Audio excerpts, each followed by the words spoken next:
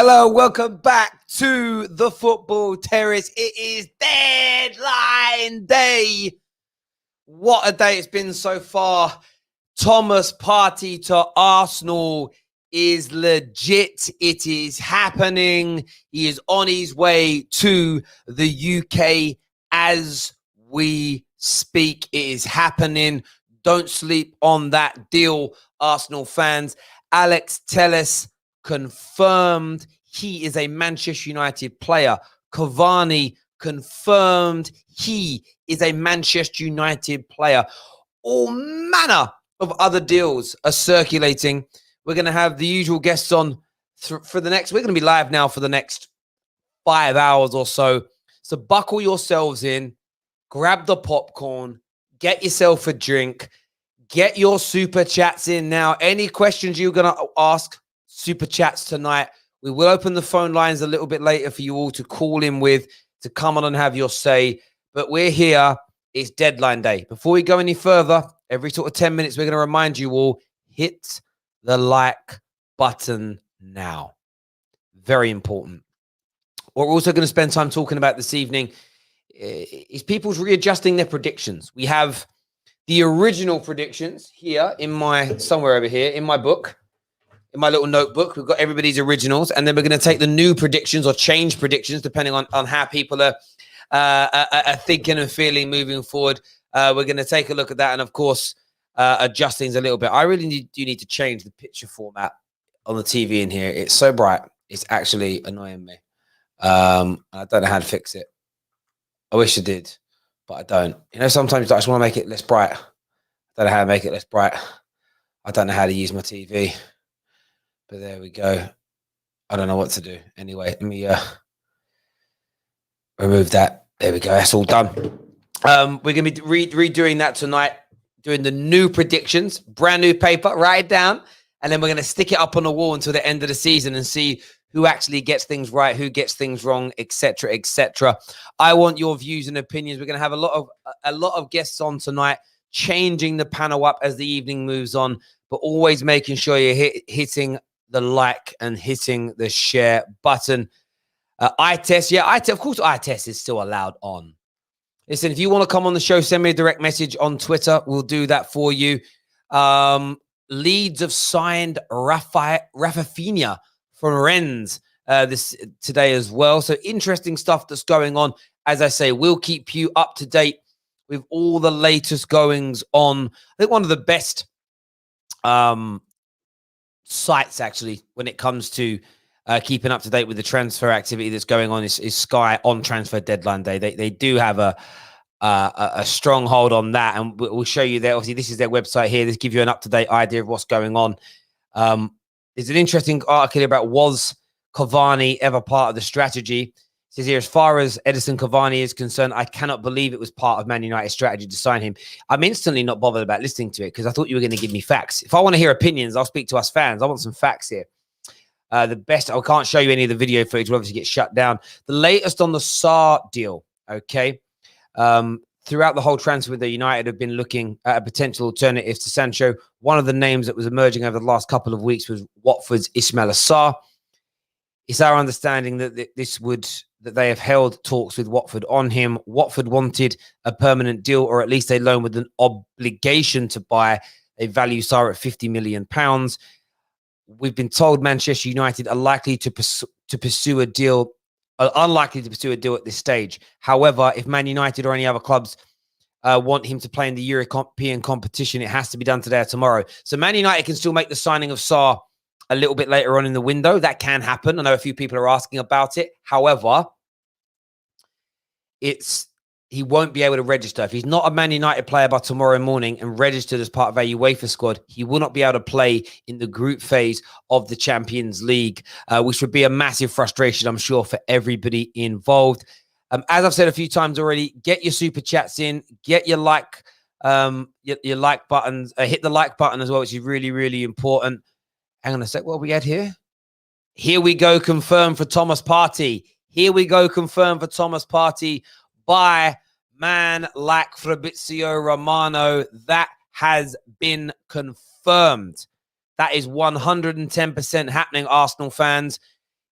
give us your instant reaction right now in the comment section. Thomas Partey is an Arsenal player. This is fact. Fact. No doubt about it whatsoever. That's huge. I'm going to give that a little retweet. Has to be done. If you guys hear any other transfer rumors, anything else out there that you want us to speak about, as I say, get your super chats in and we'll get them on the screen. Any member comments? I haven't seen any of my members in the chat. Here we go, straight away. Daniel, one of our members here, says Arsenal need more than Partey, and we're going to delve into all of that over the next 5 hours. We surely will. Might even take a little break and get somebody else to come in and have their say as well. We're going to get some guests on for you now. There's a few people sitting. There's a few people sitting in the back. iTest is back with us again. There, iTest, my bro. Send me a DM if you want to come on and have your say. First up, who are the first guests we're going to get on here? We're going to throw in. Let's do this one by one. I wish I had a drum roll. I've got a. What have I got sounds on? I need to get better sounds, I need to get a bigger sound deck now. What have I got sound-wise here? Have I ever got a drum anymore? I think I've got rid of my drums. What's this one? No, that's music. No, that's not really good enough. Let's do applause. First guest is KJ. Second guest is Jem. Gents, how you doing? Not bad. How are you? As you can tell, I'm wearing the all black for the death of this transfer window, Bob. I'm wearing it for you, bro. I was getting ready. I was getting things earlier. My bro was like, "Why are you wearing all black?" I said, "Because I feel like I'm at a funeral today, bro." Black t-shirt, everything, bro. 100 same thought. Can't be wearing bright colours on a day like today. Thomas Partey to Arsenal. I want to start there with yourself. We'll go to yourself first, Jem. I mean, what a signing that is, right? Great signing. Very unexpected. I ain't gonna lie, I didn't expect it. Does he improve him? Yes. Does he make him a better team? Yes. Does he add to the philosophy of the way Arteta likes to play? Yes. So, it's going to make him extra hard, I think, to break down now with him in there as well. The only thing I would say with it is that he hasn't really got anyone next to him, I think, at the same level. So yes, he's an improvement. However, I don't think he's going to have, like I said, someone that's going to sort of match him. Do you know what I mean? In terms of the midfield and be a strength beside him. Having El Neni next to him or Xhaka for me ain't a massive, improvement. That's the thing. I don't see Thomas Partey being next to El Neni or Xhaka. I think Dani Ceballos will now be the starter because now he's got someone a bit more secure next to him. I can see Dani Ceballos getting that freedom to go forward more because you saw what Dani Ceballos can do. Obviously, he's not the most amazing player in the league, but he's effective for Arsenal in the way that they play. So, it definitely, I think, going forward, it would, from a outsider's perspective, it would probably be Ceballos and Partey in the middle there to give him some balance. So one holding and one sort of in Ceballos just moving forward in the attack, linking the play. Yeah, see that. But it is an improvement, and it's a step in the right direction for them. I wouldn't say that it puts them in the top 4 challenge still, though. But I still think it's a signing in the right direction for me. Now I think it's a really smart signing because if you look at Partey and what system he's been a part of, slotting into the Arsenal system is not really going to be a massive adaptation. It is pretty much you're going from the same system to something pretty similar. So that's something that is very good about this signing for Arsenal. They don't have to worry about the adaptation of the system. It's probably more the Premier League and the speed of it. But if you've seen his performances in the Champions League, he looks like he'll be ready and up for it anyway. So very smart signing. Loads of people doubted it because it's Arsenal and they've got that kind of reputation. But they've got it over the line. They've done it now, and well, we can see what Arteta's really made of now that he's got a couple of his signings in. Well, they're spending the money, aren't they? So they cannot talk. Well, this is the thing. I mean, you all know with me, I celebrate good business in terms of the financial element of it or how a deal's constructed. And £42 million for a player of Thomas Partey's level of his qualities is nothing short of sensational. It really is excellent. And I think that can't be kind of discounted in any way. So I think that element is to be recognized. What now happens, though, for Arsenal is exactly the same pressure that we've put upon Chelsea, the exact same pressure that we're putting upon Manchester United, is when you sign quality players, there is an expectation for new levels to be reached. And the next phase, not instantly, not in one game, not in 5 games, but to move on. And I think when you listen to Arsenal fans talk, they'll tell you how good the goalie is. They'll tell you how good Tierney is, how good Gabriel is. A lot of them praising David Silva recently. David Luiz, sorry. You know, their front line gets pure praise across the board, essentially. A few of them obviously not convinced about Pepe. And you got the middle. You look at Agal as an example. Really rates Xhaka, thinks he's a good player. They really like Ceballos. They've added Thomas Partey into that mix. Now, do I think that this means they should be title contenders, like I've said about Chelsea? No. But it certainly, if they do not make the top 4 this year, it's got to be considered a disappointing season for them, of course, with context to be applied. And look, we'll get a Gal on later. Adam Charles will be on later to talk a little bit more about them. It feels like quite a quiet deadline day, though. You've got Man United doing their business. You've got Arsenal that are getting this deal done. But when you kind of break down and go through it, you know, there's nothing surrounding Chelsea. Liverpool, it's a dead day. City might be selling Garcia. Tottenham, of course, were not able to land Milan Skriniar. So there isn't a lot of activity happening in the top 6 outside of Arsenal and Manchester United. There's not a mass. I say it's interesting. There really isn't a great deal that's going on. Do you guys think there's going to be one major big twist or big bit of news tonight? Do you think anything's going to happen, or do you think it's going to be United announce Cavani, United announce a Dembele or a Sarr, and that's it? Well, in terms of Chelsea, I know that Jem, I don't know if you've heard or seen that you're looking to loan out Loftus-Cheek. Apparently, Tomori wants to go out on loan, or not wants to go on loan, but you're looking at potentially loaning out Tomori. So, you've loaned out Malang Sarr to Porto. So Rudiger looks like he's staying as well. He was talks of him going away as well. It looks like he's going to be staying. But you've got to bear in mind as well is that the next transfer window is only 2 months away. The winter transfer window is only 2 months. So a lot of these guys are holding up at the moment as well. Breaking news here in from Sky that Jack Wilshere has had his West Ham contract mutually terminated. Jack Wilshere's career, I find it so sad. For how talented a boy Jack Wilshere was, to now he's nowhere now. Without sounding horrible, he's absolutely nowhere now. He's absolutely gone. He really is. It's a shame. We're going to add a couple more panel members in. We've got man like Davidoff and man like Josh. I mean, I promise I'm not going to throw you both out after 2 minutes. I've recovered a little bit from my anger yesterday. We've got a couple of super chats to do first of all here. Remember, get your members and super chats. We'll put them all up tonight. Shane here says, love this club United, but I don't feel anything coming back. What the hell is wrong with us? So depressed at the moment. Good work, lads. This will be a good one. Me and KJ echo you on that, bro. We've signed one of the best left backs in the world, and I feel for 15 million quid, that would normally, honestly, I'd be going to the bathroom to have a happy moment, and normally I can't. I love how Josh is also wearing the black for the funeral as well. Nice to see you in attendance. He's wearing the black because yesterday, his group were part of the murder. Do you know what I mean? He's come to the funeral just to make sure we're dead. Do you know what I'm saying? Check Ornstein's tweet. Dembele deal officially off. That's an interesting one. If I'm not saying it isn't true, but we'll get that one up on the screen for you guys in a few moments. We'll go and seek that out. Josh, no Milan Skriniar. He was linked with a move to yourselves today. That's now not happening at all. What do you make of that?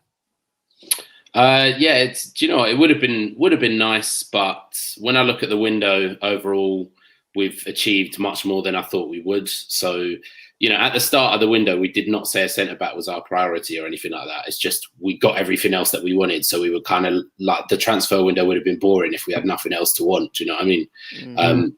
I do think that we still need to upgrade at centre back, but I don't think it was a priority for this window. And I'm just glad we didn't get Rudiger. Like that's the number one thing. I'm more happy that we didn't get Rudiger. This is the news from David Ornstein. As you can see, Man United's proposed move for Ousmane Dembele is off. United were only interested in a loan, whereas Barca wanted to sell. Barcelona changed their stance late on and opened the door to a loan, but only if the 23-year-old winger extended his contract by a year. And of course, that's going to kill any deal like that, because in fairness, I know we're having a go at United for panic buying, but taking Dembele straight out on a permanent contract with his injury record would have been absolute suicide. So I can't deny that makes me very, very happy indeed that we're not looking to actually buy him in that way, shape, or form. A few super chats here. The first one says, Awar to Arsenal, negotiations on. You heard it here. All right, my guy. Just be happy you have Partey. Just be happy with that. Yeah, give up, man. David with the Packers jersey. Yeah. Back go. Never, You know what? never a Chelsea one. Nah. Isn't it? I That's literally won Chelsea on Dortmund. Saturday. Literally No, won you Saturday. Yeah, I was. Speaking of party time and being happy with, He's a we've gal. got a special guest on the show now. No better than he, gal. We've got Man Light DT in the house. Thomas Partey is an Arsenal player. Give me a reaction, mate.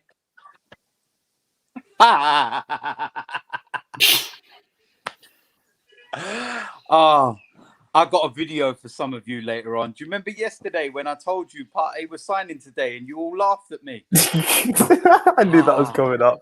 Yeah, you boys were about to go viral. Well, listen, I didn't say nothing. I believed in the judge. So No, you just laughed. You just laughed. You thought it was highly amusing. I've got the video. It's cropped. It's saved. It's ready. And I'm just waiting. Just make sure, DC, when you do that, you put a link in to let them know where they can find the channel, mate. I'm calling up as long as they know who we are. No worries. I'll make sure they got a link to the one where I put the picture of you up as well, Terry. Listen, you know what it is, right? I literally went into my LinkedIn to get that picture as well, bruv, as well. I was like, Come on, man. Listen, there's no rules, is there? But look, the way I look at it is that it's kind of double-sided for me. I still feel that we need that creative player like Hossein Mawar.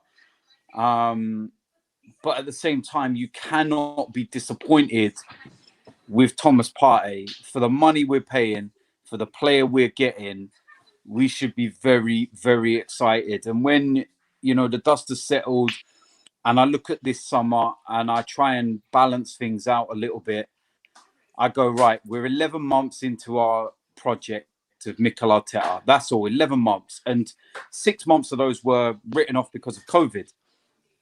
We've won a trophy. We've tied down Saka, Martinelli and Aubameyang to new contracts. We brought in Gabriel, who's already proven to be a brilliant signing. And then you've got a bit of experience with Willian in there. So when you look at it, we can't really be too disheartened by that, because 11 months in, that's actually not that bad, to be honest. And, you know, the trophy and everything's just a bonus. But, yeah, we'll see what happens, man. After this, it's still a building process and we know what we need to do. But it could be worse. We could be Manchester United. You know what?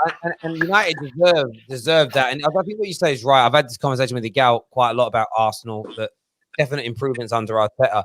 It's just whether or not, and the money to an extent is a little irrelevant, because I feel like you bought Thomas Partey, but you've really got an 80-90 million pound player. Does that make sense? Like, although you're paying 40 million, it's a bit like us with Tellus today. My expectations for Tellus are not of a 15 million pound player. It's one of the best creative fullbacks in the world. And if he comes into Man United and he isn't producing opportunities and creating chances at a higher level, and I'm talking, I'll give him a few months, but I'm looking at a guy that I want producing chances at the same level we've seen from the likes of Robertson, because that's what he's doing now. And that's my expectation. I don't really care about the money. And I think with Thomas Partey, you bring in someone who is just head and shoulders above. I honestly can't. Cazorla was a good midfielder. I'm trying to think of your last midfielder that you would look at and go truly, genuinely world class. Cazorla was good. Sami Nadri was good. I don't want to be I might have missed some. Cesc Fabregas. Cesc Fabregas is the last guy, and that would be the last guy. And he You're not going to say Ozil? Ozil at the start. At the start. I look at Ozil. I think what Terry's. Do you know what I think? What Terry's trying to allude to is the fact that someone of this stature and this kind of what he's going to bring to this team, because it's something that we've been missing since Patrick Vieira days. He's a completely different player in comparison to the flair players and the attacking players. And what this now means is that Mikel Arteta can revert to his formation that he would like to revert to, because Thomas Partey is going to be the one that can sit and be the general in there. And he is an immense player. And I know a lot of people will sit there and say, whenever you sign someone, oh, you've only ever watched them on YouTube or this, that, the other. I've actually been lucky enough to watch Thomas Partey live. I've seen him in the flesh, and I've watched him when Arsenal played Atletico a couple of years ago in the Europa League semi-final. And that was the first time when I was like, wow. Because in the first leg, Atletico got a red card, and he had to fill in as kind of like a right back. But he was just an absolute monster. And I was like, who is this guy? And then I watched him in the Champions League game last season against Liverpool at Anfield. And I was just like, damn, this guy is unreal. We're never going to get a player of that caliber. Not a hope in our chance. And here we are, transfer deadline day. And the only thing we're waiting for now are the official photos. And, you know, before I come on, I see you all talking, and someone had mentioned a comment about Hossein Mawar and that there might be a deal still on. I'm laughing because football's a funny thing. I don't think it's going to get done, but some of the, conspiracy theories, should we say, are that Lyon obviously had to sell. They still need to sell. One of the players that they were looking to sell was Jeff Rennie Adelaide. Now, if they don't sell, they're going to be in trouble with FFP.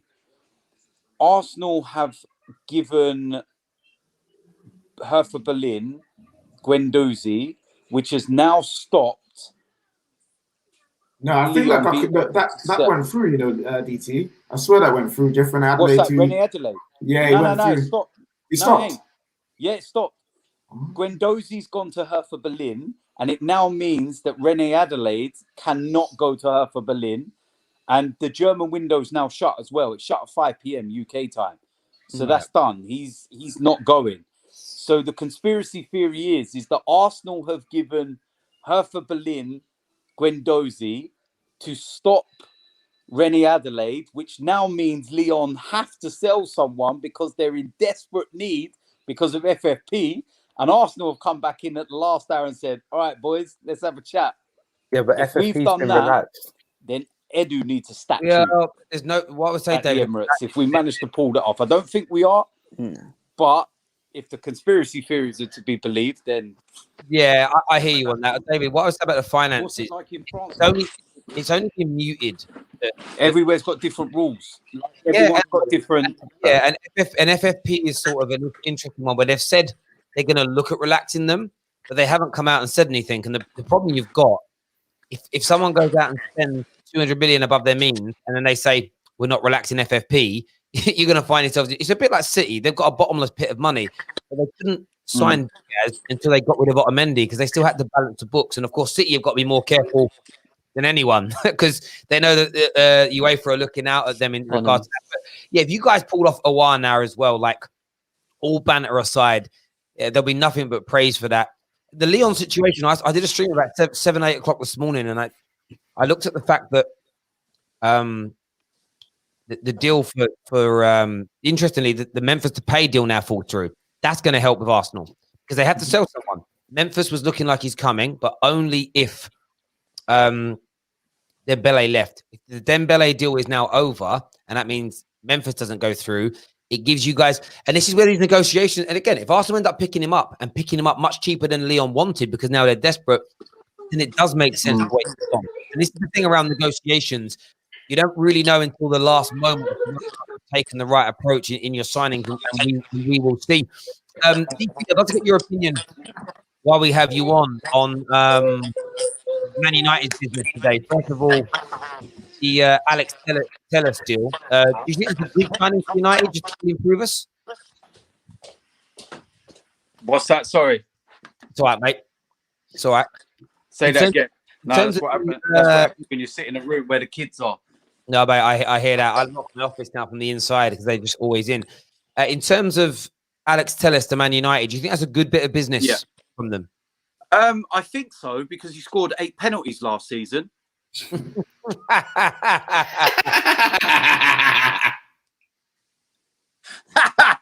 So he sounds like an absolute ideal signing, but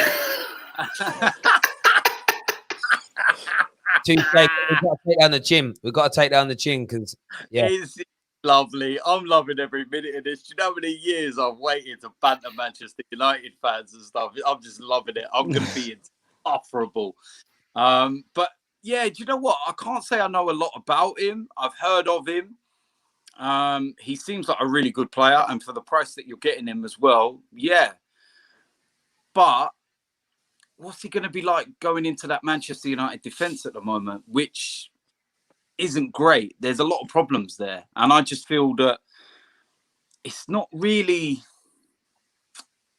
solving everything that's wrong at Manchester United. It's kind of the issue that Arsenal have had for so long, which is kind of putting a plaster over a massive, wound that needs stitching up. And I feel that Manchester United are kind of doing that. They're kind of just sticking plasters over massive holes to try and patch things up and keep everyone happy. But yeah, the Manchester United fans that I know and the people I've spoken to, they're not happy in general. And, I don't think they're as excited as what they might normally would be with, this lad that's coming in. And that's not his fault. It's just the whole everything that's going on. You've been geared up for Jadon Sancho. And then all of a sudden it's I agree. I agree. I was so looking forward to can't even get Dembele. That's true. I was so looking forward to the Alex. So, it's a tough one. It's a Sorry, I think you've got. It's a tough one for Manchester United, but it's a hilarious one for the rest of us. No, 110%. So I think you've got a delay. That's why you're hearing me a little bit late. Hold on.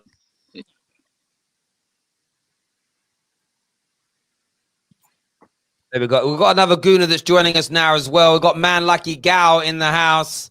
Look at Party time.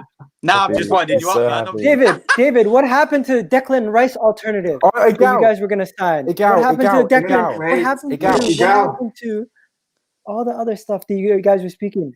You gave it to me for 3 days.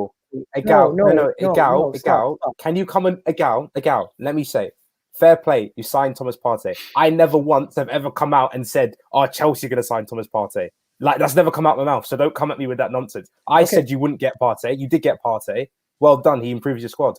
It's that simple. That's true. I'm going to leave it at that then. Big up to you.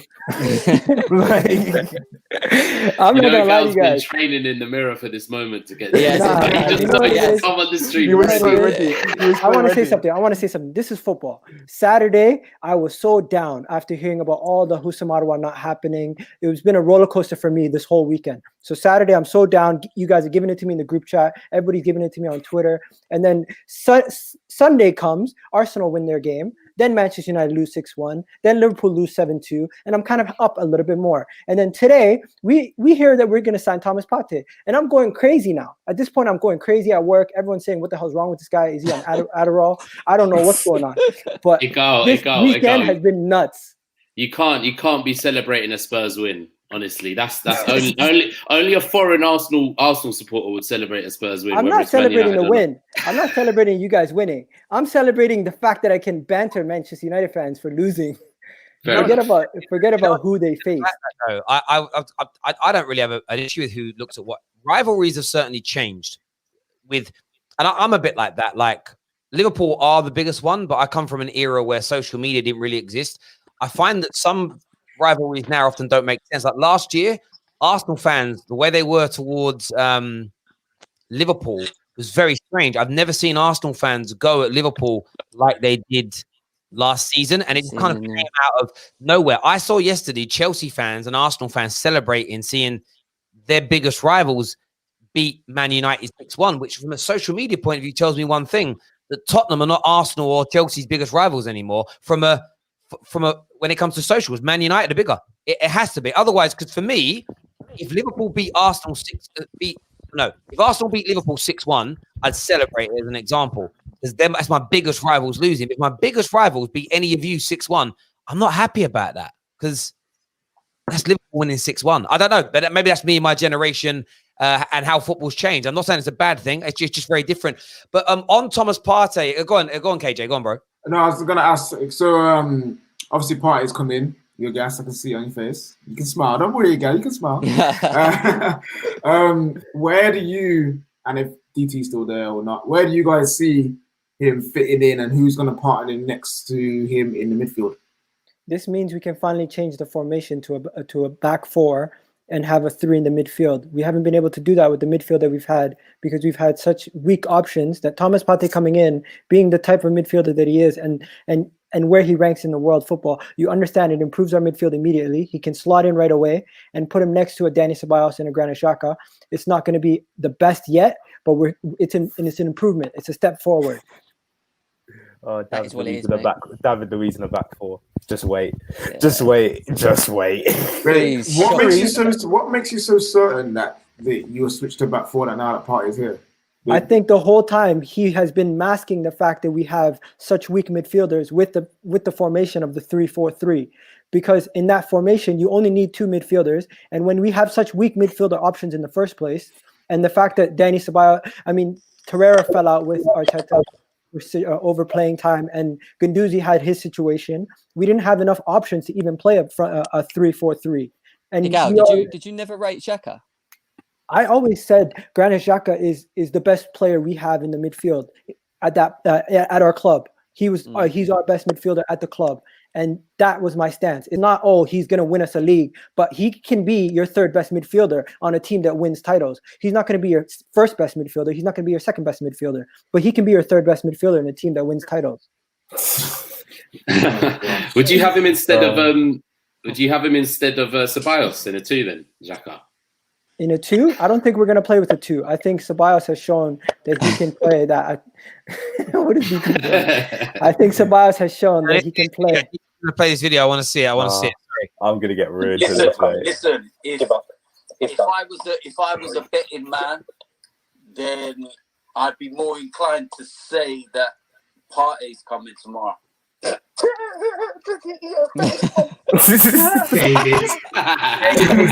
Reload it. I'm done for. Reload it. I'd be more inclined to say that Partey's coming tomorrow. That laugh has got to go viral. Yeah. David. Boy, poor David. Hey, it's for the content. Exactly. Tuning in, do me a big favor. Please hit the like button right now. Nearly 4,000 people live on the air, so hit the like button. Equally, get your super chat questions in as well. Member chat questions for anyone in the panel or any subjects that you want us to discuss. I want to talk Man City for a minute because. Can I say one thing though? Go on. Husamaruwa deal is not dead yet. I heard right now. No, you're laughing. No, I'm not. I'm just. It could happen. It could happen. There's media sources from the Athletic, not PS. TikTok. It's so defensive. We spoke about it before you came on, and it's like I knew you found that news somewhere. No, it could still happen. I want to speak for a minute because we all banter each other's clubs when we're in the good times and the bad times. But as bad as Man United's start to the season has been, we're nowhere near as good as City. Theirs has been equally as bad. They've signed Ake. They've signed Ruben Diaz. We don't know how good he's going to be in the Premier League. And they've signed... none of us really knew who Torres was. A lot of people thought they were going to be really active this window. They've signed, for me, barely anybody. They haven't strengthened the front line in any real way, shape, or form. What's going to happen to them this year? I've got a gem first on this. Do you think they're going to be able to cope? Do you think they're going to be able to catch Liverpool or really mount the title? The lack of and everything else that's going on? I think the biggest problem in Man City this season is they haven't strengthened the forward line, especially the striker position, because Sergio Aguero, he's served for a very long time and he scored a number of goals, but they just need someone else in there to sort of take control now because he is getting injured a lot more. He's not, he's a lot more injury prone than he was before. So for me, do I see them mounting a challenge? Yes, if they can keep him fit and they've got Sterling and De Bruyne, yes. But I don't know. It's a weird one. I did say that they were going to win the league at the beginning of the season. And I just thought they'd probably make some better signings along the way. But at the moment, I do not know the answer to that. DT, what do you reckon? Man City, have they done enough business? Do you think they'll come again? Or over for them and Pep? I'm not too sure, to be honest with you. I thought they would have got Koulibaly in, and then I thought, they would be a real different proposition. But I still think they're very, very fragile in defence. I think that they can really be got at, and I think that's already been proven this season by Leicester. Sorry, I think that they will always cause problems and score goals in attack, but I still think that they're fragile defensively. I genuinely do. I don't think that they've done enough to what I feel that they should have done. That's a good question. That leads into this as well. A question for one of our members here says, do you believe there's a chance that Arsenal, Chelsea and Spurs could all be in the top four with both Manchester clubs missing out? Monstar, what do you reckon? Nah, City falling out, I can't see that. Do you know what I mean? I don't think they're going to win the title. But them falling out of the top four, that's just a bit too much. You know what I mean? And listen, I came here to congratulate Arsenal, innit? Congratulations. You lot got two players that I wanted at Chelsea, and Gabriel and Partey, innit? Do you know what I mean? I can't be mad. Like they done good business. Like they done good business, innit? So we can't really take the mick out of them or nothing. They done what they needed to do in this window. Only thing I would say is there's no excuses anymore. I don't want to hear anything about even though we got Partey, we didn't get Owa. There is no excuses. As it's looking, Arsenal have got the best defense in the Premier League. I know that sounds crazy, but it's true. No, it ain't. One sec. How? No, explain that to me. Explain that. They're the hardest. We don't even need to explain. It's because we've got David Luiz. Exactly. Best defender.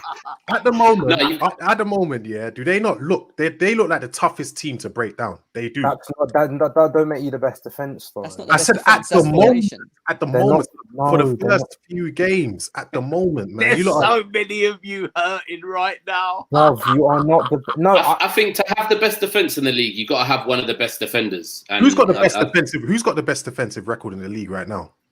Well, right now it's not Liverpool, but they've got the best defender. Who's got the best defensive league? You can't ship 7 goals and be the best defensive. Right now, it's actually Aston Villa. Okay, Aston fair Villa. enough. I think Spurs are second, though, isn't it? No. It goes Aston Villa, West Ham, then Everton, Spurs, Arsenal, and Newcastle are all drawn on 5. All our goals have been set pieces, though. I'm not having this. Arsenal have the best. No, I didn't say they have the. I said right now they look like they have the best defense. I agree listen, sorry, Terry. Let me just quickly say something. I'll give you a stat here because I see what he's trying to say with the whole breakdown side of things. All right, until we lost 3-1 to Liverpool last week, in Mikel Arteta's 24 games at Arsenal, I think there was a stat that was we'd only lost by more than 1 goal. Like the difference between what it was in over 20 games or something or another. Like I can't remember what the exact stat was, but what it clearly showed was that we weren't a walkover no more. Any team that had beaten us, it was by 1 goal. There wasn't 2s or 3s or anything like that anymore. We were very, very, very easy to play against before, whereas now we're very difficult to play against. And if you're going to beat us, you're going to have to play well to beat us. I can't take this seriously with Partey being the person that's talking. Like, Yeah, I keep thinking, Hey, like, listen. It's all right, man. We're all having a party tonight, man. And Thomas is the main man here. Do you know what I mean? We're all having a party. I know Terry's sitting there in the corner, just twitching away, just like fuming about Manchester United.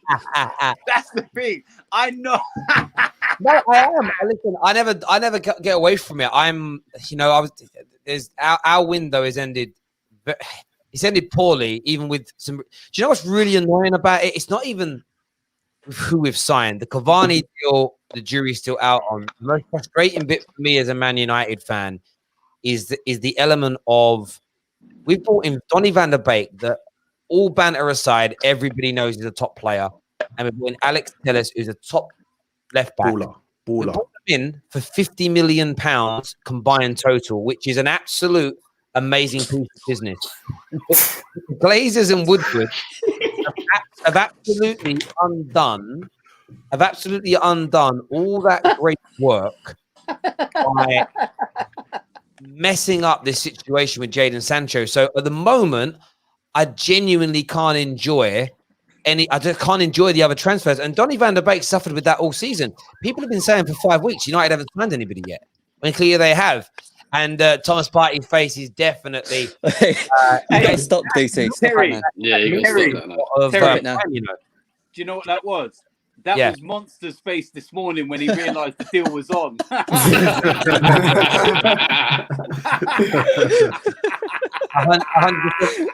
DT, there's a question for you, mate. There's a question here that says, do you think Pepe should be starting in the first team after scoring the way he did against Sheffield United? Yeah, I think he should. Look, it's a big season for Pepe. The thing is with him is that the 3-4-3 formation doesn't really suit the way that he wants to play. And you can see that when he's got the ball in front of him and he's not got his back to goal and he's playing the way that he wants to play, he's dangerous and you can't touch him. And I feel that this whole formation change that we could have now, and we saw us make that change when we brought him on against Sheffield United, and he changed the game on Sunday. And like I said, it's a big season for him. He's definitely got it there. And, you know, if he clicks, then with the other firepower that we've got with the likes of Oba and now with Partey there and everything else, we could have a good season. But our objective this season doesn't change. It's top 4. We've got to get into the top 4. We've got to get back in the Champions League. We've got 2 routes. We've got the Europa League as well. So we've definitely got the squad to be able to do it. Signing Thomas Partey, if Arsenal miss out on the top 4 now, should that be considered a disappointing and poor season, Igal? 100%. If we don't get Champions League football, it's a disappointment. Even if we win the FA Cup again, it's a disappointment. Let's be honest. If we finish 5th and we win the FA Cup, it's a disappointment. Minimum, win the Europa League. There's some breaking news. It's official now. Roma have signed Chris Smalling from Manchester United. He is there. Definitely, I'm happy about that news because it's a bit of dead wood gone. So he's officially gone. That's the little £1 in for the Glazers. Well done. Sorry, carry on, Igal. No, it's cool. I lost track what I was saying. Yeah. So Thomas Partey coming in it doesn't change the objective. The objective is to get top 4 or win the Europa League. If we finish outside the top 4 and we win the Europa League, we still succeeded in the sense we got what we wanted. At the end of the day, all that matters is winning and getting to either Champions League spots by the league or winning the Europa League. And in my opinion, if we get it via Europa League and finish even lower than we finished last year, to me, I still don't care. As long as we get Champions League football, that's all that matters to me. I don't think they can get top 4. If say Man United drop out, yeah, I can't see Arsenal finishing on top of Tottenham. I'm sorry. I've told you lot to put respect on Jose Mourinho's name. He what he's done in this summertime is people have not spoken enough about it. Yeah, they brought in Gareth Bale, Reguilon. Who else did they brought in? I think they're bringing in a centre back as well. Like their business is unbelievable. It's probably the most underrated transfer window of this summer, isn't it? And I think we're all in for some big surprises come when we all face Mourinho, man. I think so. I'm scared of them. I can't lie. Do you know what's Yeah, mad so- about Tottenham? And I said this, me and Josh have had these conversations where I've never attacked his style of play. I've never attacked. I actually did and then retracted it because I got it wrong. It's Jose toxicity in dressing rooms is what ruins it for him. And I said it then and I'll say it again now. If you keep Jose happy, he's a dangerous manager and still is. And when you started making these signings, when you had like Højbjerg and Matt Doherty, I thought, really? And then when the Gareth Bales happened, and then we had the Reguilon, then you signed the CV, the guy from Benfica. You just see what I was watching Jose Mourinho in press conferences talking about them, and there was a glint in his eye that I only really saw in his first year at Manchester United. And I'm sitting there going, that geezer could be back. And you kind of, it's a bit like a sort of like a football player. You never, no matter how old you get, you never lose your touch. You might lose a bit of speed, you might lose a bit of agility, but you don't lose his touch. And for me, if Tottenham can rejuvenate Jose Mourinho, keep him happy, keep giving him exactly what he wants. And I'm being serious. This guy, it's like, I don't want to call him a spoiled kid. That's probably a wrong analogy. But if you give Jose Mourinho what he wants, he could win anything at Tottenham. Because if a man can win the Champions League with Porto and the treble with Inter Milan, right, and come second with the Man United squad that he had, you can win a Champions League or a Premier League with Tottenham. It isn't beyond the realms of possibility, especially this year where football's mad. Like, on a real level, I know we like to banter each other's clubs. Oh, your defender's bad. This is bad. That is bad. Nothing makes sense how Leicester can do what they did to Man City and then a week later get bodied by West Ham United. By the way, Wolves 4-0. Like, those results are out of this world. I mean, look, Liverpool's shipping 7 goals. And by the way, could have been 8 or 10 in that game. And it's a crazy year. So writing off Tottenham now after everything, I think would be stupid is probably an understatement of a word to use in it. I really mean that. And Terry, I think this is probably going to be an open title race. Totally it's not guaranteed. You know how I've said Chelsea, blah blah, in it, but it could be Chelsea, it could be Liverpool, it could be Tottenham. I know that sounds crazy. It could be them. Do you know what I mean? It could be Everton as well. But you never know. They only got a first leg. We don't know about that second. Stop it. It could be anyone though. It could be anyone. It's not a given for Liverpool no more. And yesterday showed it. They got beat 7-2 and they had 11 players on the team. They don't have an excuse of a red card. They had their normal back four in. If you got your normal back four, you shouldn't be shipping 7 goals. Mane is not doing anything to prevent 7 goals to come in. Do you know what I mean? And when we told Liverpool fans, you ain't got no squad depth or you ain't got enough squad depth, they were saying this and saying that. Look they were only missing one player who always plays. Yeah. Forget Thiago. Thiago hasn't played yet. You're only missing Mane and probably the goalkeeper in it, but that's still not enough. I think what's interesting about Liverpool is I was chatting I spoke Stroh about this and a few other people. I chatting to O'Shea live on the air earlier today. And the one thing about Liverpool, we know how brilliant they are, but I've said this a number of times that from the end of February 2020 until now, there's been a vulnerability about them when teams have attacked. There's been a lot of comments along the lines of people have found them out. They know how to counter against them. And, they play the high line with the offside. And people are working out, if we commit an extra man forward, we can beat them. And then once you get them, running back, they're not so great. If they found a weakness, a chink in the armor, by the way, which every club and every team has. And, Arsenal system looks brilliant now. A tactician will find a way of beating it at some point, and then others will try to exploit it. And then it's down to Arteta and Arsenal to go, right, we now need to protect against that. And it's no tactic, no formation is rigid to a point where it's unyielding. There has to be an ebb and flow with it. And that's where the great managers stay great and the good managers stay good and vice versa when you can change. Look at Sheffield United so far this season. They've been found out slightly. Can Chris Wilder now change something subtly to get them back to winning and stop them conceding so many goals? That's how you know whether he's going from being a good manager. Actually, this geezer's a little bit serious. And why Sean Dyche needs more respect on his name? Because he continually does what he does with Burnley all the time. I'm not saying he should get a job at a big club or whatever. But with Liverpool, I want to ask KJ this question. Do you think this is the excuse that they had a few players missing is them papering over cracks or oversimplifying? Do you actually think there's a technical and tactical issue with the way they're playing right now? I would think so, because this is not just a bad patch of form. This is something that we've seen after lockdown, where there was conceding goals and was looking a bit shaky at the back. We've said complacency has kicked in potentially, but complacency with someone like with a team like Liverpool, with a manager like Klopp, will only last for so long.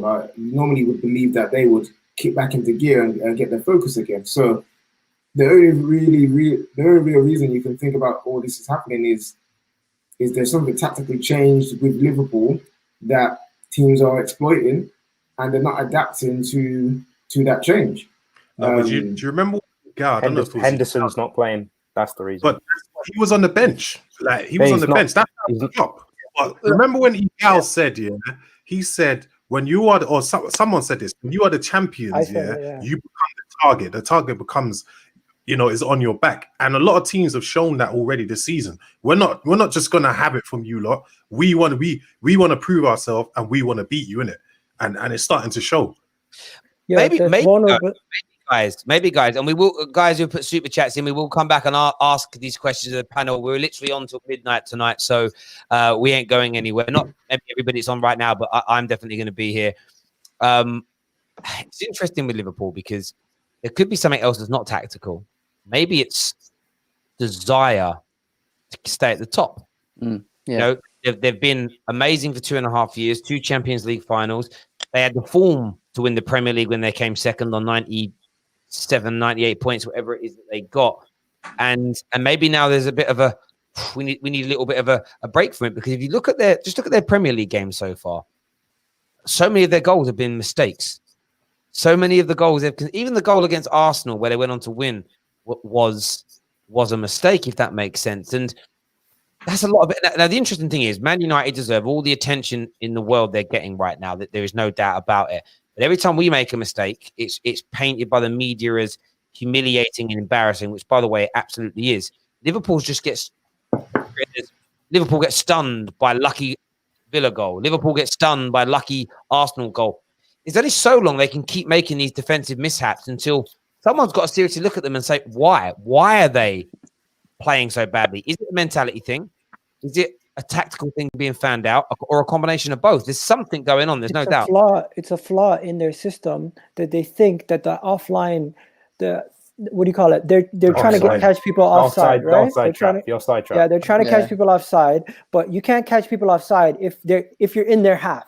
If you lose the ball in their half and the players in their half, it doesn't matter if they're offside. You can pass it to them as long as they're still in their half when the pass is made. So that's what kept happening to them. They kept catching them offside. They kept trying to catch them offside, but you can't catch them offside when you play such a high line. And Trent got found out yesterday.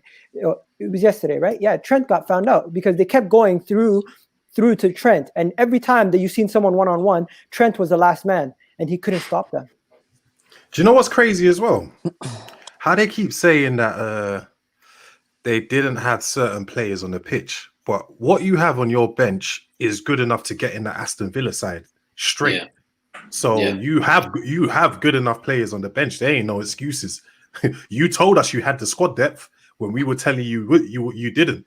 Do you know what I mean? So to be honest, Monster, I think with Liverpool, I think personally it's more just a complacency thing.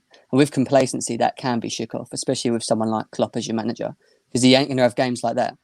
You know what I mean? Not many games like that. I think it's worrying, man. I think it's worrying. My thing with this is that, I know, again, it is too early to say whether it's this Klopp decline that I've been talking about, whatever. I'm not even going to mention that. My thing with it is that these guys, regardless of whatever we say, they're professional athletes. In order to get to the level they're currently at, every game that they play, they want to win. Like, Klopp's not sending them out going, like when they'd already won the league, just go 70% today. Like, players won't do that. Honestly, like, the systems won't work if you just do 70. If everybody does 70%, it doesn't work. My thing with this is is this actually like a thing where it's actually setting in their minds that we were so good that we're almost untouchable to the point where they are starting to just like lose their standards? Yeah, but David, a big example of that was us against West Brom. That was all complacence. Complacency. No, That that was mistakes. That was mistakes from players. That wasn't complacency. That was just stupid mistakes. You can't Do be you know what? complacent of finishing fourth. They're complacent because they're the challenge. They're the titles holders, isn't it? Title holders. Like you can't be complacent of finishing fourth. That was. To be fair, it's not just at the back that they've got this issue. You look at someone like Firmino. I've been calling Firmino goals as banter, but like I call it in for a reason because there were opportunities, and people say, "Oh, that's not his job. It's not part of what he's doing." But I'm saying, all right, cool, whatever. But when he's in the positions that he's in, the shots that he's missing are not good enough. He missed another one. Was it 2-1? It was 1-1 at the time, and he could have made KJ, 1. Yeah. KJ, he's a box-to-box defensive striker. Yes, we know. No, but statistically, he's the worst finisher in the league. Right, some confirmed news. Sorry, just to jump in. Confirmed news. I'll go and get it verified. But the super chat here, Loftus-Cheek has been confirmed that he's been loaned out to Fulham. Can I get an apology to the Chelsea fans that abuse me about that, please? I would like an apology for that because when I said this on the second Chelsea show, I was getting hella abuse for saying it, and I told people he was going to be loaned out. That Chelsea are not going to give him minutes because we just can't. We just got too many players in that position, but no one wanted to hear it. And look at it now, isn't it? Do you know what I mean? I hope the best for him, but that's what people don't want to listen, man. It was so obvious he was going to go out on loan. Yeah, with respect to him, and it's this weird obsession that some Chelsea fans have with the academy and how, if Man United just went and signed like 3 world-class midfielders, do you think I'm deluded enough to think that Cavani is going to get minutes? Nah. And by the way, Loftus-Cheek's better than Scott McTominay, I think, in terms of talent and ability. But yeah, he's never going to be a Chelsea player, as far as I'm concerned. But that's it. He's gone to Fulham. This was his best Fulham's team on paper is very good, but they just can't defend. Like they just can't. Like they on paper they should be like 14th or 13th, like Villa level, somewhere around there. But I think they're a championship side, man. Like even Josh Onuma, like he's not Premier League level. I don't think. Your old boy, fam. We see the championship striker. Josh, do you not believe in your own agents? Do you not believe in your own agents? Come on, man. Back the agents. See, Bertrand Traore come on yesterday for Aston Villa. One thing I do want to address, I heard that I can't say his name, something Moting, Chipping Moting. Moting has gone to Bayern. He has the best agent. Oh my god! That guy, he must be an international money launderer or something. Because how do you go from being a flop at Stoke, right, to going to PSG, being a flop, and then going to buy? He didn't flop. I don't think it was a flop at PSG. Terry, don't you remember that quarterfinal when he came on, changed the game? Okay, changed the game. He's like the Titus Bramble of forwards, mate. That is what he is. Yeah, like he is an average footballer, but yeah, fair play, fair play. Right, to be fair, we would have thought Igalo would be playing for Man United. Football is weird like that, you know what I'm saying? Who would have thought we'd have been signing Cavani? Jesus. Yeah. You know what? Just in time, right? Do me a big favor. Please hit the like button now. 4,500 people watching. Do me a big favor. Hit the like button for us right. Excuse me, he's back there because I've got cough sweets in right now. Hit the like button. Let's get this past 2,000 likes while we are live on the air. Terry? Is questions Cavani confirmed then? Donated here to the channel, and I'll ask him to the most relevant person possible. If they're Arsenal related, I'll go to the Gooners, Spurs, etc. Terry, yes, mate. Is Cavani confirmed then? It's all done. He's signed. They just haven't announced it yet. 100% a Man United player. Yeah. I'm just because I'm having a look online now, and I'm just trying to see if there's any images or anything of him in his kit and that. No, nothing like that. He was in Manchester yesterday. He looks like Conte. He's mocking you today. He's mocking it today. He is. Edison Cavani, Manchester United's newest signing. He's mocking it today. What's interesting though about Cavani, though, right? It got me there. Is I am liking this banter on Cavani, and one of the reasons I'm liking the banter on Cavani is because he could shut a few people up. Like he could. I don't know if he will. If he doesn't, I'm expecting him to do nothing. I'm expecting it to be like who's the Falcao. But you never quite know. You never quite know with these things here. Let's do some of these super chat questions. The first one from Baz says, I hate to say it. Hate to say it. You can still, hate to say it. You can still get it 60-1 odds on Spurs to win the Premier League. That's great value. What do you reckon, Josh? You see yourselves winning the Premier League this year, Tottenham, Josh? I'm going to put some money on it at those odds. Go on. But nah. Go on, DT, put a tenner on it, mate. Is Sancho over? KJ, Sancho over? That's a question from... Why is he bullying him? Is Sancho over, KJ? Yep, it's done. The dream is done, but it's not over as in just this window. It's over forever. He ain't never coming Man United. This was our only chance to get him, and I feel like next summer, I don't tell you you're looking like that, but next summer, next summer, yeah. I won't pout. I'm making a cough sweep. Next summer, I just feel like there'll be too many teams who will be in a better position who are not owned by Woodward and the Glazers that will come in for him. And so it's just one of those ones where it's just like KJ's moving like Patrice Evra right now. It's just no, it's been on it now. But look at it. No, people need to understand. Like people are like, oh, but your team's good and blah. No, the Woodward and the Glazers are the pagans. They're the virus, fam.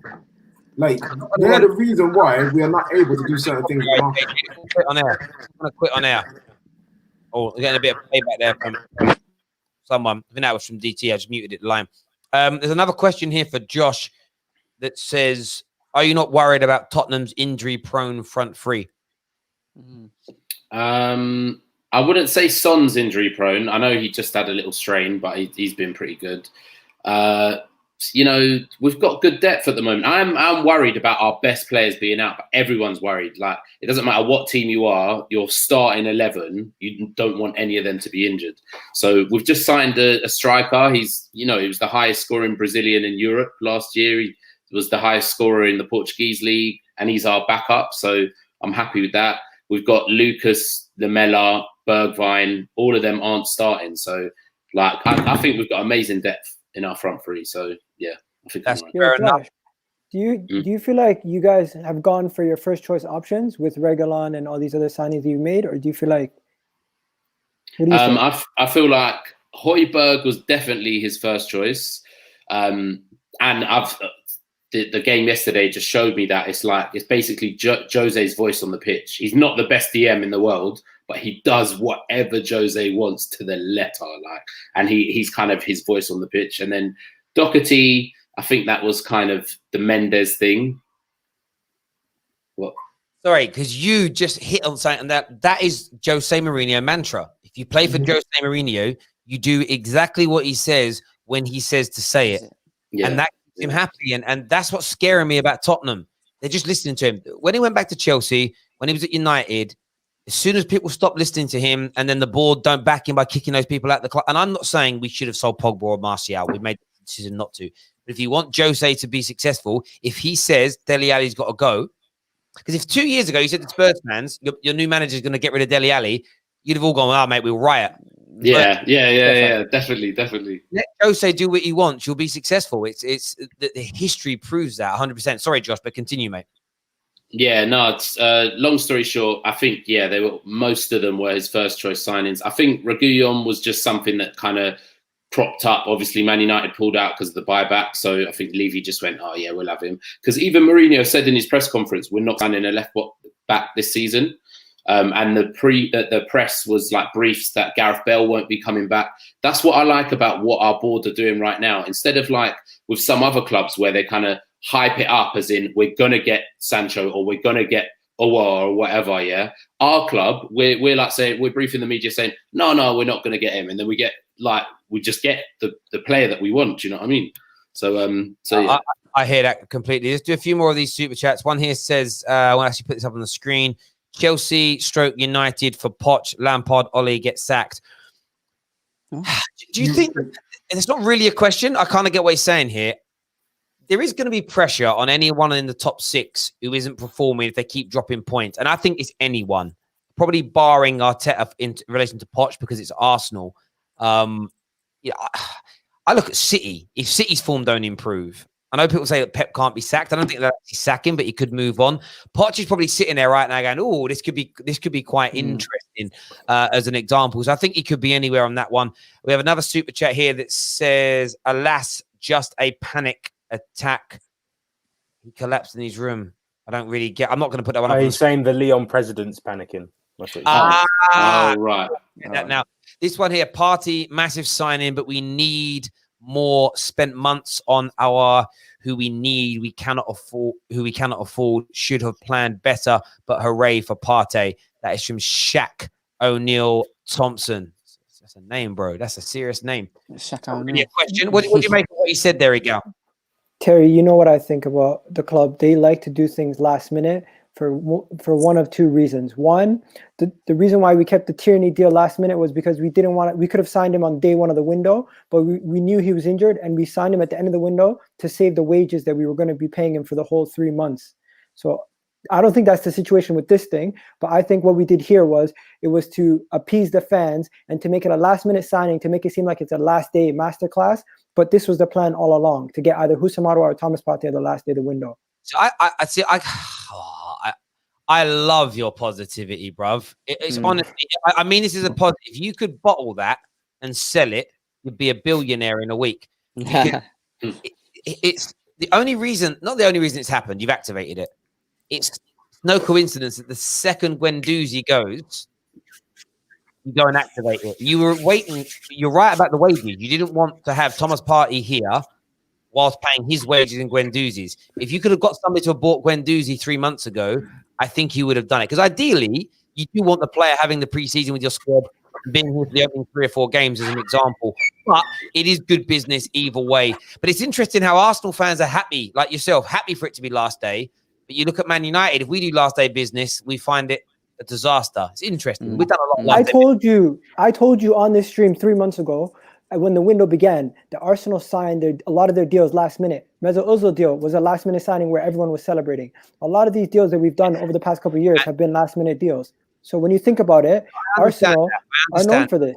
So you think you've been negotiating all summer to not put a bid in, just to do it on the last day to create a hoo-ha. You don't think it had anything to do with needing to get rid of Guendouzi and balance those books, which we know all clubs need to do for financial fair play. You don't think that had anything to do with it? I think we actually tried to do something to Atletico Madrid because we went straight to La Liga and we told them, if you want, at last minute, we almost tried to take the Torreira loan deal away, and we told them, if you want to buy him permanently, you can do that. That's what I think we were trying to do. We were trying to hostage them into buying Torreira permanently. If they would have agreed to all of that 4 or 5 weeks ago and as negotiations started, how would you have delayed it until the final day to create this hoo-ha on dead? That's what I mean. That's what don't make sense. We weren't doing this to announce it on deadline day. Deadline days, things change quickly because people panic like shit. Do you know what I think? Do you know what I think was Terry? What I think it was they were trying to hustle for Owa. When they realized they couldn't get him, that's when they decided, all right, let's go and get Partey instead. Yeah, I agree. I think they've always had that option of Partey, and also the longer that you wait, you never know if Atletico are just going to cave on something. Do you know what I mean? Like if they know that they can get him 100%. On the last day, and they're pissed off with Atletico during negotiations as well, then the best thing you can do is just come in on the last day and take him. Do you know what I mean? Well, why not both? We're going to talk about Thomas Partey's wages. 250? We already agreed that a long time ago. Yo, DT, you're muted. Wow, 250. Yeah, I know. Big Your wages. man's wage structure is mad. Mad. 250. Terry, Wages. the Thomas Partey, the agreement for his contract was done 3 weeks ago. It wasn't a last minute thing. It was already done and put into place. But what they were doing is trying to play a game of poker. They knew that they didn't need to negotiate in terms of, you know, if you get into the last day and you've got to try and haggle over prices, this is where the time can get wasted. We didn't need to do that. So worst case scenario, we have to pay the release clause. We have to just go with it. That can be done exactly how it has been done. But Arsenal were just hoping that they could get a little bit taken off here or there or whatever it is. And the way that Arsenal have dealt with that today, you can tell that they're not happy with Madrid and the way that they've been handling things, because they've literally gone straight to the La Liga offices, paid the money. Thomas Partey's not notified Madrid either, and gone to La Liga, said he wants to go. The next thing, Diego Simeone's getting a call saying, yeah, the money's been paid, Thomas is off, He's on a flight to and London you know what, now. DT, I don't See you disagree later. with that. I think what you said makes sense. What I'm disputing with Igal is it sounds like I've misunderstood you, Igal. Correct me if I'm wrong.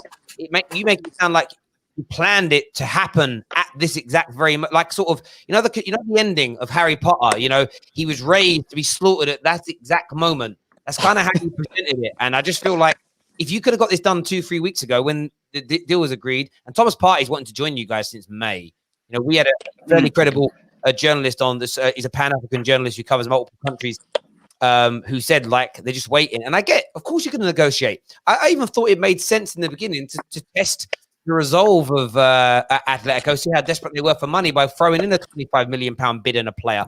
There's no harm in that. But I don't think any club plans, or they shouldn't plan, to do it on the last day, because who knows what can go wrong. Look what happened to Real Madrid when the fax machine broke. You know what I mean? It's it's crazy. Yeah. But I get that. Do you know the other thing is as well, Terry? I think that the reason why some fans might go mad on the final day is dependent on who that they're going after. Because, for example, no Arsenal fans going mad about Thomas Partey because we've been linked with him for so long. We know that this is something that's been in our plans. Whether it's today, 3 weeks ago, whenever it is, it's clearly not a panic because we know we were after him regardless, whatever way we're trying to do it. If Manchester United would have signed Jadon Sancho today, Manchester United fans would have been over the moon because he's been a target throughout the whole of summer. You've played a game of poker with Dortmund in the hope that you get him for less than what the price is. Yep. You get to a point where you go, right, they've called our bluff. We've now got to show our hand. Let's go. It's when you all of a sudden pull out all these other names. When I see Ismail Sarr today, when you see Dembele, Samari. These are names where you're looking and you're going, right, they're panicking now. They haven't got their main target, and now they're going, what do we do? And I agree with everything you've said there. And this is there's no doubt you tried to negotiate. Someone here in a super chat says we bid for a while before we sold players. You didn't. So there's official bids, and then there's talking to the intermediaries to know what will be and what won't be accepted. And I think these are the elements that people need to understand, go on. And like you guys have negotiated and you've won your battle, and that's quality for yourself. The only thing I dispute is that you plan to do it on deadline day. That's the only bit that doesn't make sense. The rest of everything else you're saying is about as accurate. I think it was a PR stunt. Terry, I genuinely believe it was a PR stunt, and the club do this to create this windfall of like emotions within the fan base. It's almost like they plan it. That's what I was thinking. Whatever a gal smokes, I need some. Honestly, I just don't think they do that. Listen, you're entitled to that opinion, bro. You're entitled to that opinion. We've got super chats. Is it me, or does it not feel like deadline day from Monza Ahmed? Yes, I mean, there's only been like 5 deals into the Premier League today. That's probably down to the coronavirus. Terry, the other thing is as well, if Manchester United really, really want to make a signing, then Gunnosaurus is now available. Do you know what? That would actually be, when stadiums back reopen, wouldn't it be amazing if like Tottenham or somebody like signed him and there just for that one game, and he walked out at like before the game starts in a Tottenham? It would be a good bit of banter. That'd be funny. I actually think it wouldn't be a good bit of banter. No, if I saw Gunnosaurus in a Tottenham kit, I'd fully run on the pitch and kick him over. Exactly, banter. I mean, I've grown up for nearly 30 years with Gunnosaurus now. I think he came around in 1994. Yeah. So I was still young enough to get away with, seeing him as, do you know what I mean? Not now. You're not going to get no pictures with him at the ages that we are now. But listen, it is what it is. He sacrificed himself for Thomas Partey. Gunnosaurus, a legend. You know what? We all love Paul Merson as a character because he's a funny guy. Well, I think he had a little bit of a slip of the tongue when he was on Sky earlier, and he said that Gunnosaurus was on 80 grand a week. It was pure sarcasm. And then within 20 minutes, I see actual reputable news outlets saying Gunnosaurus was on 80 grand a week. I was like, if Gunnosaurus is on 80 grand a week, then I need to go and be a mascot. Yeah, I know. Can you imagine? Just stop everything else. Tim Howard here on Sky Sports said that he doesn't think Man United have bought panic buyers. He goes, they just seem like 3rd or 4th choice buyers to me. I don't think United fans will be overjoyed that Edison Cavani is coming. in to cure all their woes. The fact that United are able to get deals done for the first or second target is a little bit disturbing. And you know what? That people can say panic buy, you can say third or fourth choice buys. I'm not overly bothered what they are.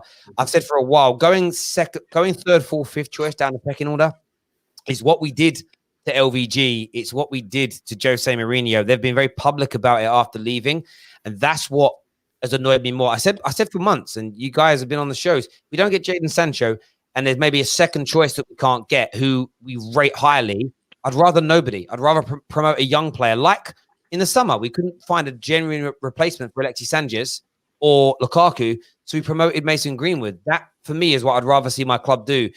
And I'm not saying that Cavani won't be. I mean, the Cavani deal just genuinely scares me. Alex Telles is different. I think we were looking at that anyway because we were talking about left backs 5 weeks ago. That isn't a last minute thing.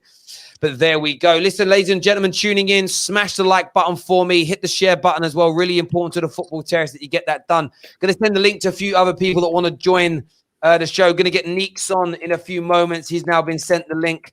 Going to get going to get young Samuel on for a bit as well. Want to get young Samuel on. Of course, have you guys shared the link in the WhatsApp group? Yeah. Yeah,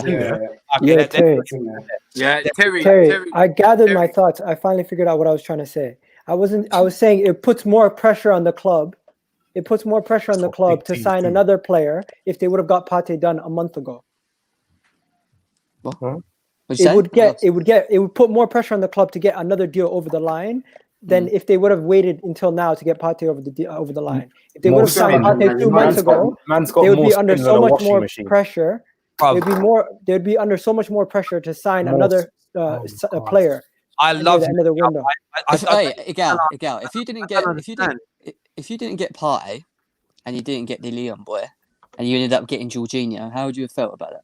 That would be a panic buy, and I would be pissed. Young Samuel's here, but Samuel, Partey's your guy. You got your pajamas on, mate. Yeah, you know, I'm wearing my pajamas. You know what? My Arsenal pajamas. I wore Arsenal pajamas. That's got Arsenal pajamas. I'm joking. This is a red shirt. This is just a red shirt. But you know what? Thomas Partey, welcome to the carpet. Welcome to Senor Arteta's Arsenal. All right, you're gonna be treated well here. You know, he's, in my opinion, top 5 midfielders in the league now. In my opinion, that's my opinion. You can laugh what you want, and you know he's the next level.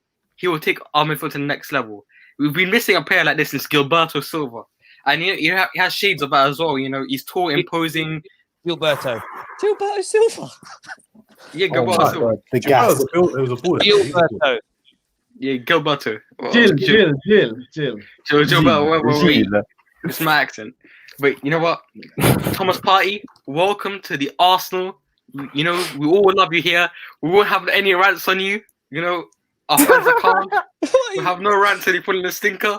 Welcome, young Thomas Partey, the best African midfielder. This is the gas. Yeah, Gas is here. guys, there's a tweet here from Fabrizio Romano that says Arsenal are set to win their race against time. Just started to sign and complete work for Thomas Partey. Medical done, okay. Agent fees agreed. Release clause triggered. Here we go from Fabrizio Romano. But it was as soon as he was on the airplane, you know it's happening. Do you know what I mean? Like, imagine flying out. Someone says to me, "Oh, it might not get done in time." I'm thinking, bruv, do you know how long? You do realize that all this stuff is planned in advance. The paperwork's there. Manager's got to go in and sign. Do you get what I mean? He ain't got to do a credit. He ain't going to get a phone. He's got dodgy credit, and he might not pass. You know, when you were younger and you went to buy a phone or bank on credit and you had the missus there, you're like, I don't want my credit.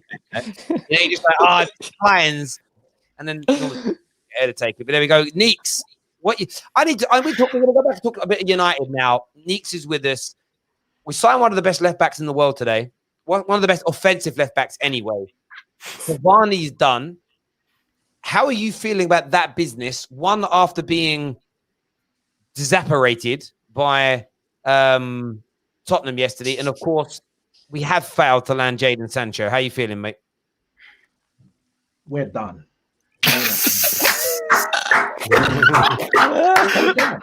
Yes, Neeks. Listen, we're finished. And I have accepted that. People might have seen my tweets today, and I've come to the acceptance and realization that Manchester United are done. I've actually been watching a few streams today, different channels and that, and I'm glad a lot of people are realizing this because I don't trust any of these players. I don't trust Manchester United as a football club, top to bottom. I don't trust the Glazers for obvious reasons. I don't trust the board. I don't trust the recruitment. I don't trust Ole Gunnar Solskjaer, and I don't trust the players. And the reason why I say this, the Glazers is obvious. I don't need to really go into that. Ed Woodward and his cronies, October 2019, said that basically we're moving in another direction. We're looking at a long-term vision. That's why we've hired Ole Gunnar Solskjaer. Long-term vision, young players, cultural reset, etc., and we bought into it. Well, I know I did. I said, all right, cool. Let's see how this goes. First transfer window went well. There was pressure to sack Ole Gunnar Solskjaer around January. They backed him in the January, got him Bruno Fernandes. I said, cool. Then we heard the talks about Jadon Sancho. So I'm like, okay, so we'll continue on this path. We have gone from 20-year-old Jadon Sancho, potentially could go on to be one of the best players in the world when he hits his prime, when he hits his peak, to a 33-year-old Cavani in the space of about 2 months. So we have undone everything that we spoke about in the last year to 18 months. And I don't blame Ole Gunnar Solskjaer for saying that he's being backed. He's got a job to do. But you're lying. You're not being backed. Because Edison Cavani, Alex Telles, Ousmane Dembele, Ismail Sarr were not on your transfer list this summer. They weren't.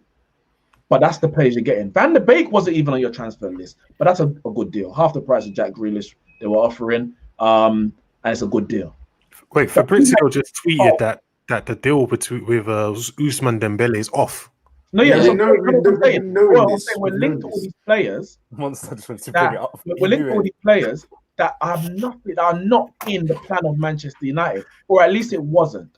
And then the players, if we're talking about I don't know, Arsenal talking about trophies, imagine have some shame.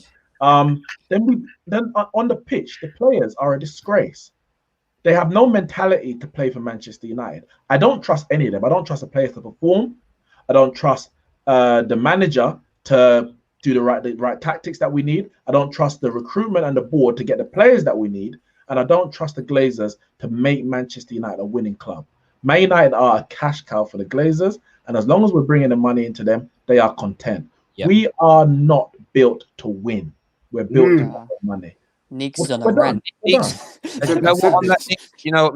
KJ were talking earlier, and I was sitting there. When you get beat like we did yesterday, a lot of stuff goes through your mind. And I was thinking about, do I want Ollie sacked? Should we bring in a new manager? Would Poch make us play better?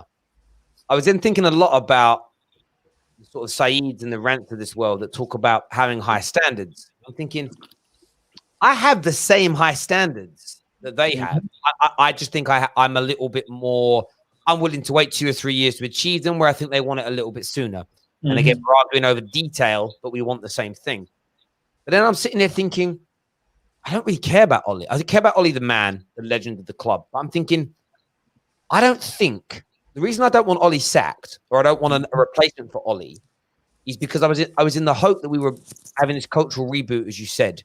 That cultural reboot simply isn't happening. It's finished. It finished today. It was demonstrated that to us. It's as clear as a nose upon the end of my face. Do you get what I mean? It's there. So if we're not doing the cultural rebuild, then I think we can look to move Ollie on, because we don't need it. Well, this is it, Terry. This is it. Rebuilt. Equally, Poch, if he comes in, won't be largely more successful, because the owners are going to continue to pull the rug from underneath people's feet. We've seen Poch will get us a second, but he won't win us anything. Saw it for LVG. We've seen it for Jose. And if they've done it to Jose and LVG, two of the most successful and decorated managers of the last 30 years of European football, and they've done it to a club legend like Ollie, anybody that's stupid enough to think they won't do this to Poch is crazy. Now, that being said, Poch is going to probably get us, if he comes in, to play better football. what I've realized is after this whole long monologue is I need to change my expectations. Yes. I now need to change my expectations to that Man United, while the Glazers are here, will never, ever, unless we fluke it, win a Premier League title or a Champions League trophy again. We Say may it scrape again. a League Cup, we may scrape an FA Cup. We are never going to be the team that I grew up watching. I don't support Man United because we're a successful team. That was just fluke and part of it. I love Man United Football Club with every fiber of my being. But I now need to change my expectations. You know what? In the same way that, you know, my dream is for my son and my daughter to become football players. I'd love that. They don't like football or they're not any good at it. I have to let go of that dream. I don't want to be one of them trophy parents who like, I want my kids to be trophy kids and just push them into something they don't want to do, because that'll make me angry, them angry, and everything else in between. I need to stop looking at my club as the club I grew up loving, the club that was run, by Fergie and by David Gill. We're not that anymore. I now don't care whether we keep Ollie or not. I now don't care whether we bring Poch in, Nangelsmann in. I will watch our team play. Yep. I want us to win. I'll be angry if we don't, and I'll be happy if we do. But I no longer have any expectation that I'm going to allow myself emotionally. The vibes of C. Man United, under the Glazers, they have completely and utterly ruined me. I have nothing left. It's like, I don't want to explain. I'm looking at a dead man walking. Terry, It feels to me. You know what's coming. And it's inevitable, and I can't keep giving myself hope because it's from a footballing and sporting sense. It's so depressing. So I don't care. If you're an Ollie out guy, great. If you're Ollie in guy, great. If you don't like Pogba, great. You think Maguire is our biggest problem, great. Yep. I've been watching this for nearly 8 years now. And every year there's a new 2 players that are the reason we're losing. There's a new manager, there's a new coach, there's always a new excuse as to why. But the one true constant through all of that, the Glazers and the board, which consists of a team put together by Ed Woodward. And that's got to be the focus now. That has to be the focus. And I know this is a bit of a long rant and moan, but I am done with the Glazers, Manchester United. That's all I've got to say on the matter. No, I've said this. One second, KJ. Sorry, let me just say. I felt like Terry was in my Snapchat group chat, because I said exactly word for word, literally before I come on the stream, to my cousins, exactly word for word what you said. As long as these 2 guys these guys are in charge, the Glazers and the Woodwards, until I see structural change at Manchester United, I have no expectations. None. We got Newcastle coming up. We might win. We might lose. We got PSG. We got Chelsea, Arsenal, Leipzig. We might win. We might lose. If we lose them all, Solskjaer will be sacked. A new manager will come in. We won't get top 4. He'll be back. We'll get top 4. He'll be sacked. A new manager will come in. I have no expectations of we'll go on a good run. Then we go on a bad run. Then we go on a good run. Then we go on a bad run. I've no expectations anymore. Man United, do your thing, I'll back you lot. You got nothing left. You know what? I've got nothing left. That's what I'm saying, man. That's what I'm saying. That's what I'm saying. Like, I've got nothing left. I've been saying, I've got nothing left. we have, it's true though. We ain't got nothing left, fam. We ain't got nothing left. It's a funeral. Literally. It's a Teletubby baby. This is a funeral, bro. Like, I've seen the club that I grew up watching go from being one of the best teams in England to slowly die into the state that it is now. You can see that the people in charge don't care about being the best anymore. They just care about money, which ironically, if you win in football, you get more of. So it makes no sense. Like, we have to, I've said it to guys in the group chat, I've said to guys that I talked to, I said, we need to change our expectations. We are now a normal club. We're not a big club anymore. We're just a normal club. And we need, I'm on the Vibes FC thing. Oh, hey, I'm on Vibes FC, fam. Vibes FC. If we do it the Ajax style, you know what I'm saying? Give the youth a chance, develop them, man. Hopefully something could happen. Yeah. And you know what? The Avengers are still formed. It's just a big right now. Bro. How the great That's all I care about. Guys, and on what KJ's saying, it's true here, because I still want my team to win every game. I don't want us to lose to put a point home. I still love Rashford. I still love Martial. I still want Pogba to become the best version of himself he can be. It won't change how I feel I'm still going to get nervous. I'm still going to enjoy that sort of thing. I'm still going to enjoy that sort of thing. There's no doubt about it whatsoever. I'm still legitimately going to enjoy all that element of Man United. What I'm simply removing is, first of all, any financial commitment to them, to a point where my wall in this studio is going to have nothing Man United based on it at all. It's done. I'm not spending another penny on the club. Done. And I'm not going to have any expectations of winning anything. I can't allow myself to think, oh, this can happen. I can't allow myself to see. By the way, the Tellus and the Donny van der Beek deals are prime examples. They are two pieces of phenomenal transfer business. But I'm not allowing it to spike any kind of expectation in me that we're on a new road, because I've been burnt before. I feel like what I've done is I've taken back Cats Later for the third or fourth time. And Alfie Moon must feel like me. Yeah, Alfie Moon. Alfie Moon. I'm Alfie Moon, bro. Taking Cats back. Every time I take it back, he sleeps with next man. Yeah. That's what keeps doing. I am Alfie Moon. I have been burnt to smithereens by Man United, but I keep taking them back, thinking, "Oh, you're going to do it. It's going to be okay this time. We've got the kids, we've got the twins, we've got the kids that you had with my cousin, but it's okay. I'll look after all of them." You know what she does? She gets drunk, she goes out, and then she's up against the side of the Queen Vic, and this time Ian Bill. That's like how low it's gone. Ian Bill's now banging my missus. Do you get what I'm saying? I'm dead out here, bro. Dead out here. It's a funeral. Oh my God. Uniques, where's your black shirt, fam? Our club's just died, fam. Put your black shirt on, fam. I'm waiting till 11 p.m. That's the official. Oh, no, listen. Also, all the people, listen. The Avengers pop is still here to stay. You guys, I forget. Listen. Yeah, you do that, yeah. But listen, I'm supporting my team. Yeah, I gas my team the way I gas them. You just slagged them off for about 20 minutes. No, I slapped off the club, fam. That's two different things. A club. You've got nothing left. Yeah, Jen, you need to sort out your head top, fam. Yo, man, looking like SpongeBob's house, fam. Like, but yeah, I'm supporting them the way that I want to support my team, and that's just calling the Avengers. It's here to stay. Do you know what, guys? Yeah, style blood. Terry, Make a wish FC. You know what? Yeah, I would say, I don't think Ollie's gonna get sacked. He is.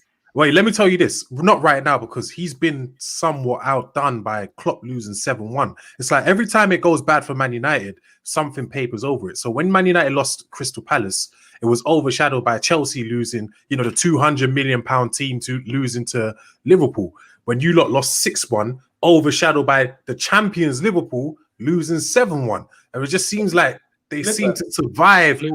I mentioned our October run. We got Newcastle, PSG, Chelsea, Leipzig, Arsenal. I don't know about Chelsea's probably the easiest one there. But the rest of the game, like if Solskjaer comes out, of that run, and it's very feasible without any wins, he's coming. All I've got to say is it's ASM. Joelinton. No, we'll put the nail in the coffin. Don't worry, man. You know what? The thing about it, if they get rid of Wally, here's the thing. Remember that Woodward has always been a fan of Pochettino. He loves Pochettino, and he will get KJ. I've got a problem with that. Because Woodward don't need to spend money. Woodward doesn't know what he's doing. So if he likes Pochettino, he probably likes Pochettino for all the wrong reasons. And that's a problem already, because the guy listen, KJ and Neeks, what the Glazers want is yes men. If they get rid of Ole Gunnar Solskjaer, all they want is yes men who comply with the Glazers. No. This is where I will still push back and defend. Ollie isn't a yes man. He's just perfect. This is a life lesson for you, young Samuel, and it's a life lesson for you, bro. If you go into the workplace and think that complying with rules, regulations, and company policies, being a yes man, you will never have a job. And that's like anybody that you should just fight back and say what you want. Great. You'll end up with no job. You'll end up not paying your mortgage. Wife will kick you out. Your kids will resent you, bruv. When all their friends have got iPads and they got nothing. Do you know what I mean? When they're wearing high tech on their shoes, bruv. So that's what's this? Just as I mentioned, Poch. Listen, I think what I would say about Poch, an interesting one. Can't see it, bro. Yeah, I'll put it in big. One sec. Yeah. You can all see that now? Yeah. Yeah, that's better. Yeah. Closer? That's little fine. bit. Oh, yeah. Yeah, that's it. Oh, it's gone, bro. No, I see it. Read it. That's it. Just read it, yeah.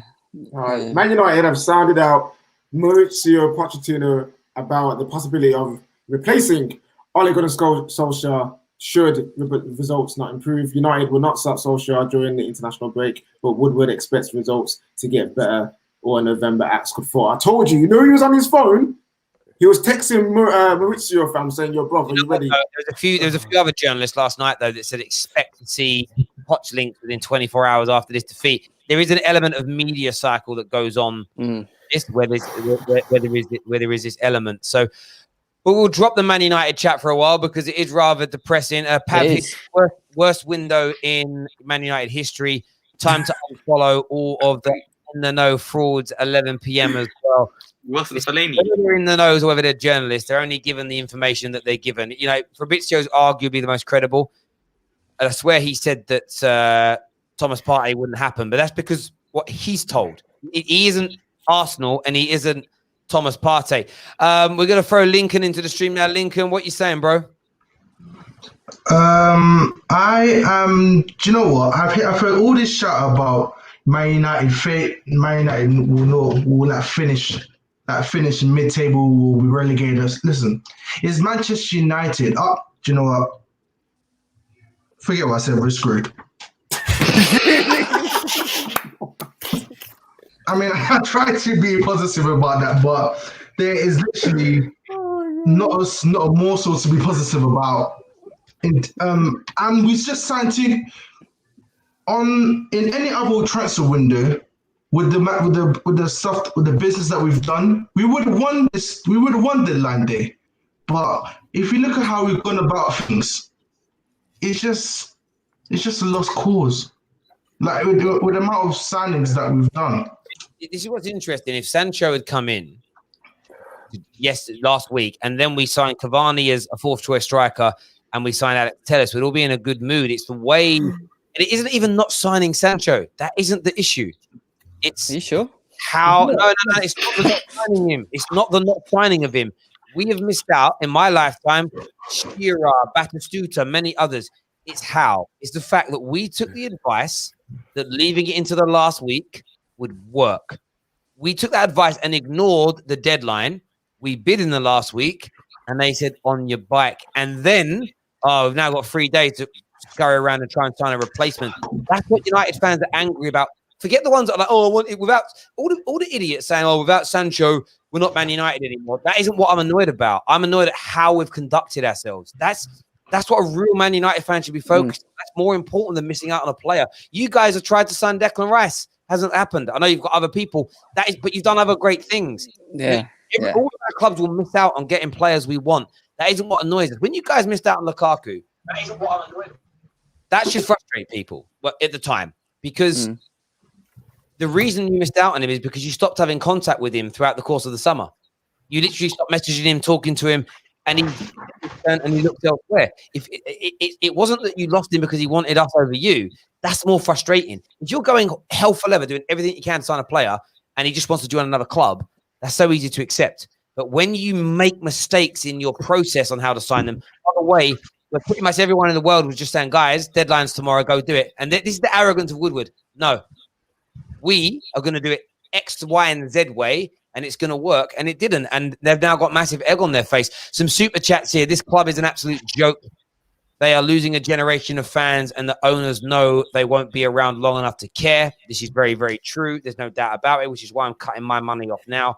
Put my little bit for the cause. Jerome here, our resident Tottenham fan, says if Poch goes to Man United, this will be the worst heartbreak as a Spurs fan, even worse than losing the Champions League. So one question to the rivals here. I'm going to go to Monty first on this. If Poch comes into Man United, say tomorrow, just say he does, could he improve our fortunes here?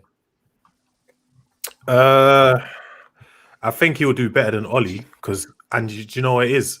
Do you not remember Poch took Liverpool Tottenham to the Champions League final without any signings in it? So I think that's probably what they're trying to do. But in the overall, let's say if it continues like this over, let's say a season or 2 seasons later, well, you're gonna have the same problems, and it's just gonna keep happening over and over and over again. Nothing's gonna change. It's clear. You know me, I'm a big Mourinho supporter. I love Mourinho.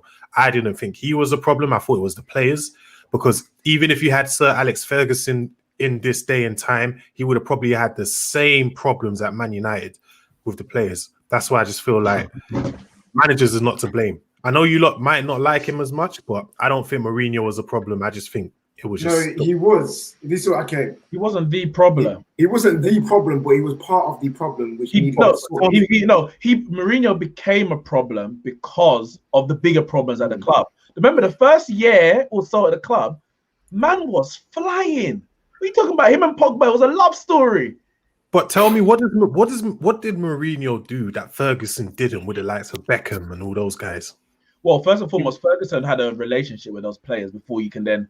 And you build a relationship with the players and your squad, so that if you call out, say, a person, they know that you're doing it out of the goodness of or for the well-being of the squad, as opposed to your own personal ego. Mourinho didn't build a relationship with those players that he then threw under the bus. Obviously, he's not there at the same time. But if you look at the Beckham thing, Fergie brought him up. Like, he came through the academy and he's come through with a bunch of them, and then 10 years later they've fallen out. But Fergie's built a different relationship. It's not. Yeah, you can't just compare one. Mourinho was, when I say he's part of the problem, it's like what happened at Chelsea at the end. Whatever the reasons for it into 2015, he lost the dressing room. Therefore, he had to go. And if a manager loses a dressing room, then he can't put that all on the player. He must. Everyone has to look a bit some of the blame. Mourinho lost the dressing room at Man United, so he has to look at himself. And the players have to look at themselves. That's why I say he was part of the problem. Also, Monster, you're comparing the times different as well. You can't compare the Beckhams and the Giggs and the Scholes to the Pogbas, Martials, because it's a different time of football. Soft. It was soft. It's a soft youth. The soft youths were soft people now. We're softer people. We can't take criticism as much as the people in the past could.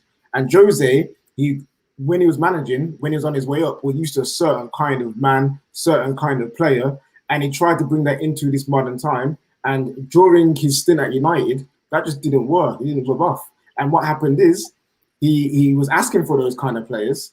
And as much as I disagreed with the players that he wanted and wanted to get rid of, the club still said no. You know what I'm saying?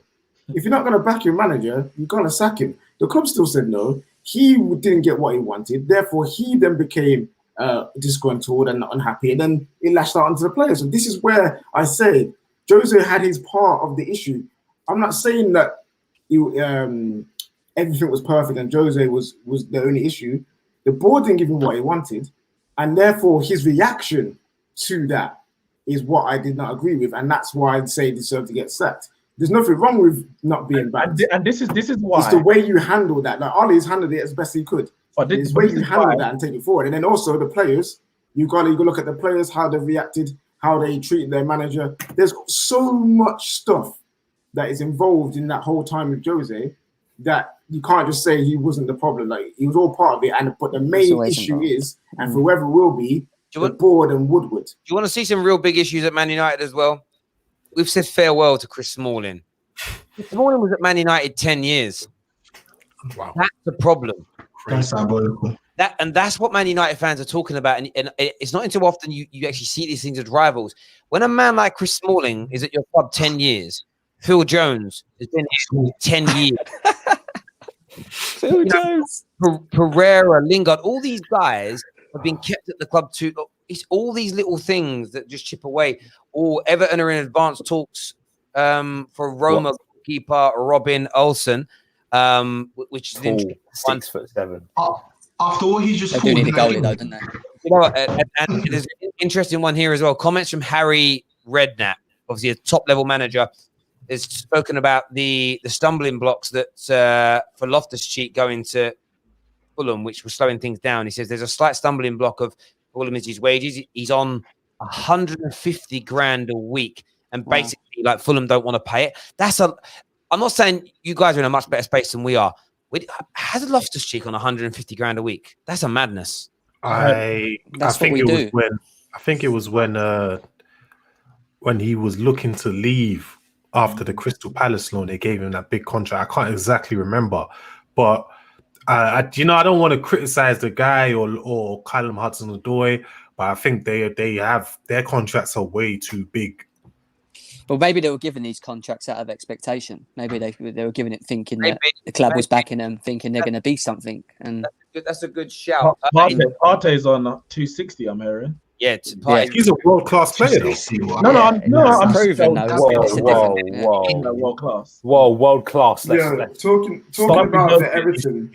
He's top 3 or 4 DMs. Monster. Stop throwing world class about like he's top 3 or 4 DMs in the world. Honestly, every good player seems to now be world class. Is he or is he not top 3 or 4 DMs? Yeah, but what we have to do is then ask who are the DM and what level are they? Who are those DMs that you're saying is? Is he better than Kante? No. Better than Kimmich? No. Better than Kimmich? I think. No, he's not. No, he's not. Get out of it, bro. Kimmich is Get out of here, man. Come on. I wouldn't say Kimmich, but Kante, yes. Is he No,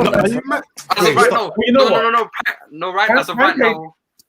Kante, I need to see a consistent season from Kante because that's what I'm saying. Because Kante, since his injury, he's been in and out. So he'll come in and then his injury, and then when he's slow to return, and then he gets back to some form and then drops out. I don't know if the injuries That's are because of his injuries. It's because of his injuries. I can't believe what I'm hearing. It's management. Yeah. Say that again.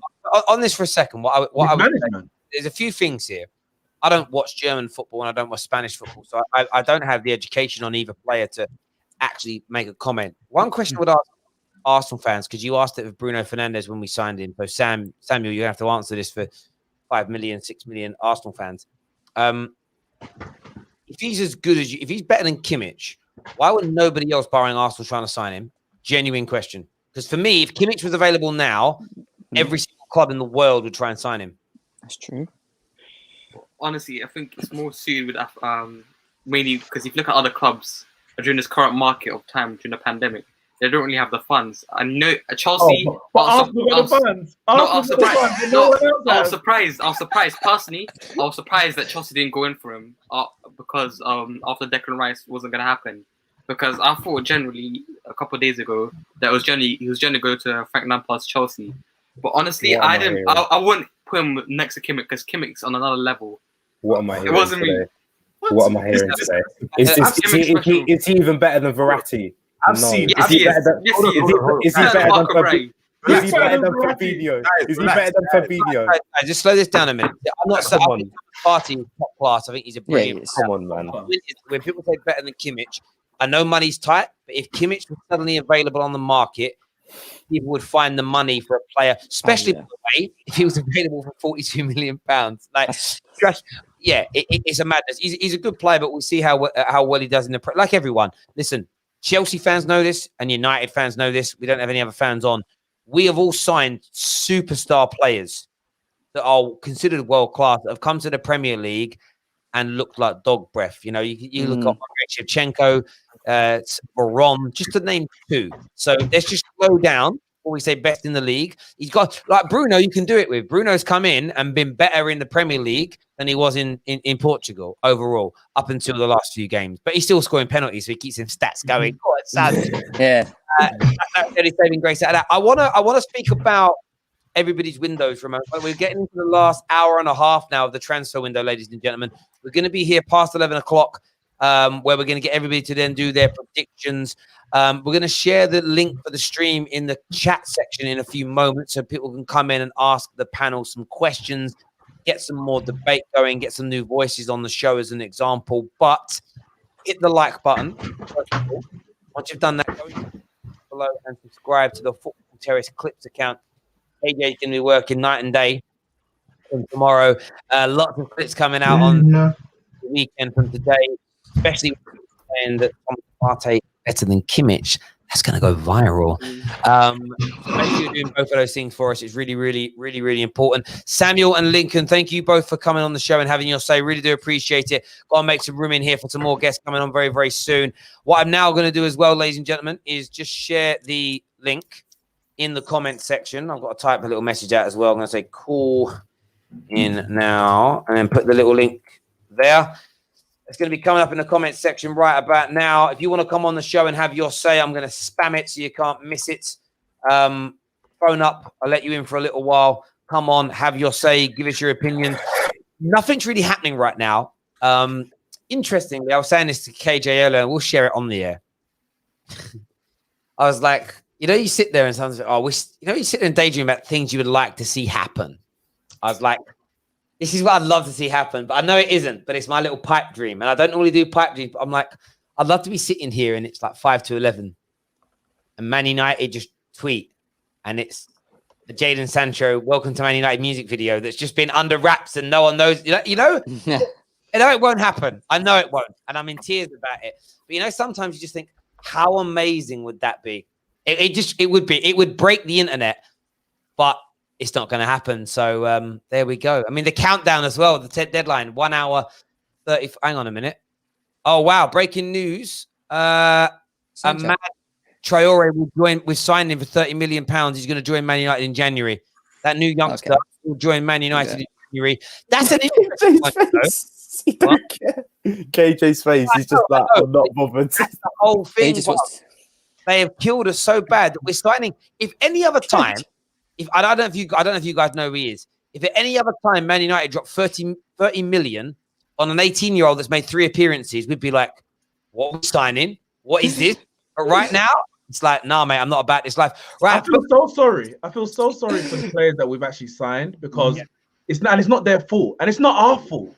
We have been killed from the inside out. We can't even welcome the players. Like, we might not want Cavani, some might say we might not want Tellez, but they're Man United players, and we're supposed to, welcome them and make them feel at home. And we can't even do that because we're done, man. We got no. You know what? Yeah, I feel like Man United, in terms of the Cavani deal, you always needed that striker. Yeah. Yeah.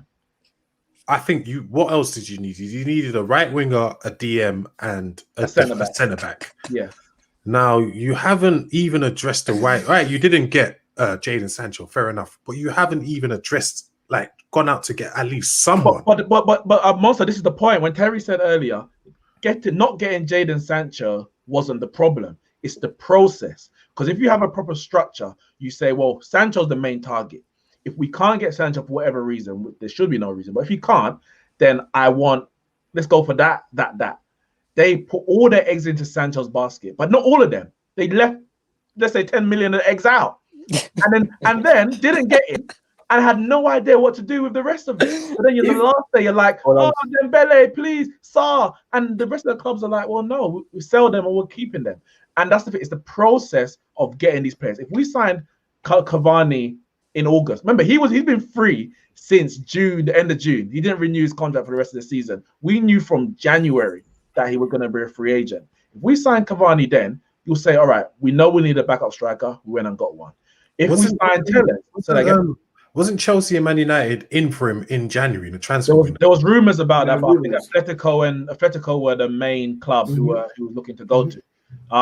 If we had signed Tellez earlier, like we knew that they wanted, he was an option, then you say, all right, cool, that was a part of the plan. These players were not a part of the plan, and that is the problem. Yeah, not the player. If we had walked away from the Sancho deal midway through August, being like, yo, we know we're not going to get my man, and reinvested, I wouldn't cool with it, because I'm kind of like, yo, it stings, but at least the club are going out and addressing the areas that we needed. So if we spent money on a DM, spent money on a centre back, left back, and maybe got a right winger on loan, you as United fans, we'll be like, oh, cool, we can see a plan, we can see a process, cool, we'll just go with it. But the fact that we've left it so late and everything's just so scattered, and like literally this last week, it just stunk of Woodward. But look at Chelsea. Look at Chelsea. Chelsea's main target this summer was Kai Havertz. But whilst that deal was being negotiated or not being negotiated, wherever it might have been, discussions were going on. You were going out and getting players in the other areas because you had a plan, you had a process. We had no plan or process other than Jadon Sancho. And when the Jadon Sancho one has fell through, we're just running around. All right, what do we need? What do we need? Can we get someone else? Oh, it's a sham, man. It's an absolute on that. So yeah, breaking news there. United they've tweeted as well. United have reached an agreement with Atalanta for the future transfer of Ahmad. How are you pronouncing that surname? Diallo. The club in January, 21 million plus 20 million in potential add-ons. And you know what's mad again? I would love to be so excited about that. I mean, this kid. No, listen. On a real level, like all banter aside, I've read about 3 or 4 reports on this kid today. This kid is very well regarded in football. Yeah. He, everybody knows who he is in the world of football. Supposedly, not me because I'm not a football encyclopedia. But me.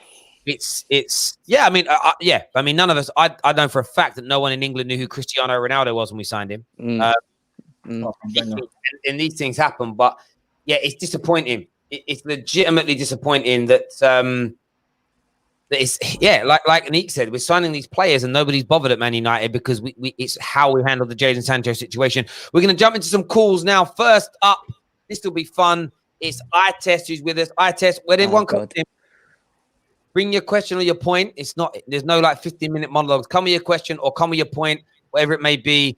First up, iTest. Let's go. Are you there, mate? I just wanted to say this is yeah. Can you hear me? Go for it. Hello. Yeah. I just wanted to say this is what happened. This is what happens when you base your transfer window on just one player. Yeah. We based our whole transfer window around Jadon Sancho, and the situation with Jadon Sancho has been the same for a long time. Nothing's changed. So why didn't we pull out the deal back then when we knew the situation and then go for other targets?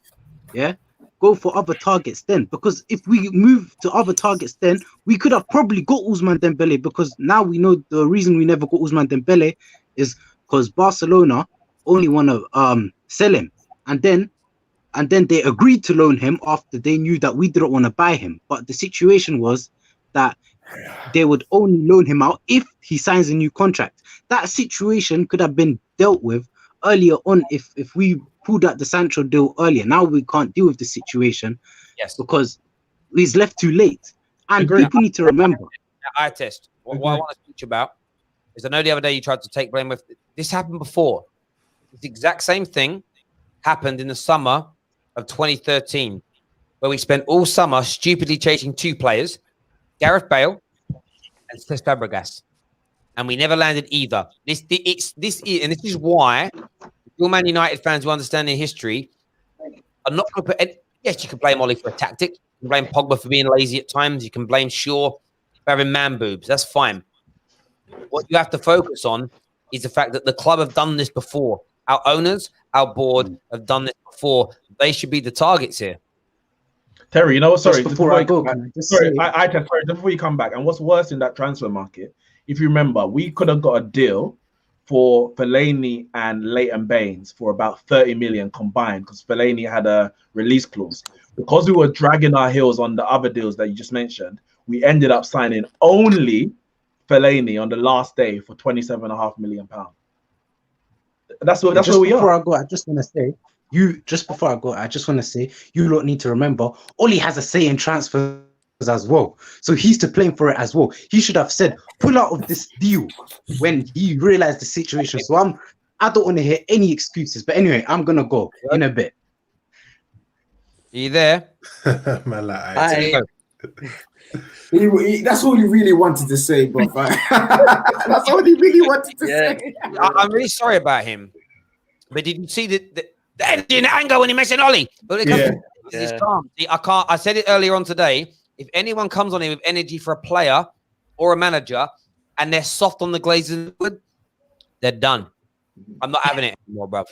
And that's nonsense anyway, because the reality is, Oli is not negotiate. We know Matt Judge is a chief negotiator. Matt Judge has to come back to him and say, negotiations are broken down. We ain't getting Sancho. And Oli says, well, you know what's second, third, and fourth on my list, so can you go and do those?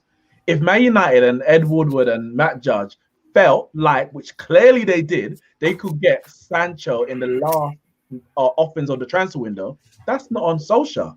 That's you're the chief. If you can't blame Ed Woodward, if you can't blame Ed Woodward and Matt Judge for the tactics on the pitch, you can't blame Ollie for the transfer market. Well, I've seen no Chelsea fan, and I've seen no Arsenal fan with their signings coming up. I've seen no Tottenham fan congratulate their managers for the great transfers they've signed this summer. Everybody goes out and praises it. Who's the lady at your club? Marina, who gets praised for pulling off these deals. Yet at Man United, we still live in this mythological world where we think that managers still drive to the houses of these players and speak to their parents, like we're living in 1984, bruv.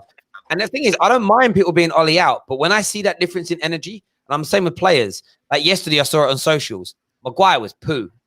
But I mentioned that, and everyone agreed, retweeted. I said, Bay's poo. Yeah, but he's been really good. It's all Maguire. You're done out here. You don't get an opinion anymore because you're stupid. Kid City's on the line now. Kid City, what do you want to say, mate? I would like to say Pep Guardiola has not been backed this summer. He hasn't gotten. He hasn't gotten probably. You can ask the question. No, I agree. No, keep going. Kid City, I want to ask you a question as a City fan. Would you not say though that he spent 400 million on just your defense in 3.5, 4 years? How much more backing does he need financially when he spent £9 billion? No, to be honest, Sarah, I would say probably half of those players have flopped. Honestly, but that's my point. He's he's asked for players. He's got them. They're flopped. Does there not come a point where the board have to say, we're not giving you any more money because half your players flop? Probably, but I blame Pep on this one because I think the type of defenders he wants to bring in don't fit how the league is. You know what I'm saying? Like he brings in these ball-playing type center backs and these attacking-minded fullbacks. But as we can see in the past couple of games, we need people who can actually know how to defend and cover spaces quickly, not ball-playing defenders. So I guess at one point, I guess the board has to say, Pep, maybe we should switch things up. Bring in different types of targets. So maybe, you're probably right there, Terry. But did you just say that Pep wasn't backed? Is that what you said? That was a bit of banter. I was about to say. Okay, I even missed out on that banter. No, look, I think he's been backed. I think he has a great squad. I expected you to spend more money this time around, but you didn't. Kid City, it's nice to have you on the show again, mate. Thank you very, very much. Ladies and gentlemen tuning in, you guys, I just posted the name of somebody. I didn't post it. I'm going to post the link because I copied something earlier. I'm going to post the link in the chat section again. If you want to phone up, come and have your say, feel free to. So what I'm going to say as well to a lot of United fans in the comments saying, well, we're allowed to criticize Ollie. You are. But why are you angry with Ollie for not being good enough? But yet you have almost zero energy for attacking the board that keep him in a job. Ollie isn't good enough. You shouting at Ollie isn't going to make him better with tactics, better at man management, better in press conferences. The people that you're neglecting to attack are the ones that keep him in power. They're the problem. United Ireland here, a super chat says United had the to auto-renew my membership, even though we can't attend games. Shambles. I've demanded a refund, but they just ignore me. I'll never give them a penny again. Well done, you. Absolutely right. Proper attitude, proper supporter, proper man. Next on the line, I cannot pronounce his surname. I'm going to try it's the first name. Sorry, I'm going to try it. Sibusiso. Hey, sorry, it's going to be wrong. How you doing, bro? How do I say your name, sir? You're on mute, but how do I say your name? You actually just said it perfectly, mate. Hey, my brain works. It's Sibusiso, yes. Who do you support? United. What do you want to say, my friend? We all know Woodward is a clown. If come on, if maybe let's say we didn't have the money to pay for Sancho all of it up front, he could have gone to Dortmund and said, "Listen, let's do a deal. Loan this player to us. We'll give you a fee now. Give us an obligation for next season. We'll give you maybe 140 or 150 million pounds." We could have done that. PSG did it with Mbappe. But because the man is a clown, he tried to wait for deadline day, and now we're here. The negotiations are all off. The negotiation team, the plan is just all off. Because even if they didn't, because the main issue, the two issues really, is that we haven't bidded what they want, and that means guaranteed 108 million pounds. We are trying to do guaranteed plus add-ons, performance-based add-ons. They've said from the outset, we just want guaranteed money. They don't mind installments. So if you said 40 million now, 30 million then, another 30 million, whatever, they'll take it. But we're trying to basically finesse them, and we thought the later you wait in the window, then we can get them for a bit cheaper. And Dortmund have called our bluff or just weren't bluffing. They said, you lot are joking. I set the deadline and you missed it. Our negotiation team is an absolute joke. When you think about it now, next season we'll probably have to pay 45 for Upamecano. We need a number 6, a truly world-class number 6. That's going to cost us 80, 90, 100 million. If you look at players like maybe Saul West. Where are we going to get all of that money?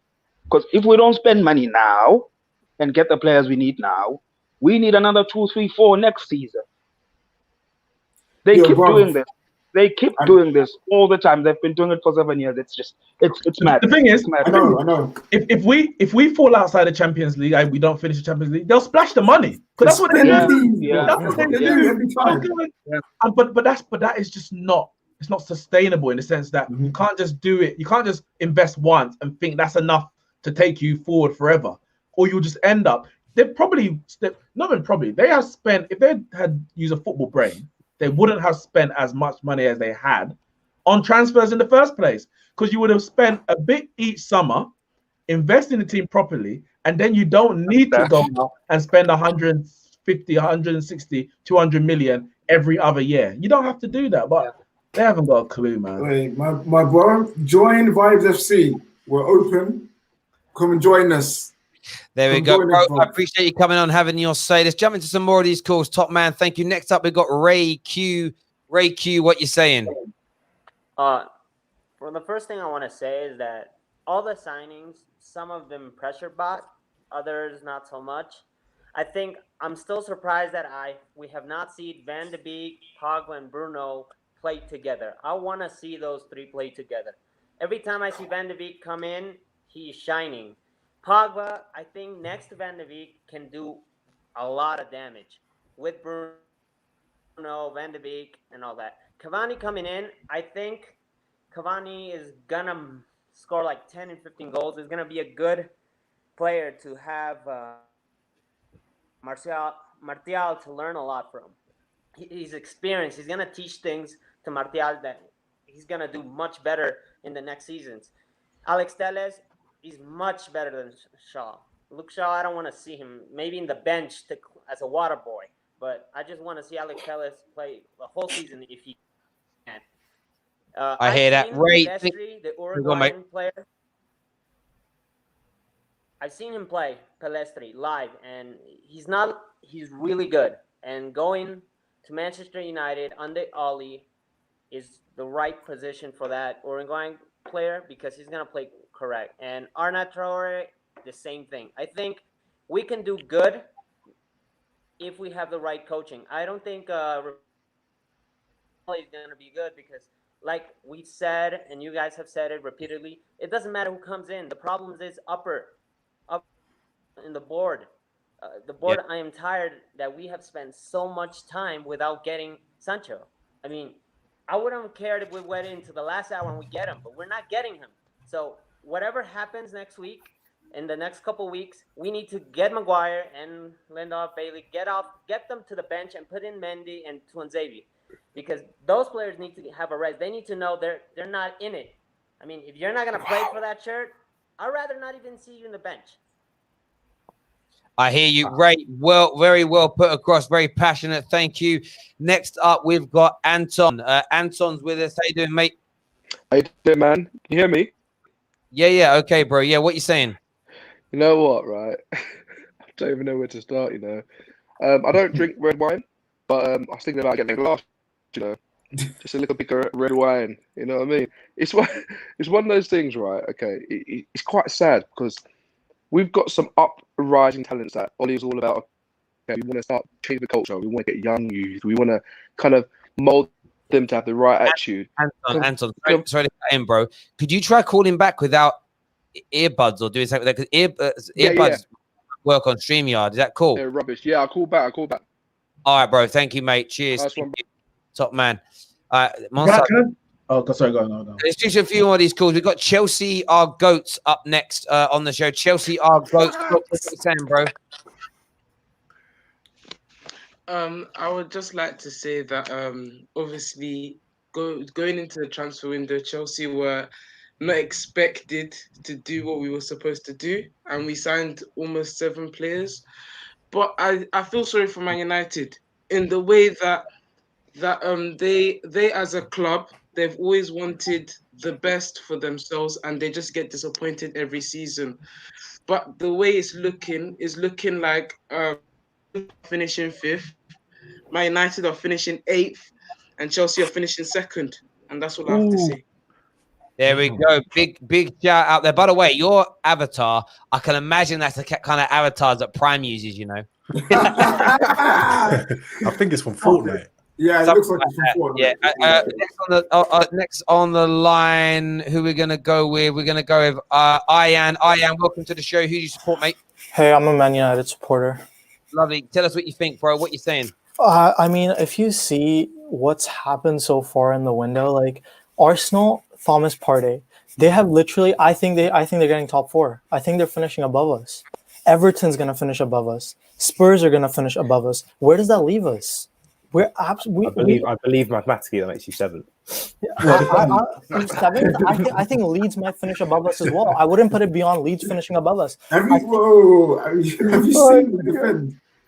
Have you seen you defend? Have you seen we don't have a defense. I would rather put Mengi and Tuanzebe against Newcastle than ever play Maguire again. What is he doing? Have you seen the clips? He's pulling Shaw away. What is he doing? 80 million. 18 million for that. As I said after the game, if any one of those players are dropped for the next game, they can't complain. Not one of them.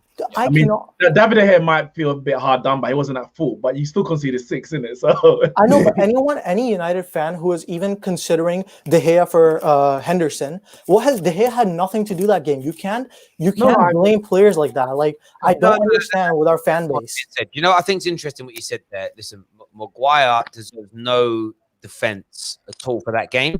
He deserves no defense for his performances so far this season, barring his performance against Luton, but it's irrelevant.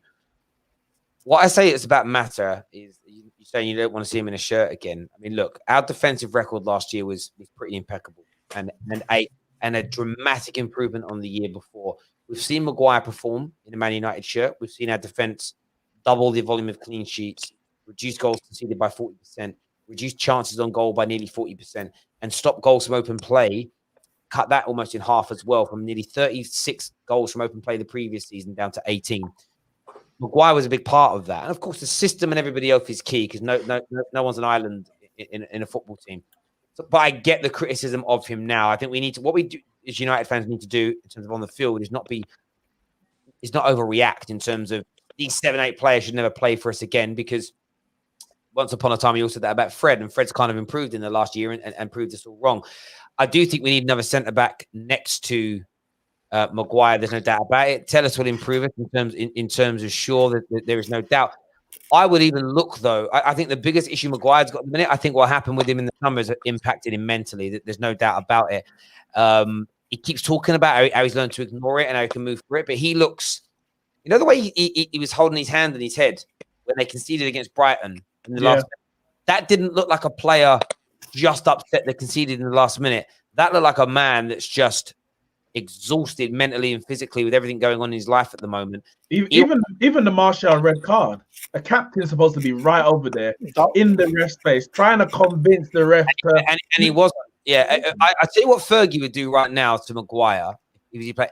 He'd pull him at the line. He did it to Rooney 3 or 4 times in his career when Rooney had personal issues that were going on. I remember once he had a lot of big issues in the newspapers, and the next game for us was Everton away. So Fergie dropped him from the matchday squad. And it was a case of what he would go through in the build up to the game, and then in that match, Fergie knew, you know what, psychologically, it's too much. I'm taking you out. I'll take all the heat. And Fergie was amazing. It's what I want to see Ollie do a little bit more of. Take the heat away from his players, put it on himself to maybe try and alleviate some pressure. But as a team, Ian, you're right. Like things are an absolute There's no joke. point about with Ollie though. Like even if Ollie drops Maguire, I don't see how Ollie is staying. He's already going to be made the scapegoat. We already saw reports of how United are feeding the media, telling that Ollie wants to buy Ousmane Dembele because if the transfer it did happen, like for 60 million for someone who cannot even play like 10 games in a row, he's going to get injured. So they're already starting the agenda of putting Ollie on the line. 5 games that we have coming up against Chelsea, Arsenal, Leipzig, PSG. Yeah. That we have coming up, I don't see Ollie surviving that with the squad. So a question to you would be, if you can see the club, i.e. Woodward, doing that to Ollie, doesn't that say that the focus from us as fans shouldn't be? I haven't been a landline in years. That's amazing. I'm in quarantine. I'm in quarantine at a hotel. Man's in a hotel. No problem. The point I'm making, shouldn't we as fans turn our attention on the board if we think I have nothing against Ollie.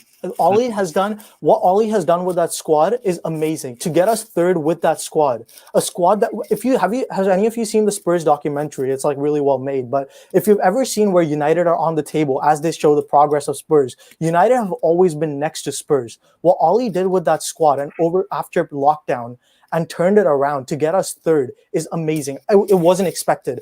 I don't think any of us could have said in January after that Burnley game that United would be anywhere close to the top 4. The fact that he could do that with that squad, that he could get us top 3 with that squad, proves that he should be backed. But what is happening constantly, manager after manager, get into the Champions League. As soon as you get that revenue money from the Champions League, how are we not being backed? I don't understand. Our net spend completely reduces. Also, yeah, I know Maguire has these wild, crazy moments where obviously he pushed Luke Shaw out of the way and people were saying he was marking. Who was he marking? When he was marking one of his own players, isn't it? But what Terry said is right in terms of you lot's defense has improved. It's improved, right? From before he got there, and you lot shipped around 30% less goals in it. So wow. Swear down. Michael Owen again, yeah? It's done. It's done. Done this season. Hey, what did that just say? I didn't see it. He's wearing Cavani's gonna wear the 7 shirt. I told you, man, to retire it if he's not gonna. If we get no Sancho. If we don't get Sancho, retire the number. We're tired, fam. Oh, this is amazing. I'm so done with this board. I'm so done with this board. Yeah. Oh my God, 7. We're giving Cavani. I still have. Oh my God! I was still like, something. Oh my God!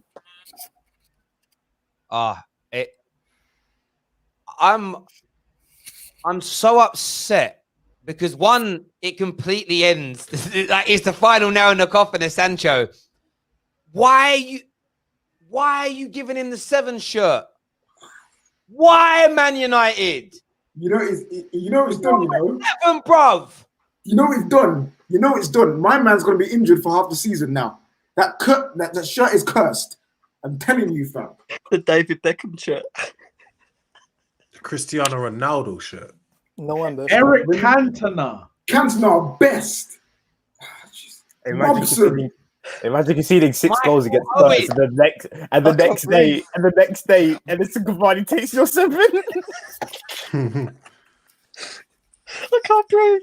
There's no ambition from this board. Like we're done. They We're don't done. care. They don't We are care. done.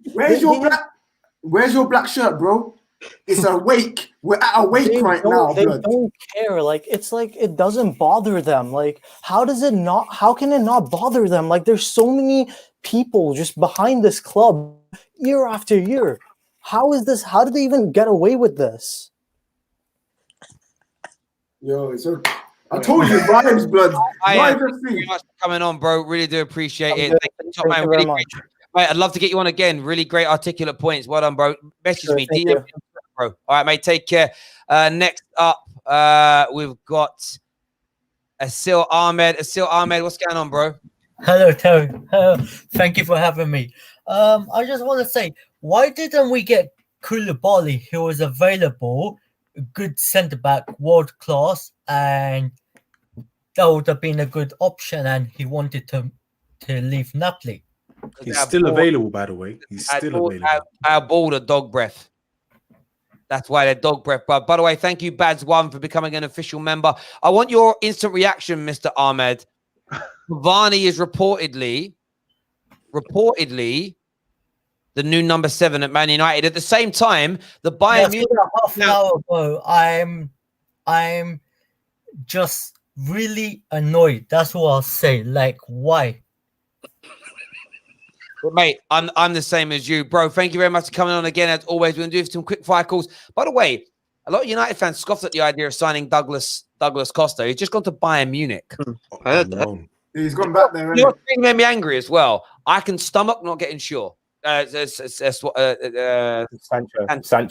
I can even half stomach Cavani getting the 7 shirt to a point, but we're not buying. How many summers running now? Since it's like 7-8 years on the bounce, we haven't bought a right-sided attacking player. How? All day I thought, do you know what? I don't even want Dembele and his broken legs. Sarr, cool, maybe.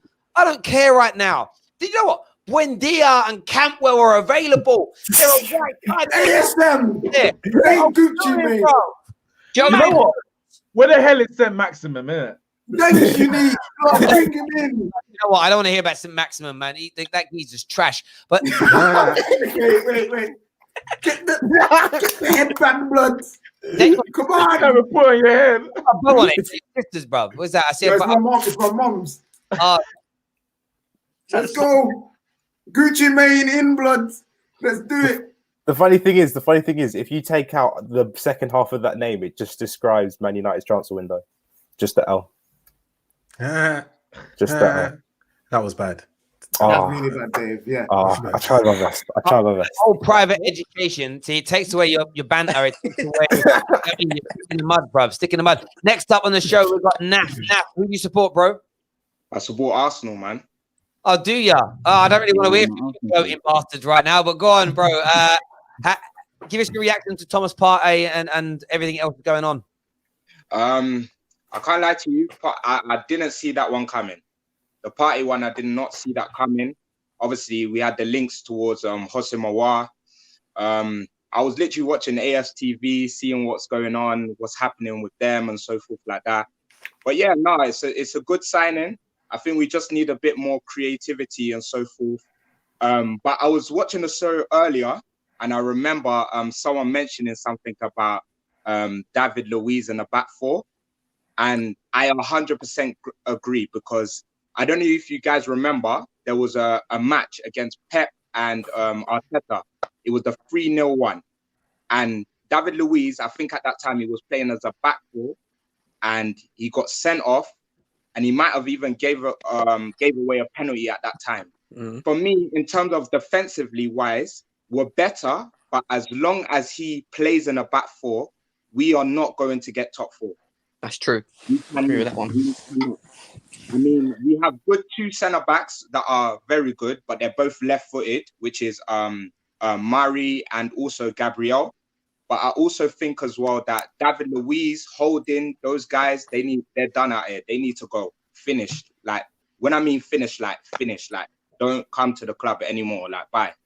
Did you not play a back four against Watford as well?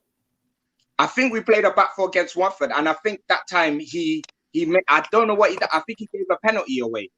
You see what I mean? This is David Luiz. This is David Luiz that you're viewing. This is what we're talking about right now, is David Luiz. And literally, I think with Arsenal, in terms of top four, I think it's a kind of like we could get top four. I mean, if I was to say the top four list, I would say Liverpool, Man City, Arsenal, and probably Chelsea. But Man United, the way that they're going right now, nah. Honestly, you know what, man, I said a DM as well from a journalist I very much trust, who I messaged. He come back to me and he said, yeah, he just said to me in message again, Terry, 110%. Edison Cavani is the new number 7. It's not. It's like more. It's just like 110%. Yes. True. Yes. Whatever you gave this window a rating out of 10, take off about 5. Take off whatever you're giving it, take off 5. We've given. Sorry, this guys. man is Sorry probably to here interrupt. for a year. Sorry to interrupt, Go on. but I've been seeing the things regarding the Man United thing. For me personally, if Man United fans are to get stronger as a team, I think you have to change your formation. Yes. I think that's what's going to happen. Yeah, we need to go. You have to play. I think you personally have to play the same way that Arsenal are playing currently right now, because obviously your defense is not good. Harry Maguire, the fridge. You've got Lindelof. You've got Uso as well. No, for me, your best centre back right now is probably Bailly. He's your best centre back. But at the moment, the fridge, Lindelof, Will Jones, we don't even need to mention him. Other centre backs that you may have, no, that's an X. I think you guys need to play like a 3-4-3. No, Taff, you're almost there. You're almost there. It's a 3-5-2. We ain't got no wingers. We got strikers, blood. 3-5-2. Sit back counter. Free throwing. Vibes FC. Ajax style. Avengers team. There it is. Teletubbies team. Guys, one sec, peeps. So yeah, United just tweeted out that. Do you know what's really upsetting me as well? I am going to retweet. Edison Cavani is a Man United player. They have tweeted it out. Welcome, Edison Cavani. Fine in the summer. One won't come until Jan. Nothing Man special. Man United getting Cavani. Man United getting Cavani are like. I'm banning. You wish you had him, don't you? Thiago Silva? No. No. Okay. There you go. Nav, one sec. Nav, thank you very much for coming on, mate. Really good stuff, mate. Really, really good articulate. Come on again, mate. 110%, bro. Take care of yourself, my man. Thank you. Next up, we've got, we're going to throw in AB. AB, what you saying? What's up, fellas? How you doing? Yeah, good, mate. What do you want to say? See, I'm a Man U fan, and firstly, like KJ said, Ed Woodward is a one-head, straight up. And I think we just have to come to a realization we are what we are. We're just not a big club anymore. And I think Solskjaer needs to change. And what I think he needs to do, he needs to go back to what KJ said before, what the formation he was doing when he first came in. He needs, which can also get the best out of our team, is go to a 4-3-1-2 with two split strikers. We've got strikers, we haven't got wingers, and we can actually play Bruno, Van der Beek and Pogba and Matic or Fred in the actual same team. Yeah, I think something's got to change. I mean, especially with what we've been doing recently, the way we've had two of our fullbacks almost playing like centre backs, playing very, very narrow. It's been a very weird sort of change up that we've done there. AB, thank you very much for phoning up and giving us a call and having your say. We're going to do some quick fire calls here as well. Ahmed is on the show next. Sorry, Ahmed. Sorry, I need to head out. All right, bro. Speak to you All soon. right. See you later on, mate. Take care of yourself, buddy. Thank you. Ahmad, what you doing, bro? Welcome back to the show. What do you want to say? Do you guys hear me? Yes, bro. Yeah, I just want to say one thing. I think it's ridiculous how Arsenal fans compare Partey with Marco Verratti, Thiago Alcantara, Kimmich, and all those world-class players. Don't get me wrong. I think Partey is a very, very good player, a top player. But I don't think even Arsenal fans have watched the Atletico Madrid games. I don't think they have watched the I games. understand that. We're actually going to throw a Bayern Munich fan into this as well. Hussein, Hussein, isn't it? Do you think it's insulting that Arsenal fans have said, some Arsenal fans tonight have said that Thomas Partey is better than Kimmich? Tarek, can you hear me? No, you're very quiet, bro. Can you hear me right now? Turn it up more.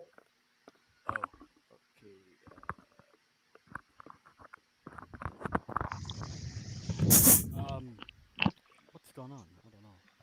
Yeah, I don't know what's happened. I'll put you backstage again. Try and sort something out. I don't know why that's so low. Try and do that again. It's not only Kimmich. It's Verratti, Thiago Alcantara, all these world-class players. Yeah, listen, he's a top player. Again, I don't mind Gooners getting a bit over-egged. They'll end up with egg on their face in the end, mate. Absolutely. Who do you support yourself, Ahmed? I'm a PSG fan. You're PSG. Can I ask you, bro, Yeah. about Edison Cavani? What can Man United expect from him? Like, what I've seen from United fans, they've been expecting a bit too much of him. He isn't the prime Cavani from before. The recent time he's been playing has been absolutely shit, and I need to be honest. He hasn't contributed anything to PSG. Like, if you can see my profile picture, I have Choupo-Moting. He was our backup striker in front of Cavani. No, but don't get me wrong. He's a good deal for a backup striker in front of Igalo, but I don't think he will bang like 15 goals a season on that. Yeah, Ahmad, would you not agree that? So basically, what you're telling me is our new number 7 isn't. He was a 7 in Napoli, though. So maybe. Ahmad, would you not agree that Edison Cavani isn't? He's a great goal scorer, as in the goals that he scores look great, but his actual finishing is very poor. No, like over the years, he has been one of the best strikers of creating chances. Yes. His finishing is not that good, because he has missed so many chances. Mm-hmm. I remember the game against Arsenal. He missed like 5, 6, 7 chances this game. They're ridiculous. But I want to say one thing more. Yes, killing me. I also think it's ridiculous how people compare this signing with Thiago Silva and Zlatan Ibrahimovic. It's two completely different signings. Thiago Silva has carried us through the Champions League this year. We had one of our best defense last year. And you guys are comparing it with Edison Cavani. Bro, thank you for coming on the show, mate. We appreciate the. Thank you for having me. Yeah, cheers, mate. Thank you for that. Why did you do that? Myself, really, haven't I?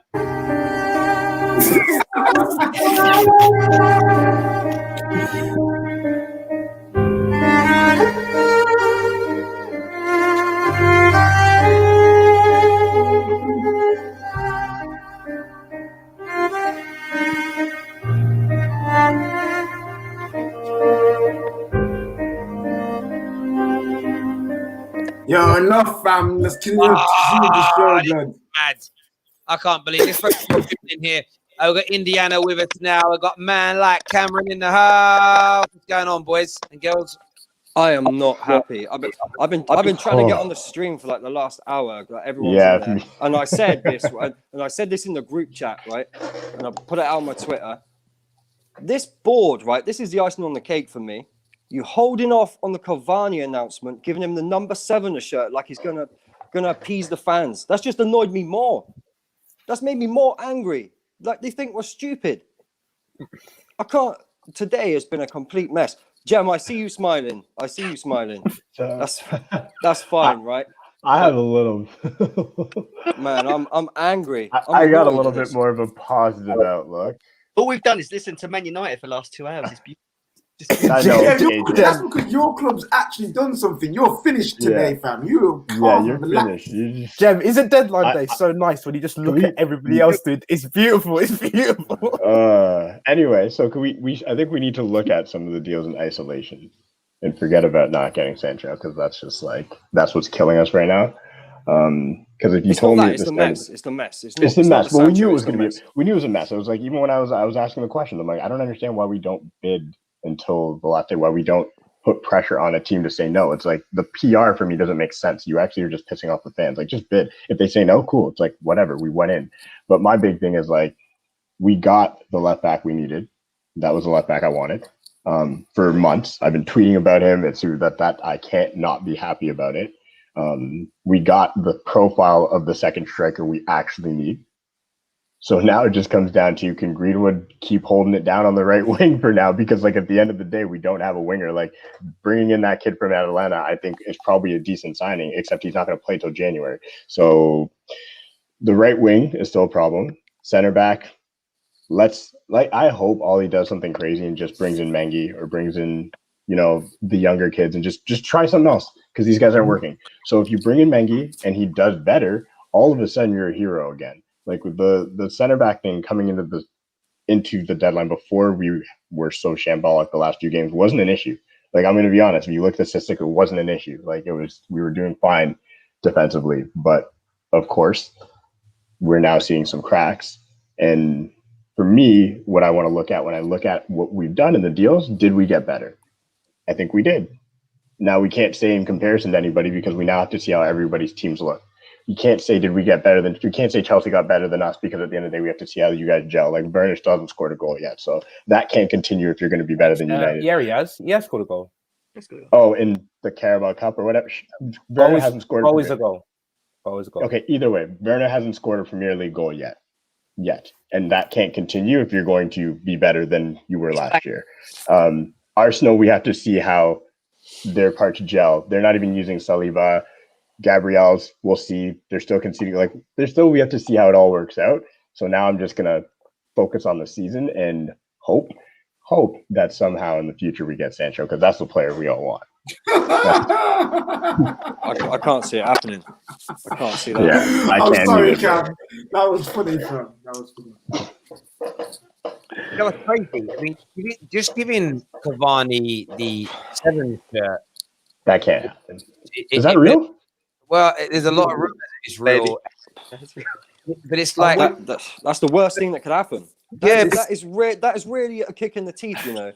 Jem, I know you find this exciting, but like, it's tough for a team with real history to take with a shirt like that. It's tough. That's an iconic shirt in football. It's bigger than that. That wasn't the point I was pulling on. Part of the draw for Sancho was to be our number 7. You've given a guy with a 2-year contract the 7 shirt, so we ain't signing him next summer either. No, wait. It is a 1 year with an option to extend. So we gotta hope these idiots don't extend it, bro. Yeah, again, that's but what we got. Okay, but see, we can't wish for that. We've all got to wish as United fans that he kills it because he's one of our players.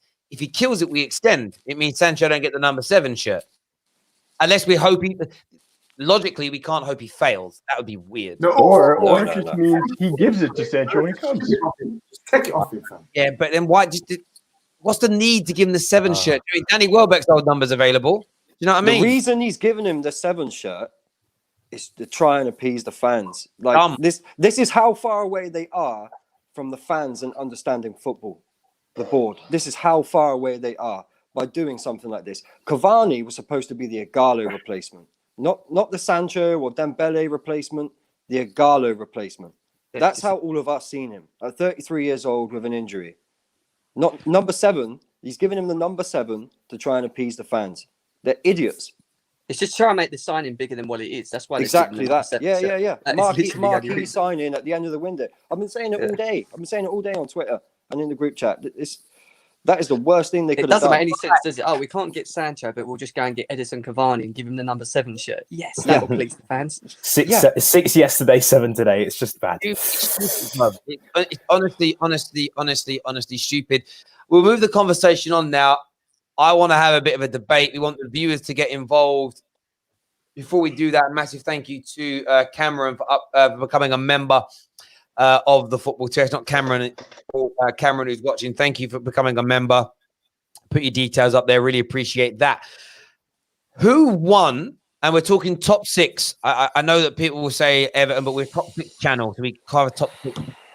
Who has won the transfer window, in your opinion? And I really could do with some more of the regulars calling in. I don't know if you guys can message them in the group chat. Everyone else who's backstage, thank you very much for coming on. We'll try and get more callers on later. We need a bit of Arsenal representation on here as well. Maybe Spurs, if anyone could come back. I'll start off here with David. David, in your new dorm, you need to sort out where you sit, bro, because you've got the light problem again in the new place. Who, in your opinion, will go from first right down to 6th? Who, in your opinion, has had the worst transfer window? Now, what I want to throw in is it can be the worst for whatever reason you want to give, but what I want us to consider in saying the worst, in terms of who's bought the worst players, as an example, done the worst business, etc., etc., etc. I want your views and opinions, David. Let's go. So, 6th. is sixth. I'm putting City, as in for the worst. Because I feel like are we doing transfers? Yeah, transfers. Because transfer window, yes. So sixth is City, fifth is United, fourth is Arsenal, third is Liverpool, second is Spurs, and first is Chelsea. That's my order. Okay, cool. Let me ask you a question. So, okay, that all makes sense to me. What would be your reason for putting United fifth, just out of interest? Your personal reason? Just because I feel like the teams I've put above them have covered more areas that needed improvement than United have. Like City's one, I felt like they needed to do for what they want to do. They need to do a whole lot more. So for me, like they're at the bottom. You've improved your attacking wise, you've improved your fullback. Defensively, I'm not sure. And Van de Beek is a backup because I very much doubt you'll ever play Pogba, Bruno, and Van de Beek as a three as on its own. I feel like you still need a DM. Okay. You still need a right wing, and I'm not sure about. It made sense. It made sense. That all makes sense to me. What I do find interesting is this. I don't want you to do with disrespect. I really do think Van der Beek's getting slept on, but I hear your point around covering positions. I'm going to go to Cameron next. What order would you put it in from sixth to first?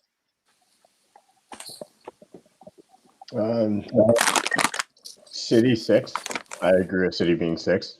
Arsenal, I have fifth, and I'll explain that after. Man United fourth. Liverpool third. Chelsea second. Tottenham one. Why Tottenham first? Tottenham first because there's something to be said about Jose getting his guys.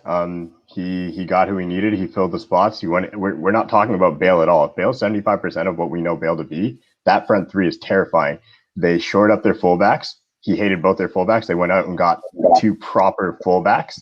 And then he went and got that defensive, well, not defensive, but that midfielder who's strong in the center, who can do everything. And that's what Jose likes. He doesn't want the flashy flicks and tricks guy. Højbjerg is exactly the type of player that Jose likes. And we saw him all out against us. And I think that's not going to be a one-off. I think in Jose's system, he will be great for them. So honestly, with their manager and what they got, I put them number one because I think it'll make the biggest impact. Okay, I get it. By the way, everyone who's trying to phone in, I know we put the thing out. Unless you're part of the Football Terrace group chat, we're not having any more guests on the show, barring the guys that are part of the group chat now. So if you come into the back area, I'll get one of the mods to take you out. Not that we don't want to hear from you, but we're just moving on to a different section of the show. So you'll know if you're in the Football Terrace WhatsApp group or not. So please stop coming into the back room for us now. I'd really respect that. Thank you all very, very much. Rack. Liverpool fan. I mean, obviously, do you know what I love yesterday, Rack? You're on that show, sitting there laughing at me. And he went 1-0 down. And I thought you were like, oh, I better go watch us come back. We're going to come back. I'll go watch. And then you dropped 7. I haven't heard a peep out of you, bro. I went on your Twitter account last night. Deactivated. Terrible. I didn't really. I'm joking like that. Damn. Sorry, Ram, Rack, not Ram. You're not Rack or Ram. Not the same person. No, you've got a bit more. Think about you. And Ches, where are you, bro? You look like you're in a club. Some club. What's that? No, my club. I've got lights in my room, innit? I was trying to put them to blue because we wanted. I hear you, bro. Tyrannosaurus, he keeps coming into the back room. Please don't. Ches, we're getting really bad playback from your side, bro. Have you got earphones you could put in? Yeah, I'm getting terrible playback. I'll mute you for now. Yeah, Rack, give me your 6 to, like top to bottom. So bottom to top, 6 up. Worst. So I guess you could say, pains me to say it, but I guess you could say the ultimate losers in the transfer market are United, because the guy that you really wanted to take you to elevate you to the next level, you haven't signed. Don't get me wrong, I think Cavani could turn out to be a decent signing. I think the kid from Mayak is a top player, but yeah, I don't think you've necessarily got what you wanted. And so yeah, United last. I'd say the winners are Spurs or Chelsea, because I think they've improved their squads and their teams the most. Liverpool, Give us an I think order, Rack. we've done pretty good. Give us an order. Give us an order. Sorry. United 6. Who's 5th? Who's 5th? I'm trying to remember who the hell's who is 5th. One second. I've no idea who else in the top 6. No. Out of the top 6, you're going to go from worst to best transfer window. Your opinion. So you've put United are the worst transfer window. City, I don't think at this stage doesn't look like they've improved sufficiently. Arsenal or Liverpool are 3rd or 4th, but yeah, look, Arsenal have a bigger bridge to a bigger distance to improve. So I'd say probably Partey it puts them a little bit ahead of us. So Liverpool 4th, Arsenal 3rd, and then Chelsea United. So Chelsea and or Spurs 1st or 2nd. Get off the fence and give us an opinion, bro. I need you off the fence, and I need a goddamn opinion. Who's 1st, who's 2nd? Come on. Rack's the nicest guy in the Chelsea. First, 2nd. Great. I'm gonna go to Indiana next on this. Who's had the worst transfer window of the top 6 teams? Man United, just for the way they've gone about the business. Even though we've got players out, the players we got in are panic buys, really. So you'd have to say when you look at a window, you have targets, and if you don't get them and you wait until the last minute to sign players, and the way they've gone about the Cavani, announcing it like it's some kind of marquee signing, that is the worst window, just because of the way they've gone about it. So Man United in there, and then I would go with, I have to go with Arsenal in 5th, because I think they wanted to move out a few more players, and they wanted two midfielders. Then I would say probably Liverpool, actually. And the reason why I say this is because I think they. Sorry, they who is 5th? Sorry, Arsenal in 5th. Yep. In 4th, I would go Liverpool, because I think they wanted to strengthen a bit more, especially at the back, and they should have strengthened with a second choice goalkeeper. You've just won the league, so I feel they should have done a bit more. In 3rd, I'm going to go with. I have to put Chelsea in 1st, just for the amount of signings they got on it, and they got their targets and they done it early. That's what the window's about. If you can do your business, then 2nd has to be Spurs, because Mourinho got his targets, or Levy. So the club got their targets, the ones they wanted, and they fit together. City in 3rd. City in 3rd, because I think they've really got a strong squad compared to everyone else. So I'll try and get through these and then try and debate it into order. We don't need War and Peace from everybody. We'll go into that a little bit later. Aaron, who's just joined us, welcome to the show, mate. We'll touch on Cavani getting a number 7 shirt in a few moments with yourself. Amazing news, brilliant. I mean, we've got the new Beckham now. From your point of view, have you got TV on in the background, bro? No, it's not. Hold on. So, someone has. I'm just going to get the channel get shoved. Yeah, I would like you from 6th to your worst to best transfer window in your opinion, mate. Of the worst teams of the top 6. Yeah, of the traditional top 6, including Arsenal. Meaning, it's hard because you know what? In number 1, I would have actually put Everton. You know, I would have put Everton number 1 because I think too many players, but they got the players that they needed for Ancelotti to implement his system. And it, like I said, when he got his signings, at first it looked like they would need time to gel and everything, but it looks like these guys have been playing together for years. Like the way these guys work together, the way they've been given different tasks, and everyone executes their task to perfection nearly. So, I mean, what is it? 3 games, 3 wins, top of the league. Can you complain? No, you can't. So for me, Everton definitely had the best window. I'm not going to count United in there because I just think, we're shambles in it. So the point that we're doing, because I know you joined Harvard Theories, obviously the Football Terrace covers the traditional top 6 teams. But right. If we get everybody else, just looking at Man United, City, Liverpool, Arsenal, Chelsea. Oh, okay. Tottenham. Yeah, of them. So who had the worst? The worst, number 6, Man United. Number 5, I'm going to put Arsenal because I think they wanted a few more players in and they wanted to get a few more players out, and they haven't managed to do that. Number 4, ooh, this is hard, you know. Number 4, I'm going to say...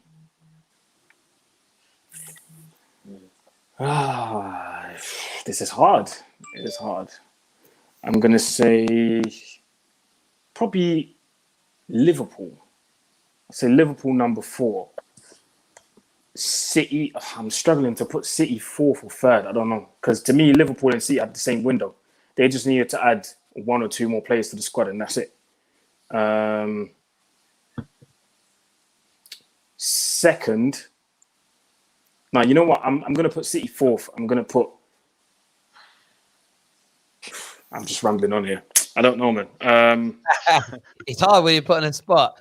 Yeah, it's hard. It's really hard. Just throw out what comes out. We're going to debate it through as a group anyway afterwards, so it's all good. All right, cool. So you got United in 6th, Arsenal 5th, City 4th, Tottenham, Liverpool 3rd, Tottenham 2nd, and Chelsea first. Yeah, Chelsea. Yeah. There we go. KJ, what you saying, bro? Yeah, I'm going to keep this nice and short, innit? Man City last, Man United, Arsenal, Liverpool, Spurs, Chelsea. That makes sense. Jem. Man United. Fourth is Arsenal. 3rd is Liverpool. 2nd is Spurs. 1st is Chelsea. Spurs, Arsenal. Liverpool 4th. Liverpool 4th, yeah. Who hasn't gone yet? Dave, Kai, go for it, Kai. I'm gonna go 6. I'm gonna go 6 for 6 for City. Yep. 5th Liverpool. 4th Arsenal. 3rd United. 2nd Spurs, Chelsea 1st. I will explain if you want me to explain. Yeah, I need to explain why Man United are so high, bro. Man United are higher than United for me. Than Arsenal, because you got Telles. You needed. I thought you see your team last season was better than Arsenal's team, right? And the fact that you got Telles, which you needed, I think you needed the left back. And the fact that you got one of the best young midfielders in the league, which, like you said, a lot of people are sleeping on that option as well. I think it's strengthened a squad that's already not that bad. It's already is better than Arsenal's. And the reason I put City and Liverpool as 5th and 6th, I just don't think they added the quality that would make them like. I just don't think they added the players that they needed exactly. Like, you know what I mean? That's as far as transfers, not as far as squads. I'm not judging based on squad. I get your listen, I don't necessarily agree with you, but I do get your rationale behind that. It's not a crazy thing that you said there. That's 1, 2, 3, 4, 5, 6. Sorry, 1, 2, 3, 4, 5, 6, 7, 8 done, and I've got how many have I got? 90. So Stro, you up to speed with what we're doing? Kind of. So the traditional top 6 from worst to best transfer windows thus far. In case someone might put a rabbit out of the hat in the next 35 minutes, I doubt it. Who's bottom of the pile for you, bro? United. Yep. Second bottom. I'd probably say City. Yep. Third bottom. Us. Third. Who's left now? Arsenal. Spurs. Spurs. Oh yeah. Arsenal. Yep. Chelsea. And then Spurs. And then Tottenham. Cool. Good, we've done that. So I want to talk number 1, number 2. Chelsea have come out top. They've got, out of all of you that have voted, Spurs have come top twice. Chelsea the remainder.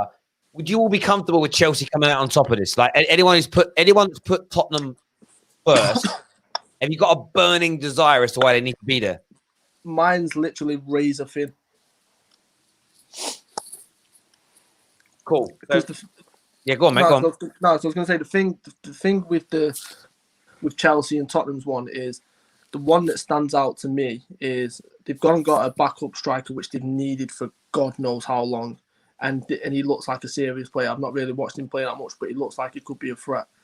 Gareth Bale is just a ridiculous signing which came out of nowhere, and I like Chelsea's business a lot. So for me, if you put Chelsea top, I honestly don't mind. Stroh, the only thing that makes me not choose Spurs over Chelsea in first is only purely because we got a goalie. If we didn't get the goalie, I would have said probably second. But the fact that we managed to complete everything we needed to do from top to bottom, in my eyes, is why I'd put us first above Spurs. Yeah, that's what I mean. I can't really argue. Are we gonna redo our prediction, Terry, about the league finish? Yeah, once we've done this debate and after the window shuts, we'll do that. So who are we going to? Oh, sorry, my bad.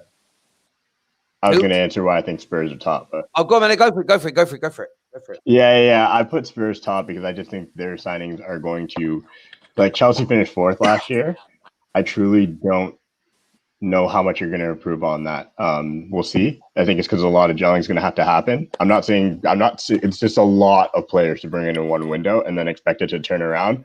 Where I think the Tottenham signings are going to bring them from 8th to actually potentially like I was talking in the group chat with Indiana, like they could finish top 2 men, and if that happens, we cannot say they didn't have a better window than Chelsea. And I'm putting it out there now. I'm saying with my chest that Tottenham could be that good if these players can respond to Jose.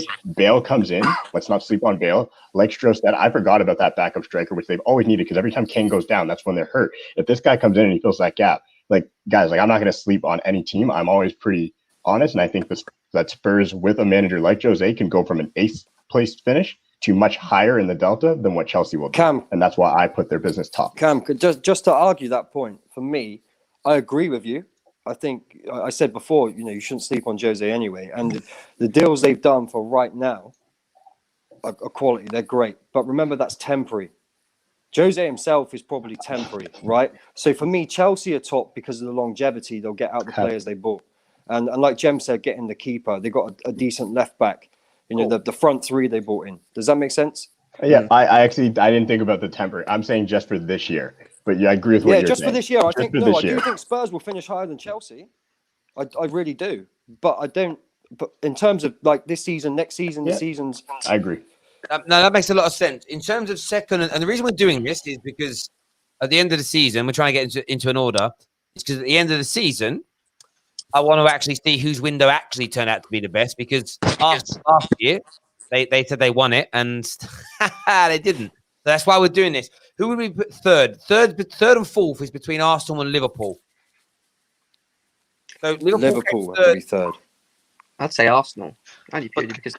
Can I ask why is Arsenal above United in the transfer? They wanted a creative midfielders and they only got a DM. They wanted another winger and they got Willian because of the deal. They got Gabriel, who's unproven. Because United didn't get their targets and the players they did buy in were panic buys. Arsenal got their targets. They got the centre They didn't back. they got one of their targets. They wanted the other 3.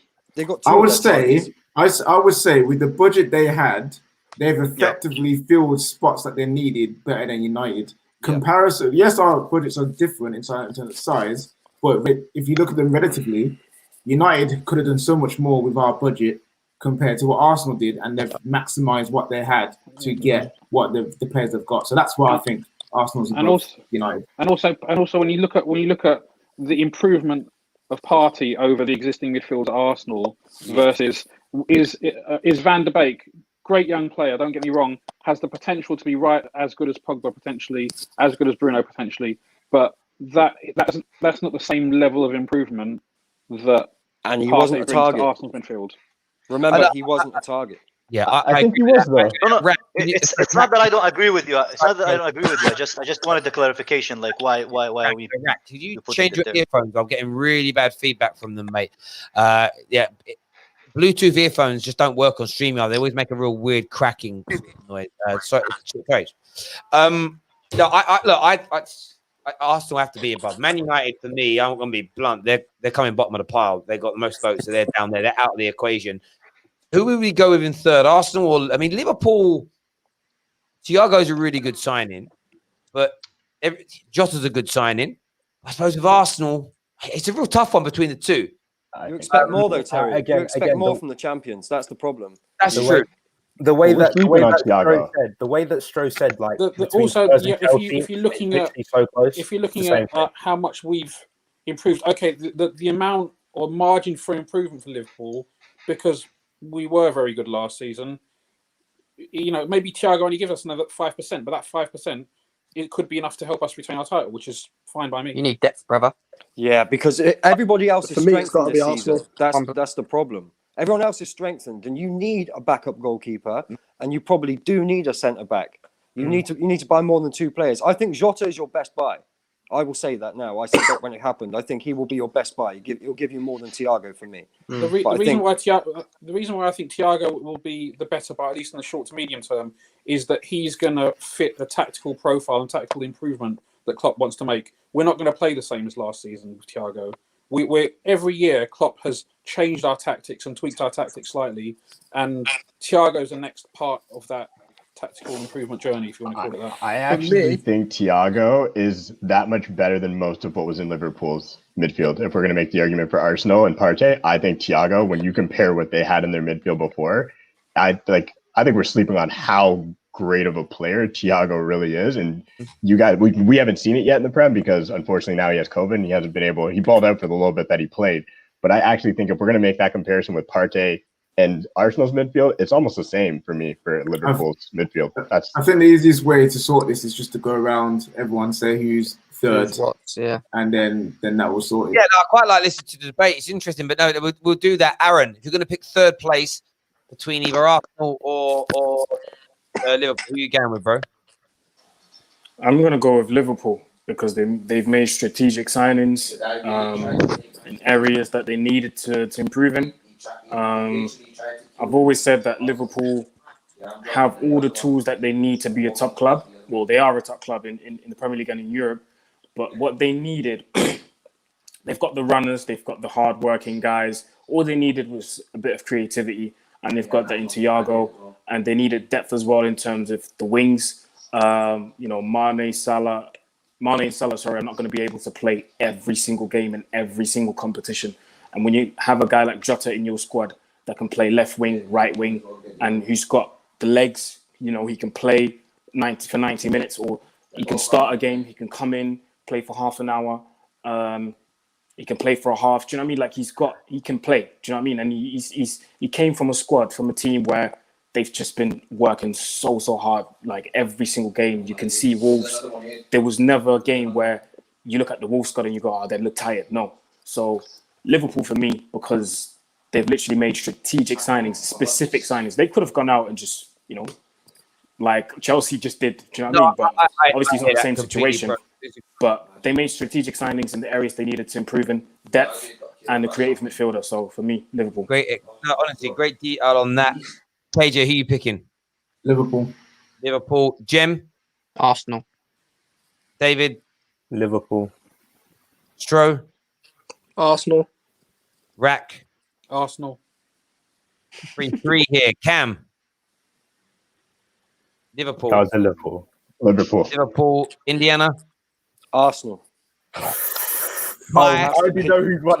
Has to be Arsenal. Liverpool. He hates Arsenal. Exactly. I hate Liverpool even more. I hate Arsenal, and I'm a Man United fan. I should be hating Liverpool more. Winning 5-4 on that vote, but I'm basically Simon Cowell here.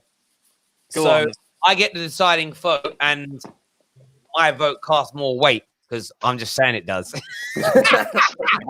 Terry, it's got talent. It's like 2-2, but Simon Cowell votes it as the way is the head judge. I'm gonna. Do you know what? I'm gonna throw Arsenal fans a little bone here and go with Arsenal. Put them in third because the Fools. You're a horrible person. Bro, listen. Everything is strategic, brother. Everything is strategic. You know what I mean? I don't give it away for free. So Arsenal third, Liverpool fourth. Are we all cool with City fifth United Yeah. bottom. Will come forward. Yeah. That's cool. And do you know what? There's part of me that's happy to be bottom because it means there's That's zero. expected. So You shouldn't have said that, man. You shouldn't, Terry. You should have said it differently. No. What can he? I'm happy that The happy to be bottom thing, you know. Should have said it differently. No, I didn't say I'm happy to have it in the bottom. What are you talking about? Who's talking about? Who's talking about? Oh, Yo, next topic, real quick. So I'm happy for United to be bottom because we can't fall from that. Everyone has said we have had the worst window, so there's no expectations. Oh, I'm looking at video footage here of, and Alex Tellus looks like we're making him sign. Like there's someone's got a gun behind the scenes. Shine, bro. He's shine. What he said earlier as well. If that's true, that's amazing. Oh, what? No, About it's not. Robertson? About tweet. Robertson. Brilliant. Wow. I tweeted it as well. I did my own little version. I made myself laugh anyway. Some Liverpool fans messaged me, bro. Oh, my days. They made me die. They were like, you really think I can't believe you're spreading these lies that he said that. You know, like, learn to take a joke, bro. I'll put it up on the screen because I would love him to say it. The mood I'm in today, if he actually said this, it would have cheered me up. So the viewers, if you haven't seen it, this is reportedly, it's not real, what he said. He said, I won many trophies with FC Porto, and I want to continue that at Man United. People keep telling me about Robertson, but to be honest, I don't know who he is. I'm here to take over. Isn't that a fake tweet, though? It's real, Kai. It's real, Kai. It's real. It's as real as Michael Jackson's nose, man. It's not real at all, man. You see, I wouldn't mind him saying that. As a Liverpool fan, I don't care if he said that. Yeah. Like, he's a rival. I want to see stuff like that. Yeah, you want him to say that. But struggle. The 12-year-olds don't. Wait, on a serious level, out of the top six, who signed the better left back? Tellus, Reguilon, or Chilwell? I'm saying United the whole way, and I've been saying it for months. Terry, you can attest to that. I have been saying it Are we all for saying months. Chilwell? Yeah. Right. So Chilwell, the best fullback in the league this year. David. Wait. David. Wait, Jeb. Stop it. Jeb, I'm dying on the sword. Tell us. The problem is there's so many different aspects that can go into it. What we're judging it on as a player, the impact they're going to have on the team. Because for me, Tellers will have a bigger impact on United than what Chilwell will have on Chelsea. But Chilwell is a better left back. I get that. I'm talking about the overall package. Who's going to have throughout the full season? Who's going to have the better season? Do we believe if they stay fit? Obviously. Quite simply for me. Right, Luke Shaw. The jump from Luke Shaw to Tellez is a big jump, yeah. But from Marcus Alonso, Dave, at left back. No, Dave. You know what that is? No, it is. Because Luke Shaw is here, Tellez is up there, yeah. Chilwell's here, and Alonso's down there, blood. That's why. On this debate, I like this debate. We'll do this before we do the league stuff a little bit later. By the way, everyone who's still tuning in, please smash the like buttons right now, please. We're nearly on 2,000 likes. Get that done. And share it. Get sharing as well. This, who? I said get sharing as well. Sorry, I thought you meant get somebody in. Right, so let's go through this the old fashioned. Let's look at some statistics on this. Look at some stats. Because listen, we can fight over preference all night long. It's just boring.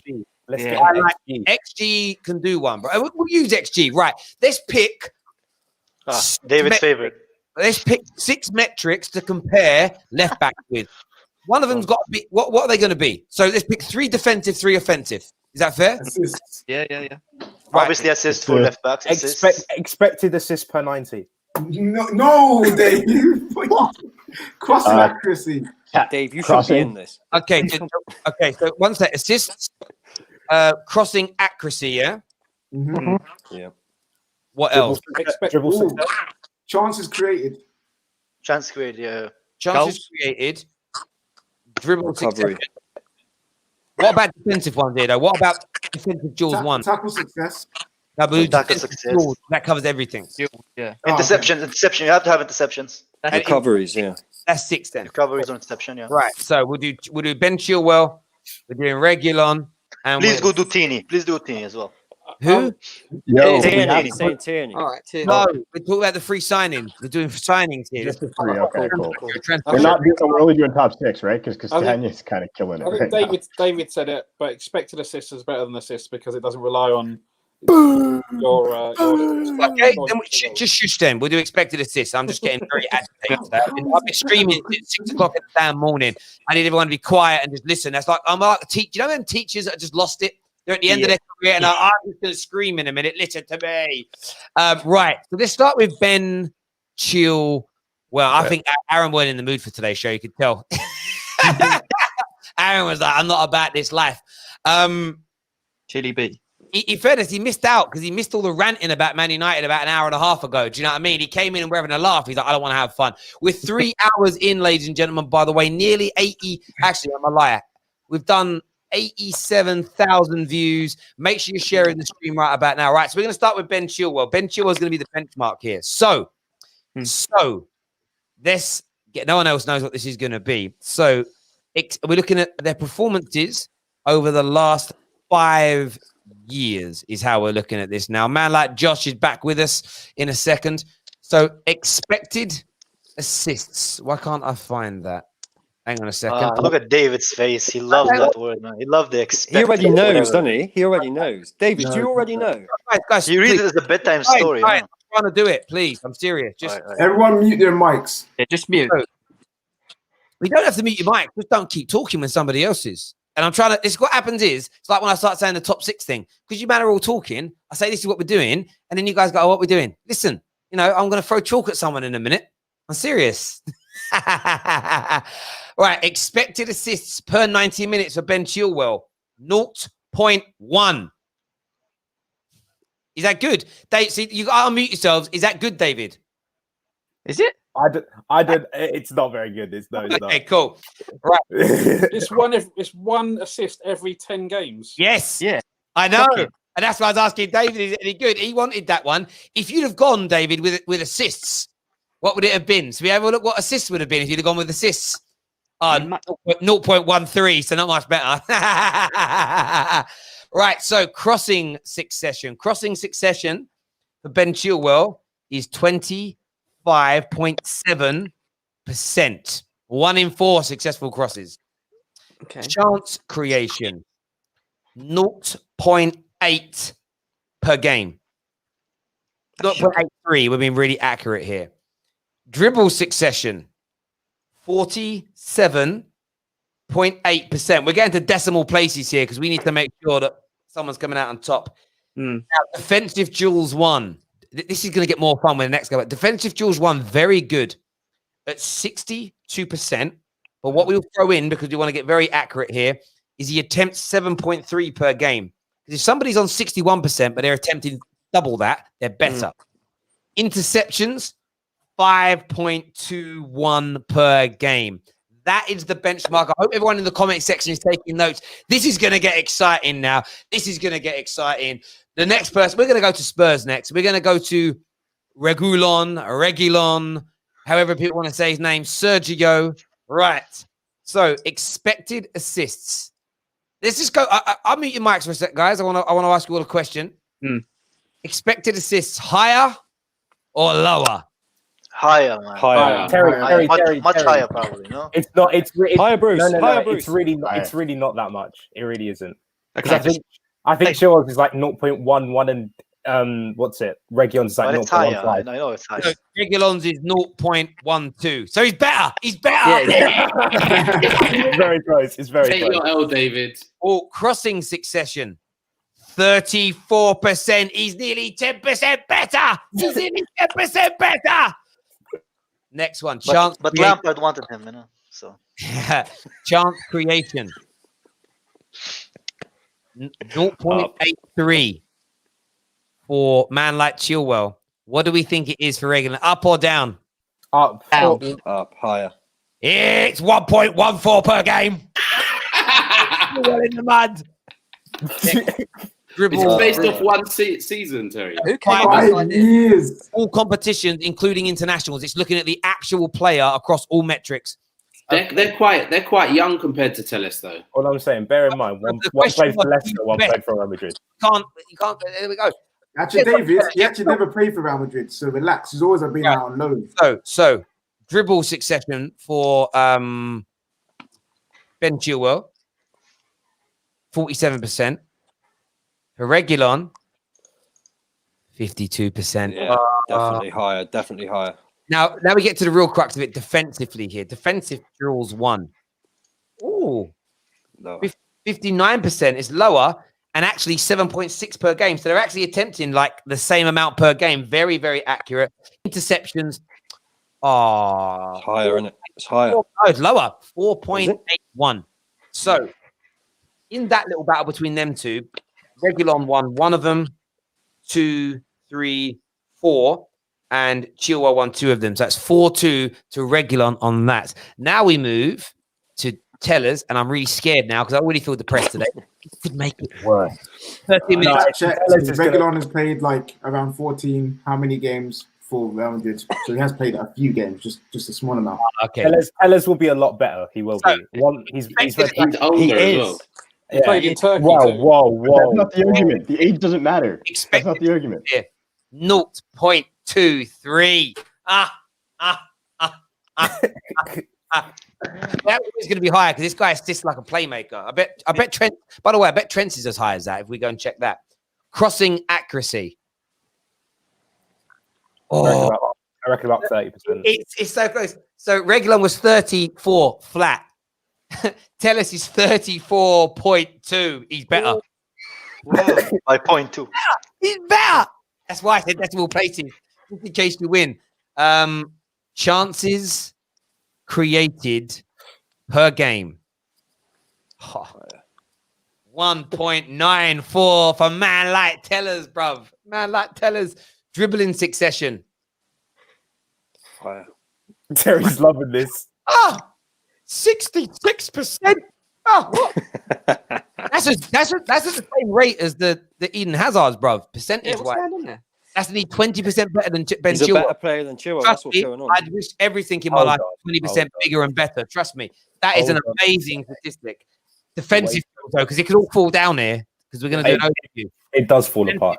Defensive duels 1, 62%, and he does 7.1 per game. Oh, he's joint actually. He's second on that because it's 62.1 and Ben Chilwell is 62.7. So slightly better on on margins. He's there.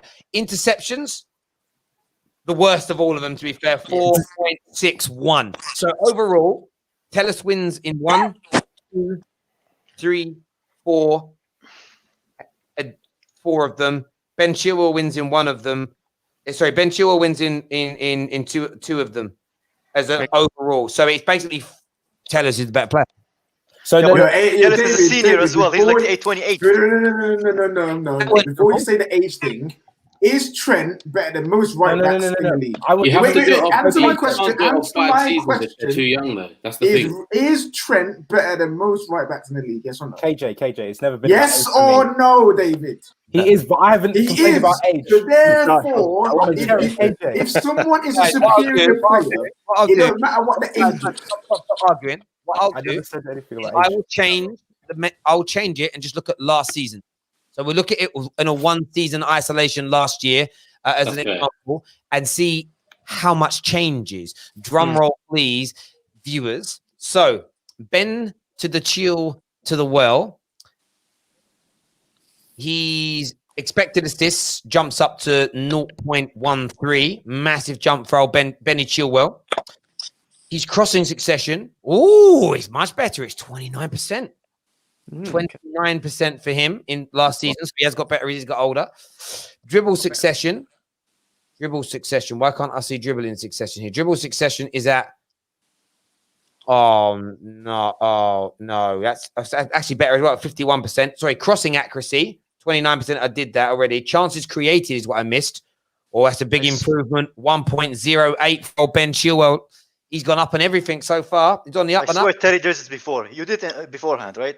Like you already had the sheets prepared just to rub it in our faces. No. I wouldn't have the website if I'd done that. Defensive duels won last year. Oh, we went backwards in that and only 60%. So he's getting worse defensively according to stats. Ben Alonso. Yeah. Interceptions last year, that was a regression of 5.03. Easy enough to do everybody else. So Regulon last season. Let's go and have a little look. Defensive duels won. That was worse last year at 56%. Interceptions was worse at 4.3, but it's about the same. Do you get what I mean? There's no real difference in terms of what we're seeing here. Attacking wise, actually, chances created last year, an improvement to 0.14. Cross succession, massive jump to 41%, which is huge. And then expected assists, because we have to put expected assists in for David, 0.18. So everywhere that he was already in front of Chilwell on, he stayed in front of Chilwell on. And everywhere that he was behind Chilwell on, he stayed behind Chilwell in. So maybe looking at 5 years does work, but we'll look at Tellus to see if there's a significant difference. There shouldn't be with him because of his age and everything. Defensive duels won. That was all of them are slightly regressed by like 2 or 3%. His was as well at 58%, 58.9 if we're going to get really technical. Interceptions last year were an improvement for him at 5.13. So he just won another category in the last year's one there.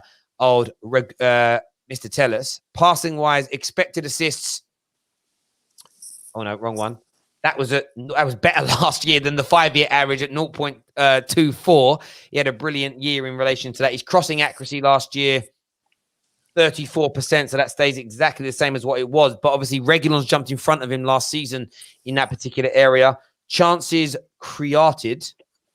We go to that little one there. 1.97. So that's gone up from the season before. Dribbling session. That went up from his average to 76%. Ooh. Dribbling completion. That's like Messi. That's madness. 6% dribble completion last year. So basically, guys, changing it from 5 seasons to 1 season has actually just made Tellus look even better. So I swear you did this in advance. But wait a second. Terry's so much happier now that he's decided Man United have won the transfer. Wait, yeah. But and on top of that, if you work it out, they got the better deal because they only spent 15 fucking million. Gem. Yo, and then it goes up, then it goes regular, and then it goes Chilwell backwards. Guys, I have friends who are big Portuguese, like Liga Nostra, and I've watched a bunch of Porto games for whatever just random reasons because I was there. And ask Terry, I'm going to die on this. So I've been tweeting about Tellus. I've been begging for him for so long because he's the real deal. Like, you are going to see a player in him. When we were talking about Reguilon versus Tellus and people were like the age thing, I'm like, I don't care how old they are. Tellus is that much better. Like, and it's, what do you think of Vinicius then? What do you think of Vinicius? Because everyone's giving like Tellus loads of praise because wasn't he the top assister last season in the Portuguese league? If Vinicius was the top scorer, surely he must, because I've never watched him play, innit? You know what it is with Vinicius? It's the 1 season thing where, you know, Alex Tellez has a body of work. You kind of like, yeah, you can say that. But I've never seen Vinicius play. I don't know.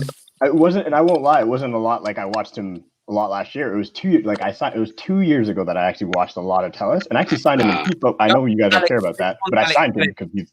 Just on Alex Tellez, people saying that he did doing it in the Farmers League. So let's just go through all those things again. Looking at his performances in the Champions League, right? So in the Champions League, we know that the Champions League isn't a Farmers League. So he's expected assists in the Champions League, does drop slightly from his league average, but he's still at 0.18 as an example. His crossing accuracy improves from 34% to 38%. As an example, so that's a better metric in relation to that. Shot assist stays the same at 1.9 still per game. His dribble succession over the last 5 years in the Champions League has been at 72%. Wow. In terms of dribble succession rate. Defensive metrics, which are in course important. He's up against Champions League opponents here. Still wins 62% of his defensive duels in around 7 parts per game, and interceptions is at 4.62, which is about his average. So even when you look at Tellus as a Champions League player, and if you look at some of the teams here that he's done this against, and what's interesting here, I want to look at that in the game against Liverpool. 80% of his defensive duels he won, as an example. In that game, 6 interceptions. In the game against Liverpool, expected assists was actually at 0 for that game, which is unfortunate, but there we go. But crossing accuracy in that game was at 38%. We're looking from an attacking point of view. His dribble success rate against Liverpool was at 100%, but he only attempted 1. So you can read into that what you want. And you look at other teams he's played in that Champions League period. Liverpool on a couple of occasions, Leipzig, Juventus. I mean, he played against Leicester. When he played against Leicester in 2006, he destroyed them. 2 assists in the game, 6 dribbles attempted, 100% on that. Crossing accuracy, 5 attempted, 5 done. So this is a man all those years ago when he was before his prime, knocked out the champions of England, Leicester. Like he was the main guy in that 5-0 demolition, as an example. So listen, man, like as I said a bit before, this isn't a guy who's played against nobodies his whole career. Like he's proven it. He also plays internationally. If you look at, if we were to look at his last 5 years, we click on stuff that's it doesn't actually show international side of things. On an international, it doesn't have all these international data here. But yeah, he's quality. Like, I'm not even going to debate anyone. He's a serious player. No hiccups. Then he needs to perform on the bigger stage. And what I said earlier is I don't care about the 15 million. We have got a player for me that if you'd have told me we're spending 50, 60, 70 million, I wouldn't have batted an eyelid. I really wouldn't have batted an eyelid. I think he's that good a football player. And like I am always true to my word that the price is part of it. You banter on it, but it's about the quality of the player. You're really telling me Thiago's only a 20 million pound player? Of course. You're telling me Gareth Bale's worth nothing because you go like it's just nonsense. The expectations are what they are as individuals. Super chat here says top 10 summer transfer window. Chelsea first, Everton second, Leeds third, Spurs fourth, Arsenal fifth, Villa sixth, Newcastle 7, Liverpool 8th, City 9, 10 and United. I don't think that's a bad shout. It's not bad. That's not a bad shout at all. Yo, some of Villa signings. Watkins, man, I love Watkins. Brentford boy. Yeah. The Brummies fan, watch out for. Stop doing this. You're a Man United fan. Hush. That's what I keep thinking. Cockneys, you know what I mean? Jez and Dave. No, Man United don't. Stop this nonsense, team. I mean, bro. Okay, so stop talking about Sancho then. I've kept Man United's feed up in front of me all night. I have been very loosely praying that they just update and Sancho's face appears. I have been. Stop it, Terry. Stop it. We all have. Can come true. Yeah, Gabriel, brother. Yeah, 100%. That ain't happening. My life is over. The 90% club is in the mud, man. I'm one of the 90% club. I was. You know what annoys me? I was talking about 90s to 95% ever before it become popular, bro. It's and then look, Goldbridge is so famous. Of course, when he says it, that happens. But there we go. End of the day, if you predicted he was coming, you've got it wrong. If you said that he wasn't, you've got it right. Well done. What I love is everyone that guessed, because we all guessed based on the information we got. And I love the ones who are like, see, I told you I knew what I was talking about. No, you guessed, bro. You know what I mean? Yeah. I've had the amount of people DM me go, Terry, I told you, I sent you information 4 months ago. A friend of mine said he wasn't coming. I told you my friend was right. Yeah, cool. Bro, of course, you know. I told you, some of these people collect trolleys at Tesco's. They reckon they know what's going on in the Sancho. 2 more minutes to get Sancho. 2 more minutes. 2 more minutes. You never know. But you know, yeah, no. Wait. If you request, you can extend the deal for 24 hours to try and complete. Dreams can come true. Have Arsenal announced Partey yet? Guys, I just need to sleep. we're moving on to the bit we've all been waiting for tonight. I actually had other people's names on this because they were on earlier, but they left. Well, then, we'll start with Stro on this one. Predict your top 6. Here we go. Anyone in the league. Who is now in your top 6? Let's do this. Liverpool. First? Leave it in order. Yeah, I'm just looking for the last 6. We normally do 6 upwards. Right, okay. So it's hard now, isn't it? It's so open. Do you want me to remind you last time? I'll do. Remind you. So, Stro, last time you put Everton 6th, Arsenal 5th, Chelsea 4th, City 3rd, United 2nd, Liverpool top. Right. So last chance to change it. Yeah. So I'm putting Tottenham 6th. Ooh. Yep. Arsenal 5th. And I mean this genuinely. I think it'll be razor thin between them two. Oh wait! No, wait, I've got it wrong.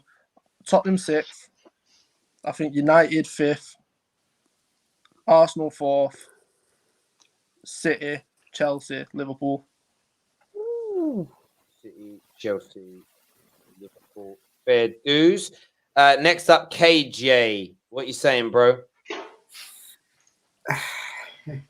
First, I want to say. Oh, what did I say first time? I can't actually find yours. Also, it's 11 o'clock. Transfer window is closed. That is it. And the No part. Sancho. Yeah. Yeah. Atletico. Thanks for Atletico reminding me, announced it. Kai. I forgot about that. Well done. Wouldn't it be funny if the party deal fell through? That's what I'm hearing. Yeah. That's what Kai's waiting for. It won't. Yeah, go on. So in 6th place. You say it. Come on, you know you want to say it. Everton. Yep. Arsenal. Yep. Chelsea. Yep. Man City. Yep. Y'all call me a hater, but Spurs. And then Liverpool to win the league. United not even top 7. I genuinely think I need to move Tottenham higher. We'll come back to that. Gem. Yes. You're next. Right. Arsenal 6th. Yep. Everton 5th. Yep.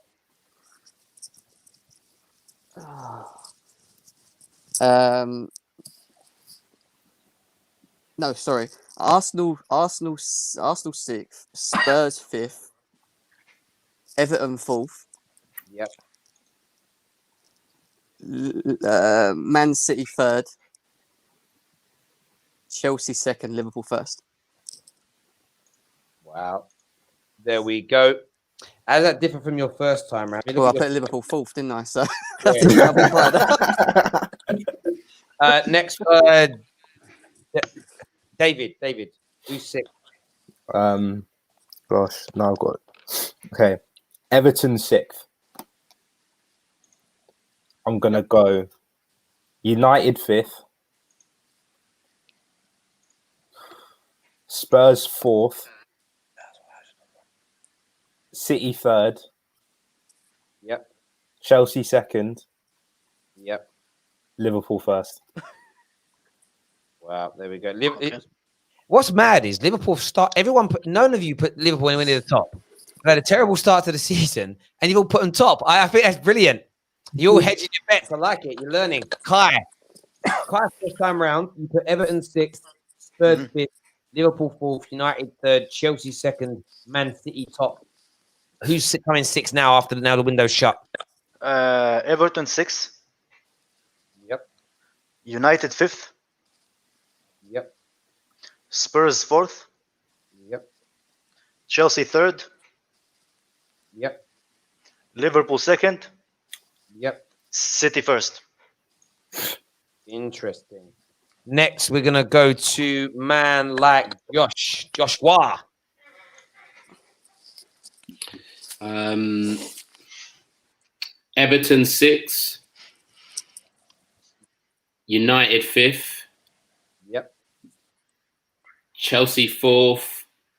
Spurs 3rd. City 2nd. Liverpool 1st. Decent. That's decent. That is seriously decent. Who hasn't got? What did I do Josh, before? yeah, I've got yours here somewhere. First time round, you put it Arsenal 6th, United 5th, Tottenham 4th, Liverpool 3rd, Chelsea 2nd, City top. That's not that different then. Terry, No, can you swap Arsenal and Tottenham for me? Arsenal and Tottenham. Okay, so you want Tottenham 5th, and so you want Arsenal 6th then? Yeah. Arsenal 6th and Tottenham 4th. Yeah. Cool. Shit, I forgot Man United, didn't I? Well, I didn't pick Man United, did I? Hey, no, Terry, change Man United with Arsenal, please. You think United will come? Why didn't you guys just write it down? Yeah, sick. I forgot about Man United. I'm thinking, Here we shit. go. Right, who's next? didn't. Rack, who you picking, Rack? Who you picking? He's just depressed, man. This is really difficult, but Spurs 6th. Yep. United 5th. Arsenal Yep. 4th. Chelsea 3rd. City 2nd. Liverpool 1st. Liverpool first. Nice, quick. I like people do it quick. Cam, man like Cam. Everton 6th, Chelsea 5th, United 4th, Spurs 3rd, Liverpool 2nd, City to win it. Third is who? With my chest. You can see me later about it, David. Wow, that's a big Damn, one. Big one. Cameron. I respect it. I respect Put us it. Bro. down, man. I said you guys were going to finish fourth at the restart. I was right. I have my Man reason. said it with his chest. Love it. I respect it, Cameron. Don't worry about it. I Who you respect going with, it. bro? Who you going with, bro? I'm going United 6th. And then I'll go with Everton in 5th. Yep. And then who have I got to go? I think Man City to win it, Liverpool to come. Man City to win it, Tottenham 2nd, Liverpool 3rd. And who am I missing? Chelsea. Chelsea and United, Chelsea. man. Chelsea. So you don't think Arsenal will come in top 6? No way. No way. Cool. Right, we haven't got everyone that was on here before, but I'll try and get theirs over the next 2 weeks because obviously we've got a 2-week hiatus between now and then. Obviously, mine, I don't even remember what I said. It feels like Yours was Liverpool, United. Mine was City. 6th place. I think I put Wolves, Arsenal 5th, Chelsea 4th, City 3rd, United 2nd, Liverpool 1st. That's mad when you do that like 4 weeks ago. And then the world changes in 4 weeks. You've got a bit of hindsight watching people play. Now what I'm going to do is I'm going to go with... Oh, it's so hard. I'm going to go with Everton 6th because they've really impressed me starting the season. I'm going to go with Arsenal to get that 5th place. I'm going to go Tottenham to get 4th. I'm going to go with Chelsea to jump up from 4th into 3rd. I'm going to go City to still come 2nd this season. And then Liverpool to come top. Man United not making the top 6 now as far as I'm concerned. And what's interesting, there's 10 of us that have done these predictions. 1, 2, 3, 4, 5, 6. Yeah, 10 of us have done these predictions. And no one has Man United in the top 4. Again, I quite like that because if we manage to make it, it's a point. And Cameron what I want to do as a channel. I had them at 4. Oh, you had them at 5th. Yeah, you have them at 4. One person has. I think what's interesting about that when you look at it is, and we'll do this with next time we have Anita on. And what I kind of want all the podcasters to do this week on their individual podcast is write it down and get their group to predict it. Because I want to try and get a catalogue because what I want to avoid the Football Terrace doing is what all the other melty, muggy channels do, where they try and pretend at the end of the season that they didn't predict these things. So, for instance, pretty much all of you have put City and Liverpool 1st and 2nd as a general rule, right? If we get sort of 25, 30 people on the channel say that, for me, that's where their expectations. As they forget outside our community. In this community, that's where we expect them to finish. If Liverpool come in 3rd, it's a bad season. Anyone predicted United top 4. If we scrape 4th now, that's to be celebrated because it's what we expected. And I think what's interesting is people being honest. The same as when we say who's had the worst and the best and worst window. Obviously, I want Man United. I want to be like, I'm angry with Man United. I want to be wrong. I want Cavani kill it. Do you get what I'm saying? Of course you do. Like, because I'm not one of these fans who now wants my club to fail to say, I told you I was right. Right now, I don't feel like we'll make the top 7 because of how we're playing. I want to be so wrong, though, man. There's also the fact that the atmosphere at the club and the cycle that we go through. Yeah. That's my reason why I didn't put in there, because I think the cycle will happen again, but this time worse. And we might I think by the time they sack Oli, it will be a bit too late to get into the top 6 or even top 4. That's why I put a 7th. There's reasoning behind it. I think the thing is the Spurs result, like the Spurs United result, has totally changed how people look at it, and it's only one result. Do you know what I mean? But it's not that. It's the window. The way we went about the window, and you can tell that the squad aren't happy. It wasn't the result of Spurs. It was the fact that our 2 centre midfielders had a punch up in the changing rooms. Do you know what I mean? Like there's problems there at the club, big problems. So, but I will say the league is wide open. I've said that before the window even opened. This will be the most competitive league we've seen. Like, you're forgetting about Leicester. Like, Leicester could knock anyone out of the top 4 or they don't have the depth. It's so competitive. I think Everton will fall away as well, to be honest. Yeah, Spurs. Josh, where did you put Spurs? I put them 2nd. I put them 3rd. Put them 3rd. All right, cool. But no, when we did this before, barely anyone had Spurs in the top 6. Yeah, because the signings were just. I had them 7th, but this is because time changed though. So with Spurs, they signed a lot of their players since the last time we did this. We went back and the receipts, and as I said, when I saw those signings, I thought, "Oh, Jose's looking happier." We've then seen the football improve. With Man United, we were all sitting there 4 weeks ago. We hadn't kicked the ball yet. We had no idea we'd start so badly. And most people still thought, without bantering, Sancho, they know that something will happen. Like, we'll get it in. The fact that actually we've finished it, even today, I'm really happy with Tellers. I'm over the moon with Donny van der Beek. Like, those two signings are brilliant. I'm excited to see him playing Man United shirts. Cavani, the jury is so out on that. What's really angered me beyond everything else is we haven't even brought in someone else to play on the right-hand side of the attack. Like, there's literally, we should have something. I mean, I don't care. Pay the 40 million and get Sarri in. We need another body there. We have a week. We have a week for that. Yeah, but then he can't play the Champions League for us. So it's bad business again. Like, get it done. You say that, Terry, but the panic buys, they've never been good. So you don't want them to panic either. No, that's the problem. let me rephrase that. We should have had a plan B for it not working and exercised it. We didn't. And I think that's what makes it hard. So since then, my view was I put United second. Same. I said United second, but that's if they pull off the Tellers deal and the Sancho deal and whoever, and another midfield player. And I think that's it. Neat, don't tell me about playing violins. Do one.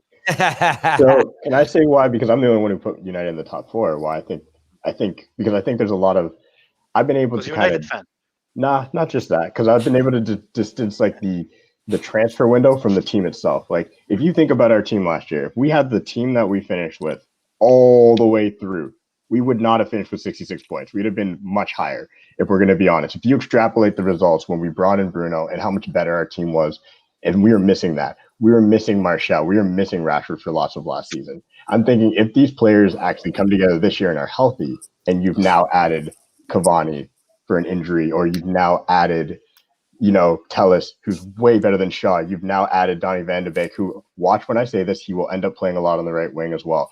You have a Greenwood who has now come of age. We had probably our front three put how many past, like 60 goals past? Like, if you look at it in a total season, instead of just looking at the window and how we didn't get Sancho, we got better. And at the end of the day, Chelsea needed a whole new team to get to where they're at.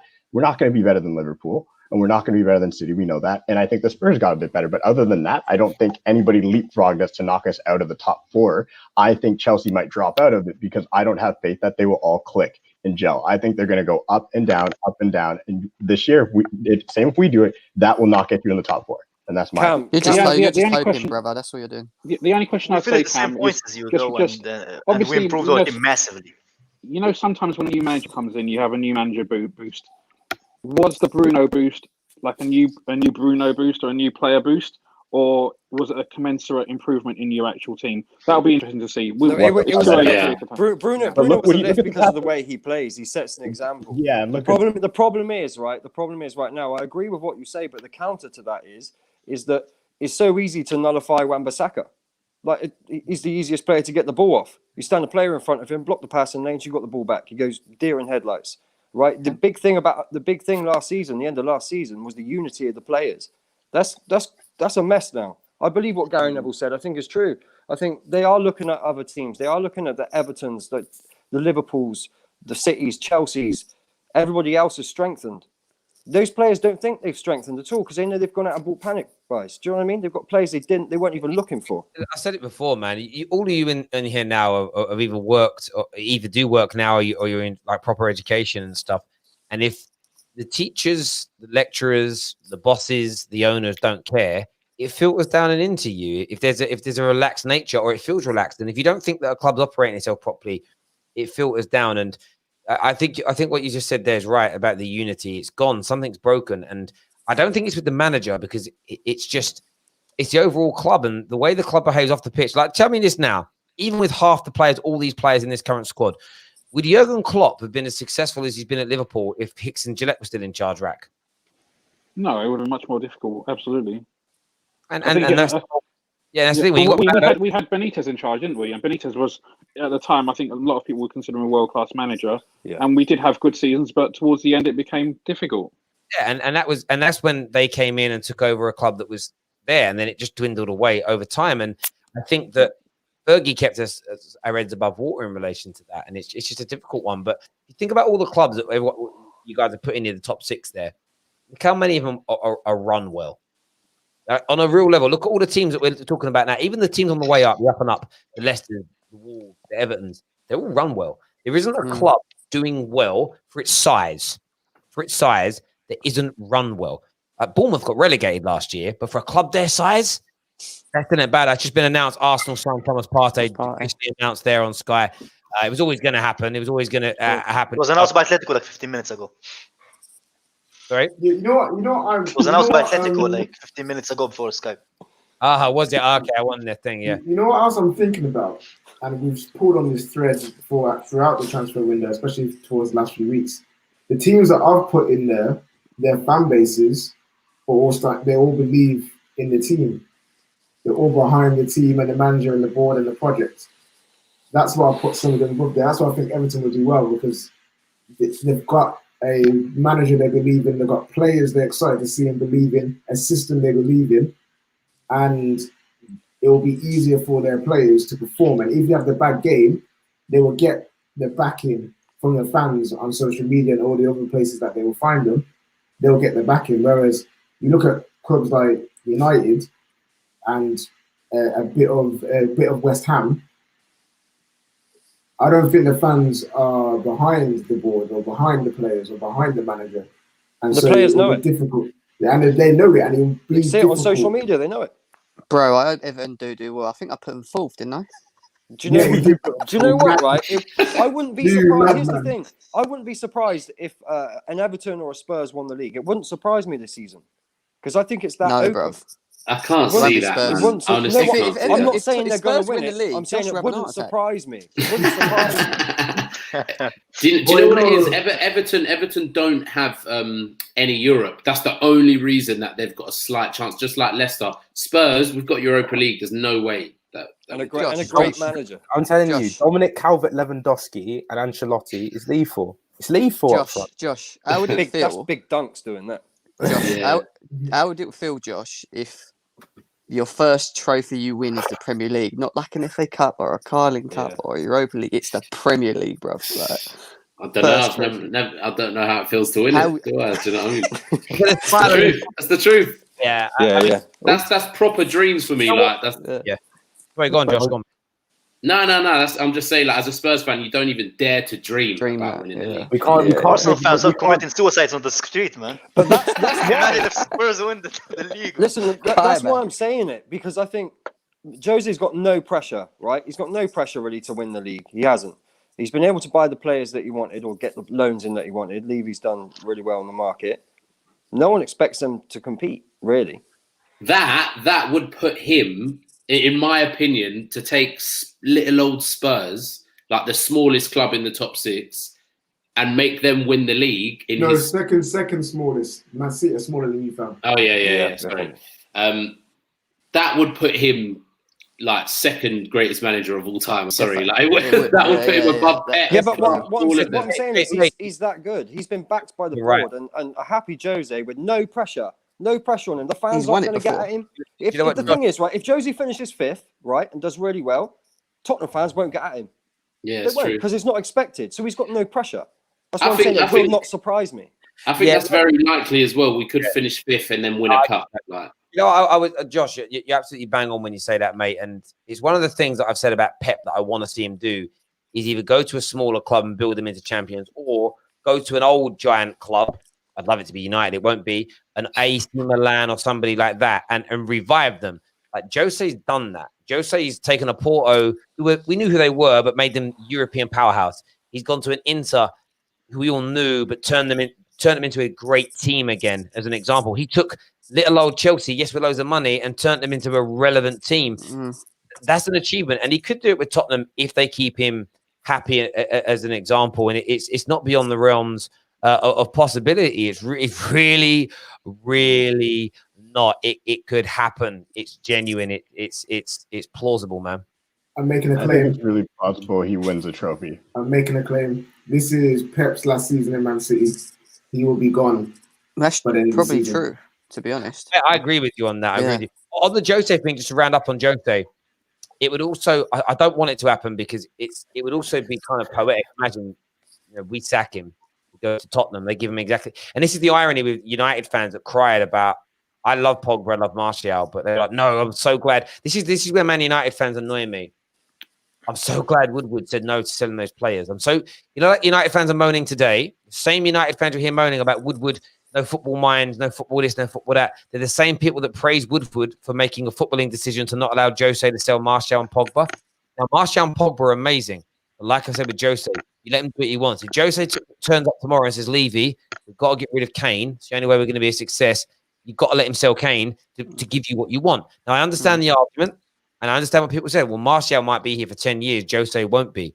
Then you don't employ a Jose. You bring a Jose and you let him do what he wants, how he wants, and he wins you trophies. But that's the irony with United fans. You either want Woodward making football decisions or you don't. Which of the two is it? You can't. That would have been the right decision, though, Terry. That's the thing. He did it at Chelsea with like Salah's and all those players because at the time they didn't fit the system that he wanted to play, and he had better players for it or better players he wanted to bring in for it. So I do think at Tottenham, if he turned around to Levy and said, Harry Kane's got to go because if we get this player, we will win the league. This will happen.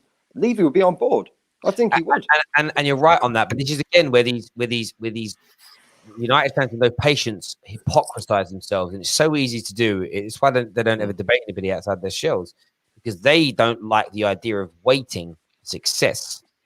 Well, nor does Jose. That's why he's willing to sell a Martial when he isn't quite at the peak, because he wants to bring in somebody that he believes is at his peak, because he wants to win it there and then. So again, United fans, what do you want? Do you want to wait for things to come to fruition and patience, or do you want the instant success? Right now, they're saying with Ollie, wait 3 years, bring in Poch, instant success. I have high standards.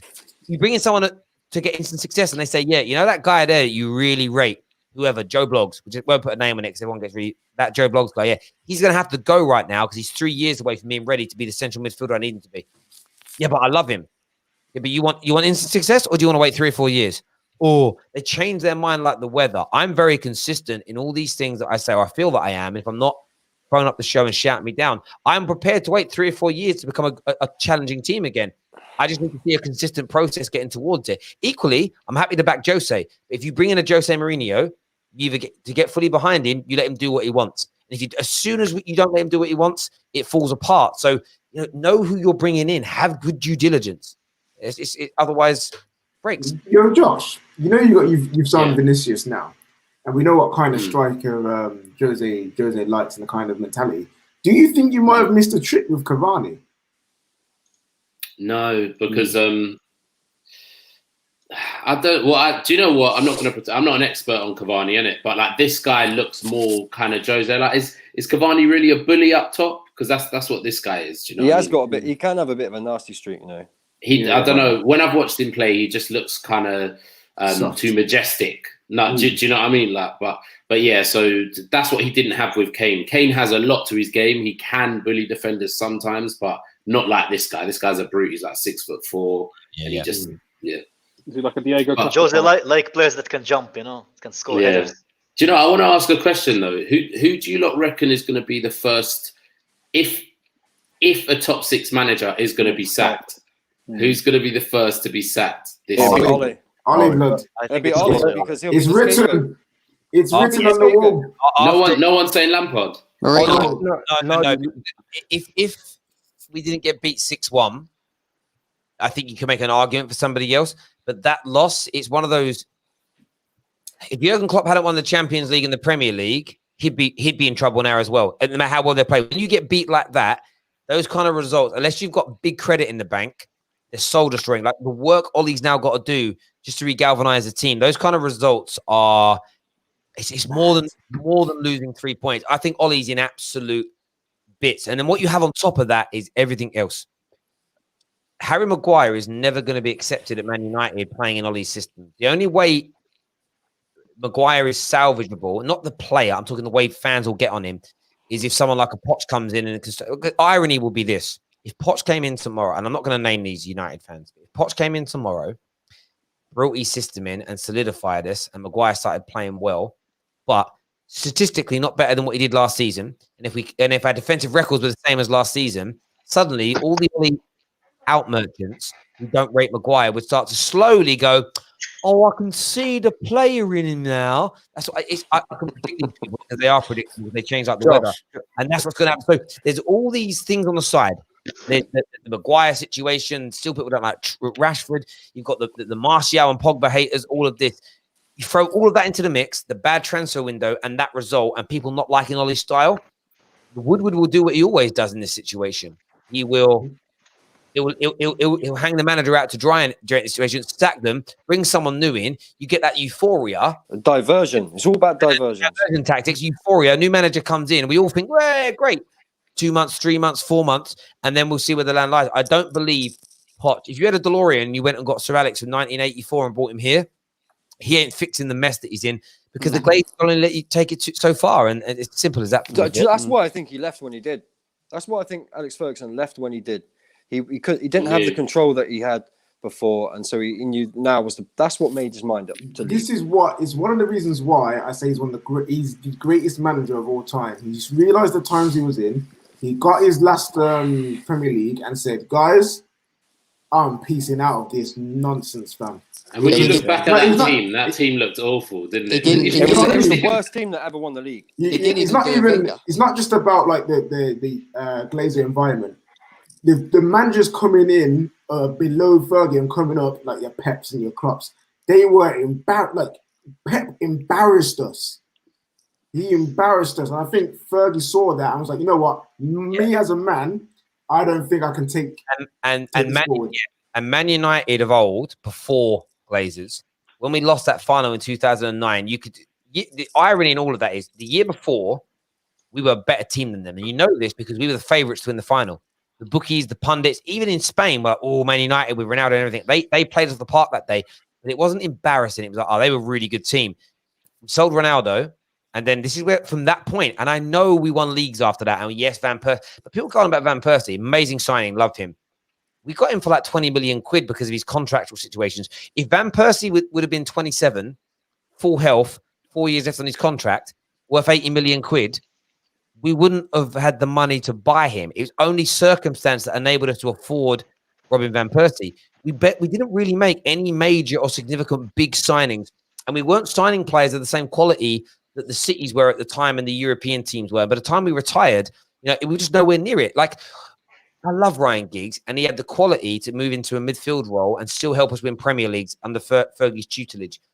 But a 38-year-old Ryan Giggs should not be starting in Champions League finals up against Pete, Xavi, and Iniesta. It shouldn't have been happening. Yeah, but you know what? For years, we didn't sign the Gaetans. We didn't sign the Wesley Sneijder. All those players we were linked with that we could have got. I mean, we should have signed Sergio Aguero. He was there for the picking, and the Glazers didn't sanction the £40 million or so to buy him. It was there to be done. We were ruined. We could have got Karim Benzema. When we got a 90 million in for Ronaldo, 90 million in 2009 is the equivalent of 250, 300 million now in inflation. We spent a pittance. We actually didn't spend any money. We spent like 80 million on Valencia, 5 million Overton, and we got Owen on a free. That's what we spent. And he let Tevez go. We didn't get any money from it. Tevez left. And then there was all these injury problems with Owen Hargreaves. It was a brilliant midfielder. We lost 3 huge players and brought those guys in. And ever since then, it's never really been that good with who we brought in. But Tevez was down to the board because Fergie couldn't get an answer out the board about extending Tevez's contract. And Tevez wanted to stay. Maybe they buy him. They didn't go to him soon enough and it fell apart. But even, that's what I mean, yeah. I remember when City won their first league title. I know it might have been when City won it with the Aguero moment and we went out in the market and our response was dropping 30 odd million pounds on Phil Jones and Ashley Young. That was our response. That's a madness. And Man United with actual money and backing would have gone out and gone, right, we'd have bought Harry Kane by now if we had the money because we'd have had the money to have gone, do you know what? 150 mil. There you go. Because if it wasn't for how much they've taken out the club, we could afford it. And that's why a lot of fans outside of United don't get it. They go, but you still spend money. Yeah, but we could spend a lot bloody more. I said it before. I said it. The Glazers weren't here and we kept all our money, but we earn ourselves, not like pumped in. We kept all our money. We could have bought players that we didn't want this year just to stop our rivals from getting them. We would have that much cash. But you know what? They're here now. They're not going anywhere. Terry. Going nowhere, fam. Terry, Gem. can we do the flop of the season? Really? What now? Right now? Or prediction? Just a player. Just a player. Who? Who's going to flop? Why? Yeah, like, who Werner. if it has to be a player, yeah, the player that's obviously been signed, not just Oh, someone a new else. Yeah. new player. Oh, okay. Yeah, like a new Who you player. pick flop of the who's going to be the flop of the season in your opinion? Then Nah, that's gonna bite me in the ass. I'm not going for that, man. It's gonna. I see it getting clipped already, man. right, Jem. Who's all right? Let's do flop of the season then. That's a And good it one. will I be like best player. it. David, we'll go to you first. You'll have an opinion. Flop of the season. Yeah. Oh my New days. signings only. New Is it signings. top 6 only as well? Yeah, top 6. Yeah, Let's top keep it six. short, sweet. Yeah. Yeah, top 6 Yeah. only. Flop of the season. Oh my gosh. I know mine already. I'm gonna say Nathan Ake. Ooh. He's kind of back up though, isn't he? Is he going to play? Yeah, that's. Can he flop? Do you know what I mean? Laporte's ahead of him. Yeah, I guess so. No. I'm going to say Partey. Imagine. I think he had Simeone. I think he's a good player, but I just think when he comes, the quality's going to drop. Yeah, I think it's not due to him. I think it's due to the players he has around him in the midfield. They're not. Yeah, they're not, the they're not up to quality's his gonna level, drop. so they're gonna. Yeah. Oh, it's a tough one, isn't it? Do you know what? If we're gonna be adventurous with this, I don't think he'll be flop. I think he'll be flop of the season, but not for him being a bad player, but for what he'll do to his team. I'm gonna say Thiago. Imagine. No, What do you think's going to happen? David, I knew where you're coming from as well. No, Rack. It's not. Where's the about him- logic? It's not about him being a bad player. It's about. Oh, I good. feel At like- least we've got that clear. No. But he's the best in his position. No, it's the best in the position, but I feel like he's just going to unsettle that midfield so much, and he's going to make the title race too like you'll. I've already predicted you're going to win. But I feel like because of how much you're going to have to change the squad to fit him in, and what you're going to have to do to the rest of it, I feel like it's going to make the title race so much closer compared to how it should be. That's my reasoning. Because all the other signings in the other teams, I feel like whether they're good or bad, it's like I've got mine. I would say that's potentially true if you're suggesting that you want Thiago to do what our midfield was doing last season and prior seasons. When I don't think that's the reason why he's been brought in. He's been brought in to change our tactics up and give us another dimension. So, you're forgetting that Liverpool are the target for everybody. Yeah, but I'm not forgetting that at all. I don't think he'll flop. I don't think he's the flop. Thiago. We're sticking with Thiago. Jem, you want to go up or you want to stick with Ake? No, I'm going to change that. I'm going to go with a Spurs player actually. Who? Doherty. Oh yeah, I can see that already. I'm going for because Doherty. Aurier has just He's turned quality. it on. Yeah. Honestly, No, he's just yeah. turned it on. Healthy He needed competition. Guys, there's a super chat here that says United signed 3 players that wouldn't get into the Arsenal squad, yet Arsenal signed 3 players that could get into the Man United squad. That is delusional. Van der Beek goes into the Arsenal team Straight any away. day of the week. Van der Beek, Cavani, Tellez. You want Tellez as well. Cavani? That is ridiculous. Arsenal fans, they rate Tini really highly for some reason. So. Lacazette over Cavani. Kai, man. So Kai, who are you picking as your flop, bro? I agree with Josh. I think Partey, but not due to him. I think due to the players around him. I just think they're mid-table quality players. They're not Arsenal quality where they want to be. Do you know what's interesting about what DT said? And it's not something to challenge; it's something just to think about. He reckons that the system will change now he comes in, and I'm thinking, changing a system when it's working so well is dangerous, bro. It's legitimately dangerous. Indiana, who's going to be the flop of the season in your opinion? Based on expectations and the amount And of that has to be gas. based on, by the way, because you can't pick Cavani and you're all saying he's going to be crap because he can't be a flop if he's going to be crap. That doesn't make sense. Yeah, go on. Exactly. Based on expectations and the gas, flop of the season will be Werner. And if anybody wants to take goals per minute bet with me against Cavani, I'm on it. Tell me. Goals per minute. I can't have that. Stop talking out your ass. Overall goals. Why? No problem. What's Werner showing me? Nothing so far. Because Indiana, if he comes on and plays 300 minutes in the whole season, that makes no sense, does it? And scores 3 goals, then he's got a goal every 100 minutes. Minimum 1,000 minutes. Minimum 1,000 minutes. It's a silly phone bit. I can't believe no one said Bell yet. That's the obvious choice with the injury record and that. Who? I can't believe no one said Bell. I went back on it for me because I expect it. That's why I'm saying it. It's not even that. He's a loan move, and you're paying half his wages type thing. It's if it doesn't work out with Bale, it's not like Arsenal getting this big thing with Partey that's been built up. It isn't like Like with City getting Werner. the guy I'm picking, and no one else is. I think Ruben Diaz is going to be the guy. I think Ruben Diaz is going to absolutely. That's a good shout. Mine's Kai Havertz. But the point Ooh. is, yeah. Wow, I feel violated. He just keeps violating Chelsea. Cameron, you're salty about us, man. You're salty about us. I'm getting tweeted already. Why am I Flop of the salty? season, Alex. I'm already getting Why am I tweeted. salty? Yeah, Guys, but I have no Alex can't be the flop of the season. He cost £15 million. Yeah. He can't be. We have to be clear. I have no beef with Chelsea as a team. Like I don't like you guys are not even to me. They're old. Who did you pick? I picked Kai Havertz. You're just shook, bruv. How am I shook? No, the Nah, reason Jem loves being Havertz. is because the game that you'll hear what I'm saying right now. The type of game that Havertz played in the Bundesliga, when you bring it to the Prem, it's way more physical. He's gonna get knocked off the ball a lot more. Guys, And United another signing. Pellistri. Yeah, how do you pronounce it? Pellistri, but I don't know, but that's what I'm guessing. Pellistri. Do you know one thing I'd say about our business, and maybe it ain't right for under Ollie. We have signed about 5 very highly rated youngsters that are between sort of 17 and 20 this summer. What's that City kid's name? Sorry? The City That kid. City kid. Yeah, the City 600 kid goals. in Spain. There's a lot of wonder kids. There was on a paper. French kid. We signed a French kid today, a centre back. Rack, who is your... Can I just finish my reason why Kai? Oh, sorry. Finish your reason why Kai, please. Go. So the reason why also, not because of just the style of things, what it'll change when it comes to the Prem, and I think he's a little weaker, you also have the Mason Mount problem there, where if he does flake at all, there's a dude there that Frank loves. And I'm sorry, David there. I can tell that cut David because he knows it's true. He knows it's true.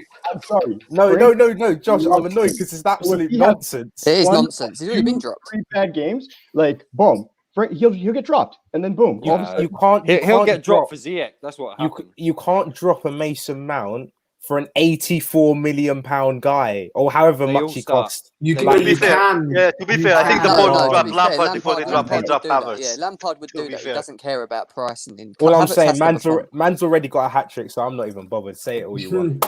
Go. All right, Rack, you're up. All right, look, I'm not gonna make any more Chelsea fan friends with this, but I'm gonna pick a hat trick of Chelsea players. Thiago Silva. That man. Nah, like, don't get me wrong.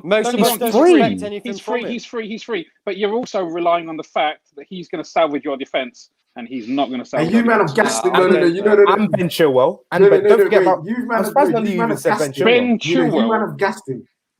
Why are you laughing at Ben Chilwell? Man's had a better season than Robertson so far. Come on, man. Relax yourself. David, don't react. Just let them. Of course, they're going to pick on us. We signed the most players. You know what I mean? Who you picking? Who's your flop? I was between 2. Thiago Silva was one, and my other one was Ferran Torres. I'm gonna have to go with Ferran Torres. I don't see him doing much for City whatsoever. He's a back. So we've gone here. For you, as who you think your flop of the season is going to be? What we've got a list here is of Ruben Diaz, Torres, Kai Havertz, Thiago Silva, Partey, Werner, Partey again from Kai, Doherty from Jem, and Thiago, as in Liverpool's Thiago. I want to go to the other end of that spectrum, and I want to be like best.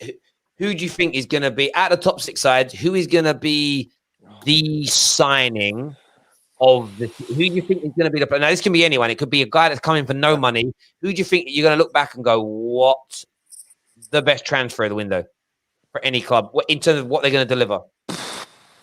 I think Ziyech. For me, Ziyech. I think it's very underrated what he can do with the ball. I agree with that. That's not Is he playing over Mount?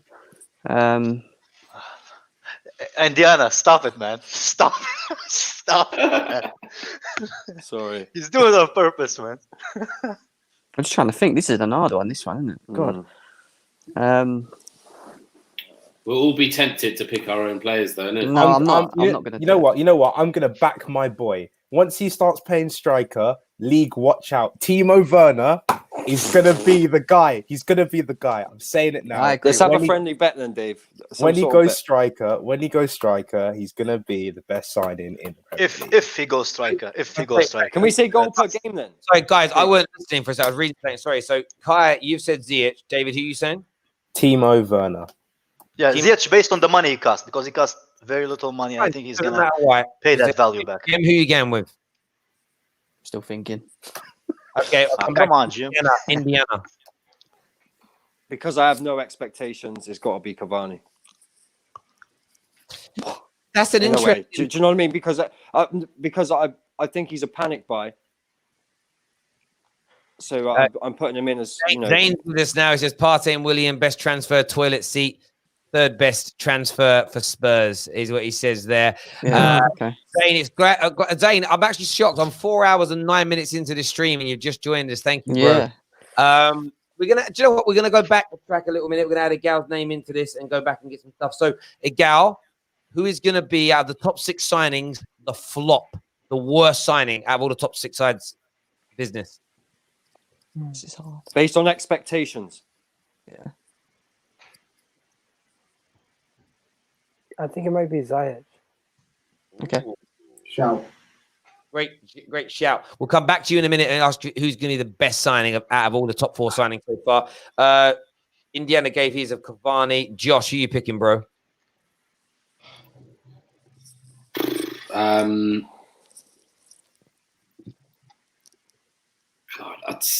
I kind of want to say Tellus, you know. Actually kind of want to say, because he's so cheap. Do you know what I mean? Like, I'm tempted to pick a Spurs player and say Gareth Bale or something, but just based off the fact that Tellus is so cheap, I think he's going to do really well. Yeah, I hear that, bro. Rack, who do you think is going to be the signing of summer? You know, I'm going to surprise a lot of people, I reckon. Van de Beek. I think he's going to surprise a lot of people. And I think Pogba will leave next summer, and Van de Beek is ready to step into his shoes. It's a good shout, right? That's an interesting one. Igal. I think after Thiago, Thomas Partey is probably the best signing, but Thiago is number 1. I would say. I think Thiago is probably the best signing based on value, and he's the only world-class player that joined. I wouldn't say Bale's world-class. Even Partey is debatable if he's I can't. Terry, can I change mine to Gabriel? Because I think he's going to improve Arsenal's defence. I think he'll have a big fit. No, I do. That is ridiculous. No, but what's so funny? I gave a serious. That is ridiculous. Guys, 1 second, shush. Igal, what do you mean Gareth Bale ain't world class? No, Gareth Bale right now is not world class. He hasn't played at a world class level. He's been injured consistently, and he hasn't been nowhere near the level that he used to be. You can't say Gareth Bale's you can't say he's world class right now. So you can say he used to be world class. You can say he used to be world class, but the only world class signing out of every single player that came in this year into the Premier League, arguably you could say, is Thiago Silva. Timo Werner. Not Thiago Silva. I mean, Thiago Alcantara is the only guaranteed player that everyone would agree is world class. Everybody else, you can debate it. Thiago Alcantara is the only guaranteed world class signing that I can say everyone would unanimously over here would say is world class, and that's why I would say for a world class player to come into your team for not a record fee, Liverpool have to take it. I think you made a good point. So, who did you say will be the best signing? Thiago Alcantara. Wait, I didn't hear that bit. I want to ask you a question quickly about Thomas Partey. We had, by the way, Zane, thank you for the other super chat saying you just come back from seeing Tennant, almost as bad as watching you play with the fridge and the PE teacher. What?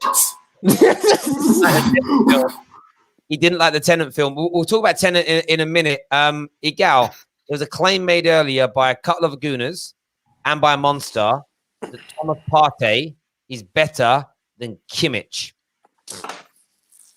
What do you think? Is he better than Kimmich? I'm not gonna lie to you. I don't watch enough of the Bundesliga and the Spanish league to give you a good answer on that. So honestly, I wouldn't be able to give you an educated answer. From what I've seen, they're very different. in the way that you could say Thomas Partey is more of an industrial midfielder with decent passing range and the stamina, where overall Kimmich is a better footballer. He can play. He can be versatile and play different positions. He's shown that he has the ability to get up and down the wing as a right back, and he's shown that he has the creativity as a midfielder to play for up front and not up front. I mean in the midfield and give you the creativity that you need from a midfielder. So I would say they're different players. In my eyes, Thomas Partey is probably, I would say, easily top 10 midfielders in the world. When you think about it, and if Kimmich is in there too, you can say Kimmich is in there too, but they play different positions. The way I look at things is you isolate it to specific categories. Defensive midfielders, I would say he's top 5 in the world, easily. Yeah, I just wanted to get your answer on that. Obviously, Prime's joined us now. Welcome. We've got a few more super chats to do here. First of all, guys, it says, "Isn't it obvious Igal has a personal hate for Chelsea? I can't be the only one who's noticing it." That's fact. That's fact. I used to hate Chelsea as much as I hate Spurs. Fact.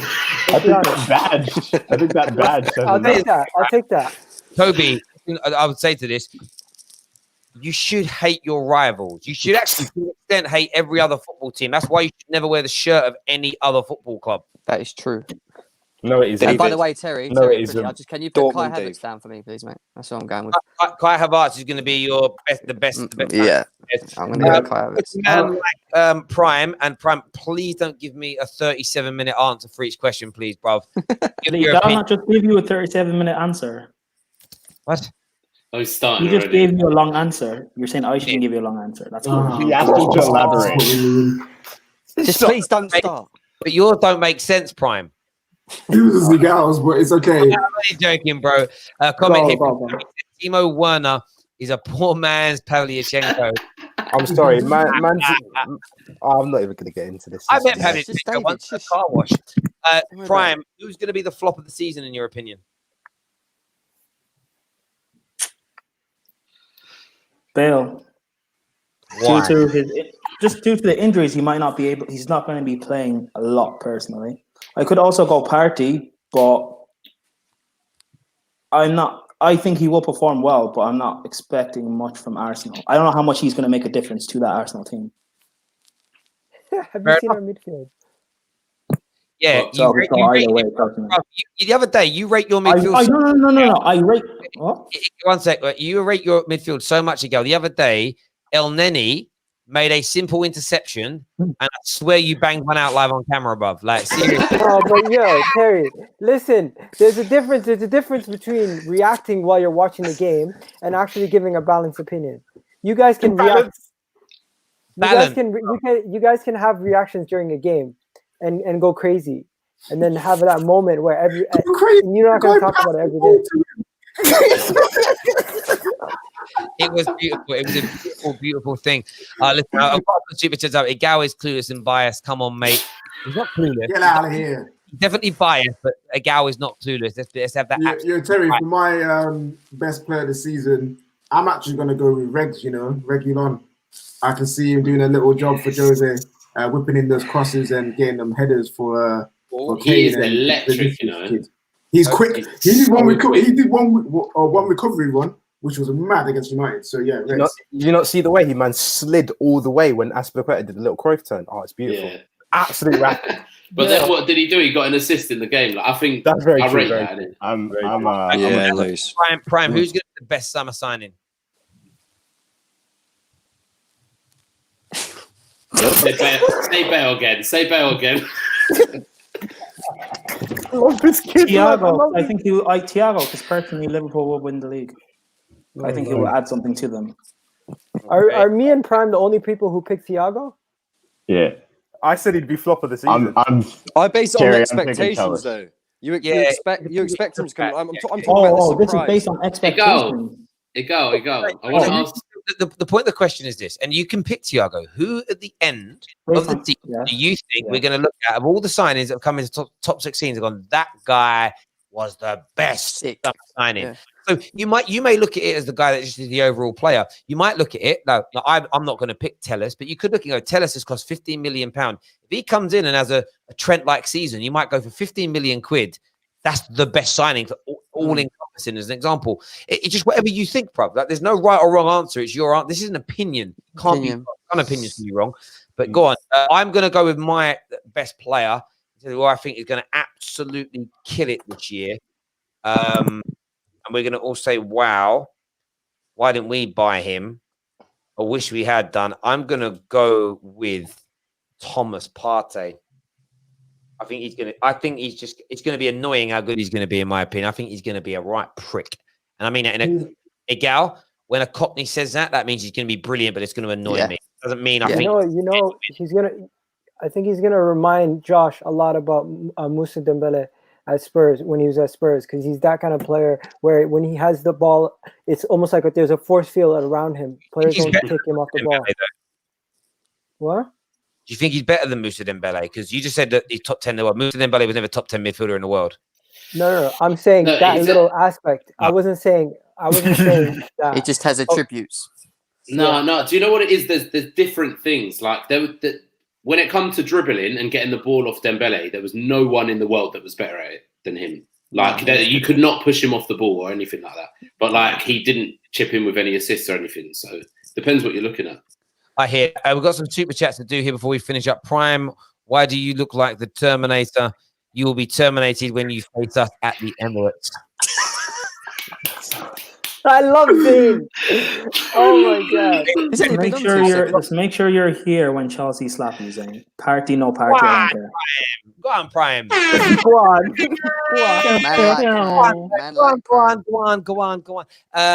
Monsu here says now buying Partey now buying Partey. Are Arsenal going to shift to 4-3-3, or are you going to stick with this 3-5-2 until further players are bought? Quick answer on that, please, Gal. We have to switch to a 4-3-3 because that will get the best out of the players like Pepe and our front players. In addition to that, our midfield, the whole reason why we weren't able to play with a 3 in midfield before was because we didn't have the options. And Partey will give us more solidity in that midfield. Who's going to be your centre-back pairing then? And you also get the best out of David Luiz as well. I think we're going to start off with David Luiz Gabriel, and I'm hoping that Gabriel's pace in the defense will help bail out David Luiz when there's situations. And then what? Ceballos and Xhaka in front of Partey. I would have Xhaka, Ceballos, and Partey. Interesting. Hopefully, the creativity in that midfield is frightening. Hopefully at some point we can maybe see a Ozil in a cup competition or something. But I would love to see. I would love to see Ozil maybe given a chance if he's here for a year. Maybe give him a chance. Gal, you were just the best, man. Is that defense? We're moving on to the next comment here. The penalty spot says, looking forward to coming on the channel soon. My flop of the season, hands down, will be Timo Werner. This is an Irish lad, actually. We've got a new Irishman we're going to be adding to the show very soon, by the way, Prime. So you're going to have competition. Yeah, no. I know him. We talk on Twitter. Bolton fan, though. Bolton. JJ Okocha and them man dead. So that's what he's saying there. Gal, man, you chat, bruv. I love the party. Atletico, shut up, Gal. Oh, wait. Here you go. Gal, here's a question for you. Quick. When I say quick, I mean yes or no, or like just pick the one out. Who's going to perform better? Partey at Arsenal or Torreira at Atletico? Or Højbjerg. Partey at Arsenal, easy. You're gonna so Torreira, you don't rate Torreira no more. He's not like the white Kante. He's no longer the second best DM in the league. It's not that I don't rate Torreira. I just think that Torreira was never utilized properly at Arsenal, and we can never get the best out of him. So will he not be utilized properly at Atletico Madrid under Simeone? We'll have to see. Yeah, he will. What I do think is really interesting. I still don't think you're going to become this. And if you are, I always put my hands up. The fact that you've gone for a Partey player that's used to a pragmatist team, I think you were going to be a pragmatic football team. I just think it all fits. And again, right now, I want Ollie to go pragmatist. I want us to get up shop. I actually think that's because what's going to win the league this year is a team doing that. I think the heavy metal, free flowing tiki taka football, for whatever reason, I'm a fan. I'm not a tactician. Has had its day for now. Prime, have you joined the Secret Service? Is what Zane says. Jerome here says, I would say James Rodriguez is the best summer signing. Yeah, I was going to say that. We forgot about him. No, we not top didn't. six. We said top six. Terry, okay. I do want to change my note to Højbjerg. I really do, because I think he'll go under the radar. Make up your mind, No, I am. bro. That's the Gabriel was a time. joke. Gabriel was serious. I love Gabriel was Indiana. serious.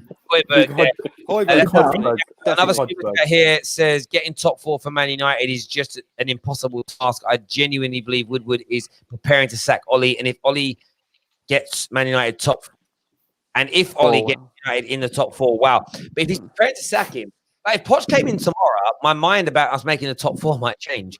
But it all depends what happens. Like, do you know what I mean? Something about Poch, yeah. He so many of your players he wanted to buy. Like he wanted to buy Martial. We were in like advanced negotiations with Monaco before you got him. Harry Maguire he wanted to buy. Luke Shaw from Southampton. I know that he always liked the look of Rashford and stuff like that. So I just think that your team's catered to him. Do you know what I mean? Tailor-made for him. And it could work. Zane here says I think it means KJ. KG, did you see Pepe? He's now coming good. Arteta develops players unlike your Frodo Baggins. You're fam. You bought Williams to keep him on the bench. You're acting like Martial. Miguel, do not defend that. Do not defend that. It's just funny. Who is the best between Thomas Partey and Kante? This is ridiculous. That's cap. That's cap. No, but Partey's up there though, man. Answer that, Igal. They're 2 different players. Let's be honest. Let's be honest. Kante's not known for being, what do you call it? He's known for being a defensive midfielder, an engine in your midfield, where Thomas Partey is a box-to-box midfielder who can win you the ball high up the pitch and turn your transition into attack right away and join into attack. He's one of the top dribblers. Just which one, Igal? Which one? Thomas Partey is known for dribbling. Kante's not known for dribbling. Let's be honest. Which one? What do you mean? How does my brain work? Come on, bro. It doesn't make no sense. What doesn't make When no I sense? listen You're to not you, I'm listening just to what like, I said. what are you talking about? It's a defensive midfielder. It has been a defensive midfielder. Boys, stop dribble out of arguing. the midfield. Then let's stop arguing. Egal, who is better, Kante or Partey? Yes, which one? Say a name. Right now, I would say Thomas Partey because I haven't seen him healthy for the past Now you 2 wonder why I seasons. asked you that question, yeah? I haven't seen him healthy for the past 2 seasons. Let's be honest. Kante is he's There's a a reason why. winner. There's a reason why Chelsea FC were you guys not in the Europa League with Kante in your squad? What are you talking about? So what? What does that mean? What does that mean? Wait, Arsenal. Arsenal in the Europa League with Aubameyang. Yo, is he done? I had to walk away. What's your point? I had to walk away. What is your point? I can't. No, we can't. Exactly. This is why I asked him that I'm question. upset What now. he's thinking. You know what? What are you thinking? What goes on in here? Guys, get off Gal's back. I made my point. If you don't agree with it, you don't agree with it. Big deal. I don't care. You're Igal. Okay, fine. But Igal, using your logic, Aubameyang's not world class because he plays in Europa League. How many Chelsea Yes fans? or no? 1, 2, 3. 3 Chelsea fans. Obviously, it's going to be more towards your point. We'll see. Let it go. I don't know. You're such a YouTube politician, man. Look. At the end of the day, football on the pitch will show. Football on the pitch will show. I've muted everyone. Say that again, please, Prime. What is it? Who's a YouTube politician? Igal. Why though? What does I that don't mean? I don't understand it. What does that mean? Instead of answering the question, he's going to twist and turn. I answered the question. You don't like the answer? Get out the kitchen. If you don't like the thought, okay, fine. If you think that's you just better hope a party performs this season and you get top 4. I better hope, bro. I'm sorry. You don't like the fact that we got an actual good player for once. Calm down. No. I win party, but I'm just saying, just make sure he performs for you guys and you get top 4. That's what I'm saying. Okay. Go. Where's the chances going to come from? Because I read a stat today that Kane and Son have created more chances than Arsenal as a team this season. Yeah, because you guys have had 2 big games where you've scored over 5 goals. Igal, you made me that stressed. I just got cramp in my leg. You know that? I literally got cramp in the back of my leg. What are you talking about, man? Zane's super chat just got me, man. Go, you are the most delusional. Zainab, that's why I'm here. You know what it Balanced is? opinion, right? I love it, Gal. Genuinely have He's funny. I give him and that. love for him in the sense. He's got his heart on his sleeve with Arsenal. That's the problem. I'm going to change the question now because I want to hep this up a bit more. You've got Pogba on the left, and you've got Verratti on the right. I'm just throwing this out there. There's one space left. Those two are stuck in their positions. They can't be moved. Like God has put them there. You've got one left in the middle to anchor your midfield. The Gal. You've got Kante and Partey. You can pick one of the two. Who are you picking? Oh, you know what he's going to do. Shut up, Jem.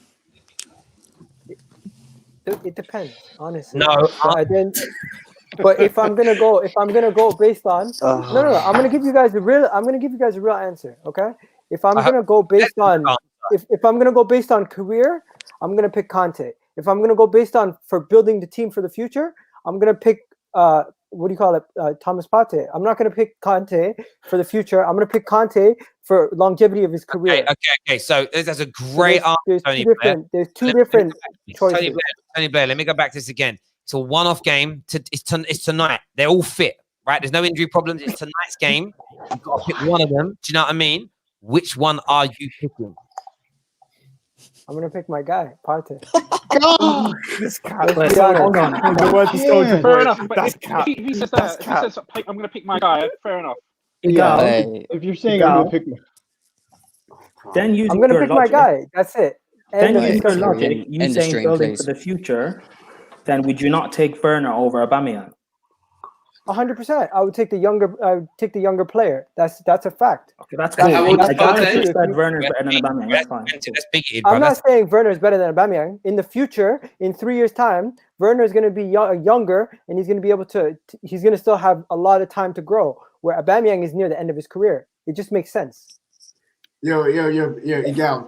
Yo, I'm gonna. I just want to answer that guy's questions. You're wrong about that only for one reason, because there's a guy who asked me a question directly. I'm going to say this for you, just because you asked me. We actually spent money to make our team a championship team, and we were willing to go into the luxury tax, and we were willing to do whatever we could to make the Raptors win. The Leafs, yes, literally the exact same. To answer your question. Yo, Cam, tell him. I don't know what that these means. guys don't Anyway, know, Igal. Just stop, please. You got spot on the right hand. You got spot on the right hand side. Who are you taking?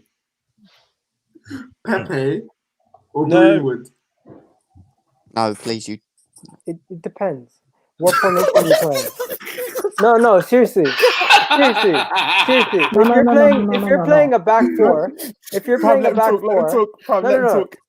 a back four, Terry, big screen this. Terry, Pepe has shown he plays better with a back four. If you're playing about a 3-4-3, I'd rather have Greenwood.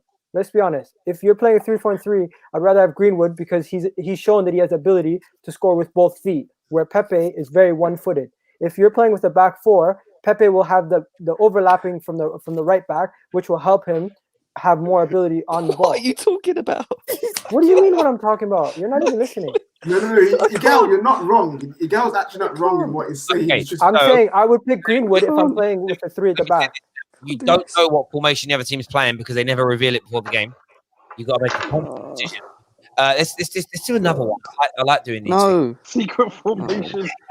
I've got one. Igal. You've got two. You've got on one centre back. You got Sergio Ramos. You've got either Virgil van Dijk or you got Gabriel. Who are you picking? No, that's just stupid. That's just stupid. I'm taking Dave, Van Dijk. you need to make it close, Dave. Use your head. You need to make it close. But you pick Pepe and Greenwood. That's not close. I got one. You got a left back spot open in your team. Tierney, don't even ask me. Tierney or Robertson? I'm taking Robertson, honestly. Let's be honest. I take Tierney. Not gonna lie, I take Tierney. What? Kane or Aubameyang? Boys, don't take it serious. I'm joking. Kane or Aubameyang? Yeah. It depends. One spot. Kane is a better all-around player, but Aubameyang's a better goal scorer. Let's be honest. I'd actually take Aubameyang. Wait, I would take Aubameyang. Aubameyang's not a better goal Take scorer. Aubameyang over Kane. I would take Aubameyang over Kane. Yeah. I think people have forgotten, man. Just because he's getting top of the assist charts. This what man Igal is a said. goal scorer. Shush. What did Igal just say? No, Kane is a better all-around player than Aubameyang. Aubameyang cannot hold up the ball. He can't assist as well. But Aubameyang is a better goal scorer. He goal scoring. When it comes to finishing his chances, he's a better goal scorer. You can't even hit the ball. You can't even hit the ball. Based on goals over the past 7 years, if you look at it, Aubameyang is a better goal scorer. He might not be a better overall player. Not per minutes. He scored more goals because Kane's Maybe been not injured. per minute, but season per minutes, total. Kane is, Season I total. think. He's only up there with the top 5 in the world. What about at the same age? What? What about at age points? So when Aubameyang was the same age as Kane, who has more goals at that point? That's the fairest way to look at it. Of course, Kane had more goals. Kane had more goals. Aubameyang was a late bloomer. Kane's a better goal scorer. So Kane's a better goal scorer then. Kane is a far superior finisher. Kane was also a late bloomer, wasn't he? No? You say that, but if you actually look at the goals, the goal percentage, like the Josh, what you're arguing. KJ, before you say this, prime shush. What you're arguing is clinicalness, being clinical. Yeah, Kane. If you say goal scorer, you're saying that Aubameyang can head better than Harry Kane, can finish with his weaker foot better than Harry Kane, can shoot better with that further foot than Harry Kane, one-on-ones, long range, curling shot. That's what if you say. I still think Kane's more clinical as well. Yeah, that's what it is. If you're talking about being clinical, Josh, then that's a different argument. Josh, this is I'm with you. This is an absolutely ridiculous conversation. It's ridiculous. Josh, you're a Spurs fan. Was Kane not also a late bloomer? No. Yes. Well, he got his first golden boot at like 22, wasn't it? When he got into the Spurs team properly. Oh, yeah, as in like he's a late bloomer for a youngster, as in from when he was 19, he was seen as a nobody that was probably going to be like a championship. It's a very good series that from Kane, and I agree with this. That is true. That is very true. But, we're nearly on, past 4.5 hours now. 101,000 individual viewers have tuned in tonight. We're not on 2,000 likes, though, which is mad. Hit the damn like button, please, people. This is the longest live stream I've ever done before. Yeah, it is. Long. And I'm tired. May I just ask, is everyone happy with their signing so far? No. Wait, please, Prime, just Wait, watch Prime, it have you done backwards your and watch the predictions? What? Yeah. Have you done your predictions, Prime? Top 6.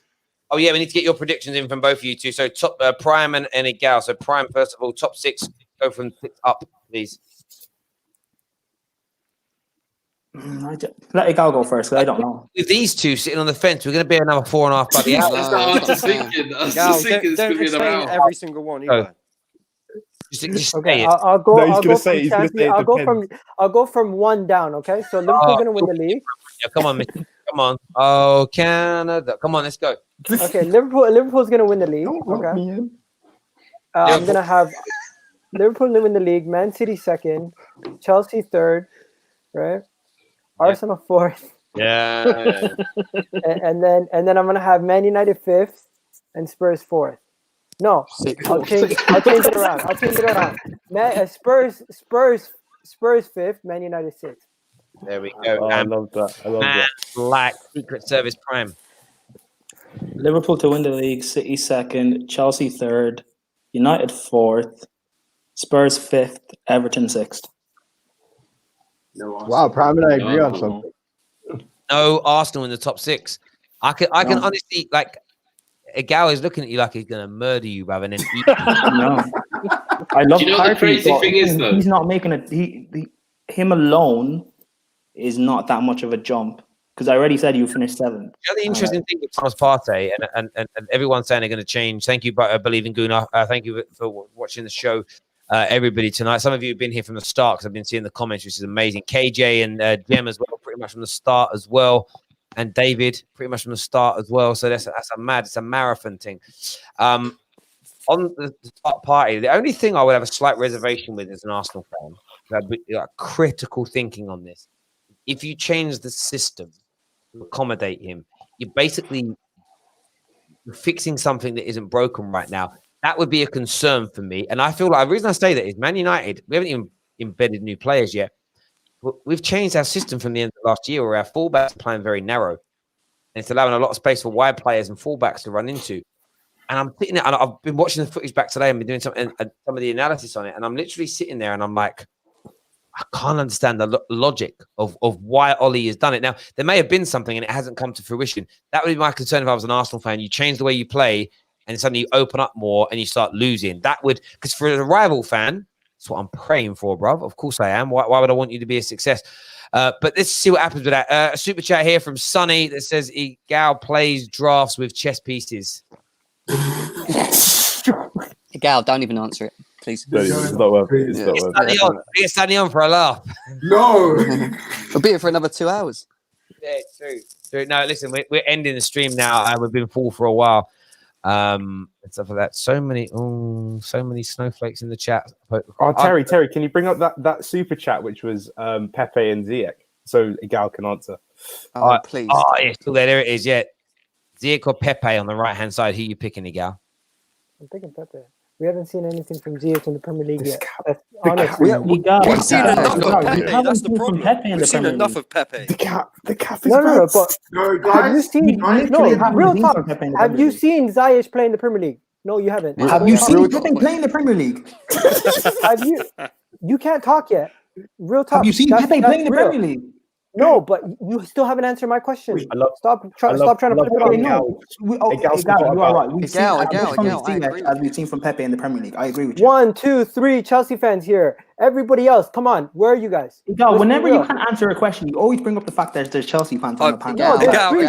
I'm listening as a United Where's all the fan. United fans and Liverpool fans? Let's keep. I'm here. Listen. Listen. What I'm saying is, as a United fan, the minute they put the Willian in, he was there to replace Pepe. Yeah, he was. I said that on the stream. Oh, who said that live? Me. To you. As a United I said it to Gal. You might have said it. You might have said it as well. But I'm from the start. The minute that was going through, I knew Pepe was on the bench. And I'm gonna be honest, I've seen one game from Ziyech where he made one. I can't remember what game it was now, and honestly, that was enough for me to think he's better than Pepe. Like, I'm gonna be honest with you. I just don't rate him at all. You're saying, have you seen him? I think the problem is, it's just like we were using the year thing earlier to say like 5 years on a player gets better. I think with Pepe, the problem was we saw more of him in the Prem. We kept seeing more and it didn't get better. So for me, unless he has a huge turnaround this year, there's no way from what I've seen from Hakeem Ziyech, is he gonna be a worse player. There's no way. It's just like unfortunate for you. We've seen him play. And I could be wrong. I'll eat those words later. You can clip it up, but I think Ziyech is not wrong. I will say this though. I think the reason why Pepe struggled last season is not just because he's not up to the task, but I think he's not a player who plays well under against the team. Pepe does not play well against low blocks, and if you look at his clips at Lille, all of his clips are him driving with a load of space, one-on-one taking ons, and then finishing. If you guys stick with this pragmatic football and just hit teams on the counter like you do, you will see a better Pepe. Yeah, if we switch to a back four and he actually has a right back overlapping with him like Bellerin did last game, you're going to see a better player because he's been so isolated. We play so heavily on the left-hand side that Pepe's by himself. I'm going to say to you this, though. I'm going to say this to you, right? Can't believe it. When we bring in Sancho, well, we'll win. That's too soon for me. On a serious level, Gal, Pepe's had his. I can't believe what I've heard over the past 40 minutes. I can't believe it. I'm done. Yeah, Gal, on a serious note, we haven't seen Ziyech in the Premier League yet. Pepe has one good game a season, and that's already gone. So Igal, by your logic, then you can't be saying Partey's this world-class player because we haven't seen him in the Premier League yet. No, we haven't. But I said I'm picking my guy. That's fair enough. That was my point. You got to back your players. You got to back your team. That's true. He's got to. I'm backing Cavani, bro. He's got the number 7. The new number 7 shirt. He's got the number 7 shirt. Yo, it's not even funny, Jam. It's not even funny. Wait, did he wear the number 7 shirt at Napoli? Did he wear the 7? That's not the point. This is not the point. This is Manchester United. Cristiano Ronaldo. I don't want to talk about Eric that. Cantona. As a rival, you should want your rivals to be at their strongest. Because I do. I want all my rivals to be at their strongest. So no one should be happy we didn't get Only our to beat targets. them. Only to beat them. Indiana, if you've ever met me before, I said this with the Champions League group, I say it with League. I will go 5 years with the deadest league ever as long as my team is winning by 30, 40 points. I do not care. I don't care. I don't care. You got problems. When you say like that, David, you go very camp, don't you? Very, I don't care. Yeah, I don't are you care. wearing a green package? Oh Do my not god. care. I half expected Good, Dave bro. to wear his Dortmund shirt on there tonight as well. I'm He glad he hasn't. didn't. Oh, it's still He's here. wearing a boys, don't worry. Packers Don't shirt. you dare there. bring it up. You come on the channel with Nothing another wrong with club different colours sport. on, another Look, club see, colours, you get chucked straight off these days. We're doing this proper, man. Education starts here. Listen, everybody that's tuned in for the past nearly 5 hours, thank Wow. you. 103,000 views tonight. wow. 5 new members. I don't even know how many new subscribers. We're nearly on 170,000 subscribers, by the way. So if you are watching now, how many subscribers are we on? I think we're on like 169,931 subscribers. We need 70 more subscribers to hit the magic 170,000. And it'd be nice to do that as this transfer window's ended. Yo, chat. I want to do another super chat bet with one of you guys and Terry. Before I used to jump into the pool, we ain't doing that no more because it's cold. Freaking winter. £100 super chat. Terry has to come on stream in another team's kit. He won't do that. I don't think he'll do that for 100. That means you KJ. have to go Yeah, buy but Zane it. will just pay it to make him wear an Arsenal shirt. Grand, and I'll do it. A grand. What shirt though? What shirt? Zane. Zane. £200 and I wear. Baby Keita. When I say 200 quid, and I wear another club shirt, right? Yeah. 500 quid, and I will wear a Liverpool shirt. Ooh, chat. How much does it take to wear a Chelsea shirt? 10 grand. So I remember there was a couple of years ago, there was a bet between you and Adam, and I can't remember what it was, but someone was supposed to wear the other team's kit or whatever. And I think I wore a Liverpool kit. I posted the picture online. Did you? Oh, okay. No, it was Monster. Too. Monster had a bet with somebody. Yeah, he's got to wear a Kappa shirt at some point. KJ, speaking of bets, what? Yeah, he's got to wear a kit backwards. Yeah. Speaking of bets, did we not have one about Sancho? Yeah, what was it? With super chat, how much?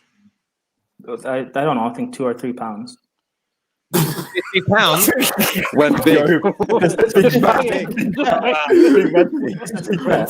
I probably, but honestly, I remember a bet, but I don't remember how much. So, like, come collect your £2. To be honest, all I remember now is this bet because that was brought up. I remember once these two dads that used to like bring their kids to boxing. They had a bet about something, and one of them won 20 quid, right? And the guy that won the 20 quid was, you know, the people that are just like tight asses. And he chased Kevin every day for his money. Now, Kevin's a very rich man, but he was not paying him because he was getting annoyed by it, right? And we were at this event one day, and man comes over and says, "Oh, you've got my 20 quid for me yet?" type thing. And I remember Kev looked at him, looked back at us, and he winked at us. And I didn't know why he winked. I ran out after. He goes, "What's what I'm going to do?" He was like, "I've only got £50 notes." He gave him the £50 note. He went, "Now you owe me 30 quid. I'll come chase you later." Funniest thing I ever thought in my life. He's like, "Oh, I owe you 30 quid now." He's like, "Yeah." And I just remember thinking to myself, that's like, imagine having the money. I was young, so I had no money. And I'm like, imagine having the money just to be able to go, "Yeah, there's more than double what you need. I'll come chase you for the debt now." And I'm like, it was brilliant. He went off the shop, broke the money up, brought it back. It was amazing. Thank you very much here to Dapper Man. For becoming an official member of the Football Terrace. It means a great deal to us that you did that. But everyone that's tuned in, thank you very, very much. Always take care of yourselves. Good night. God bless.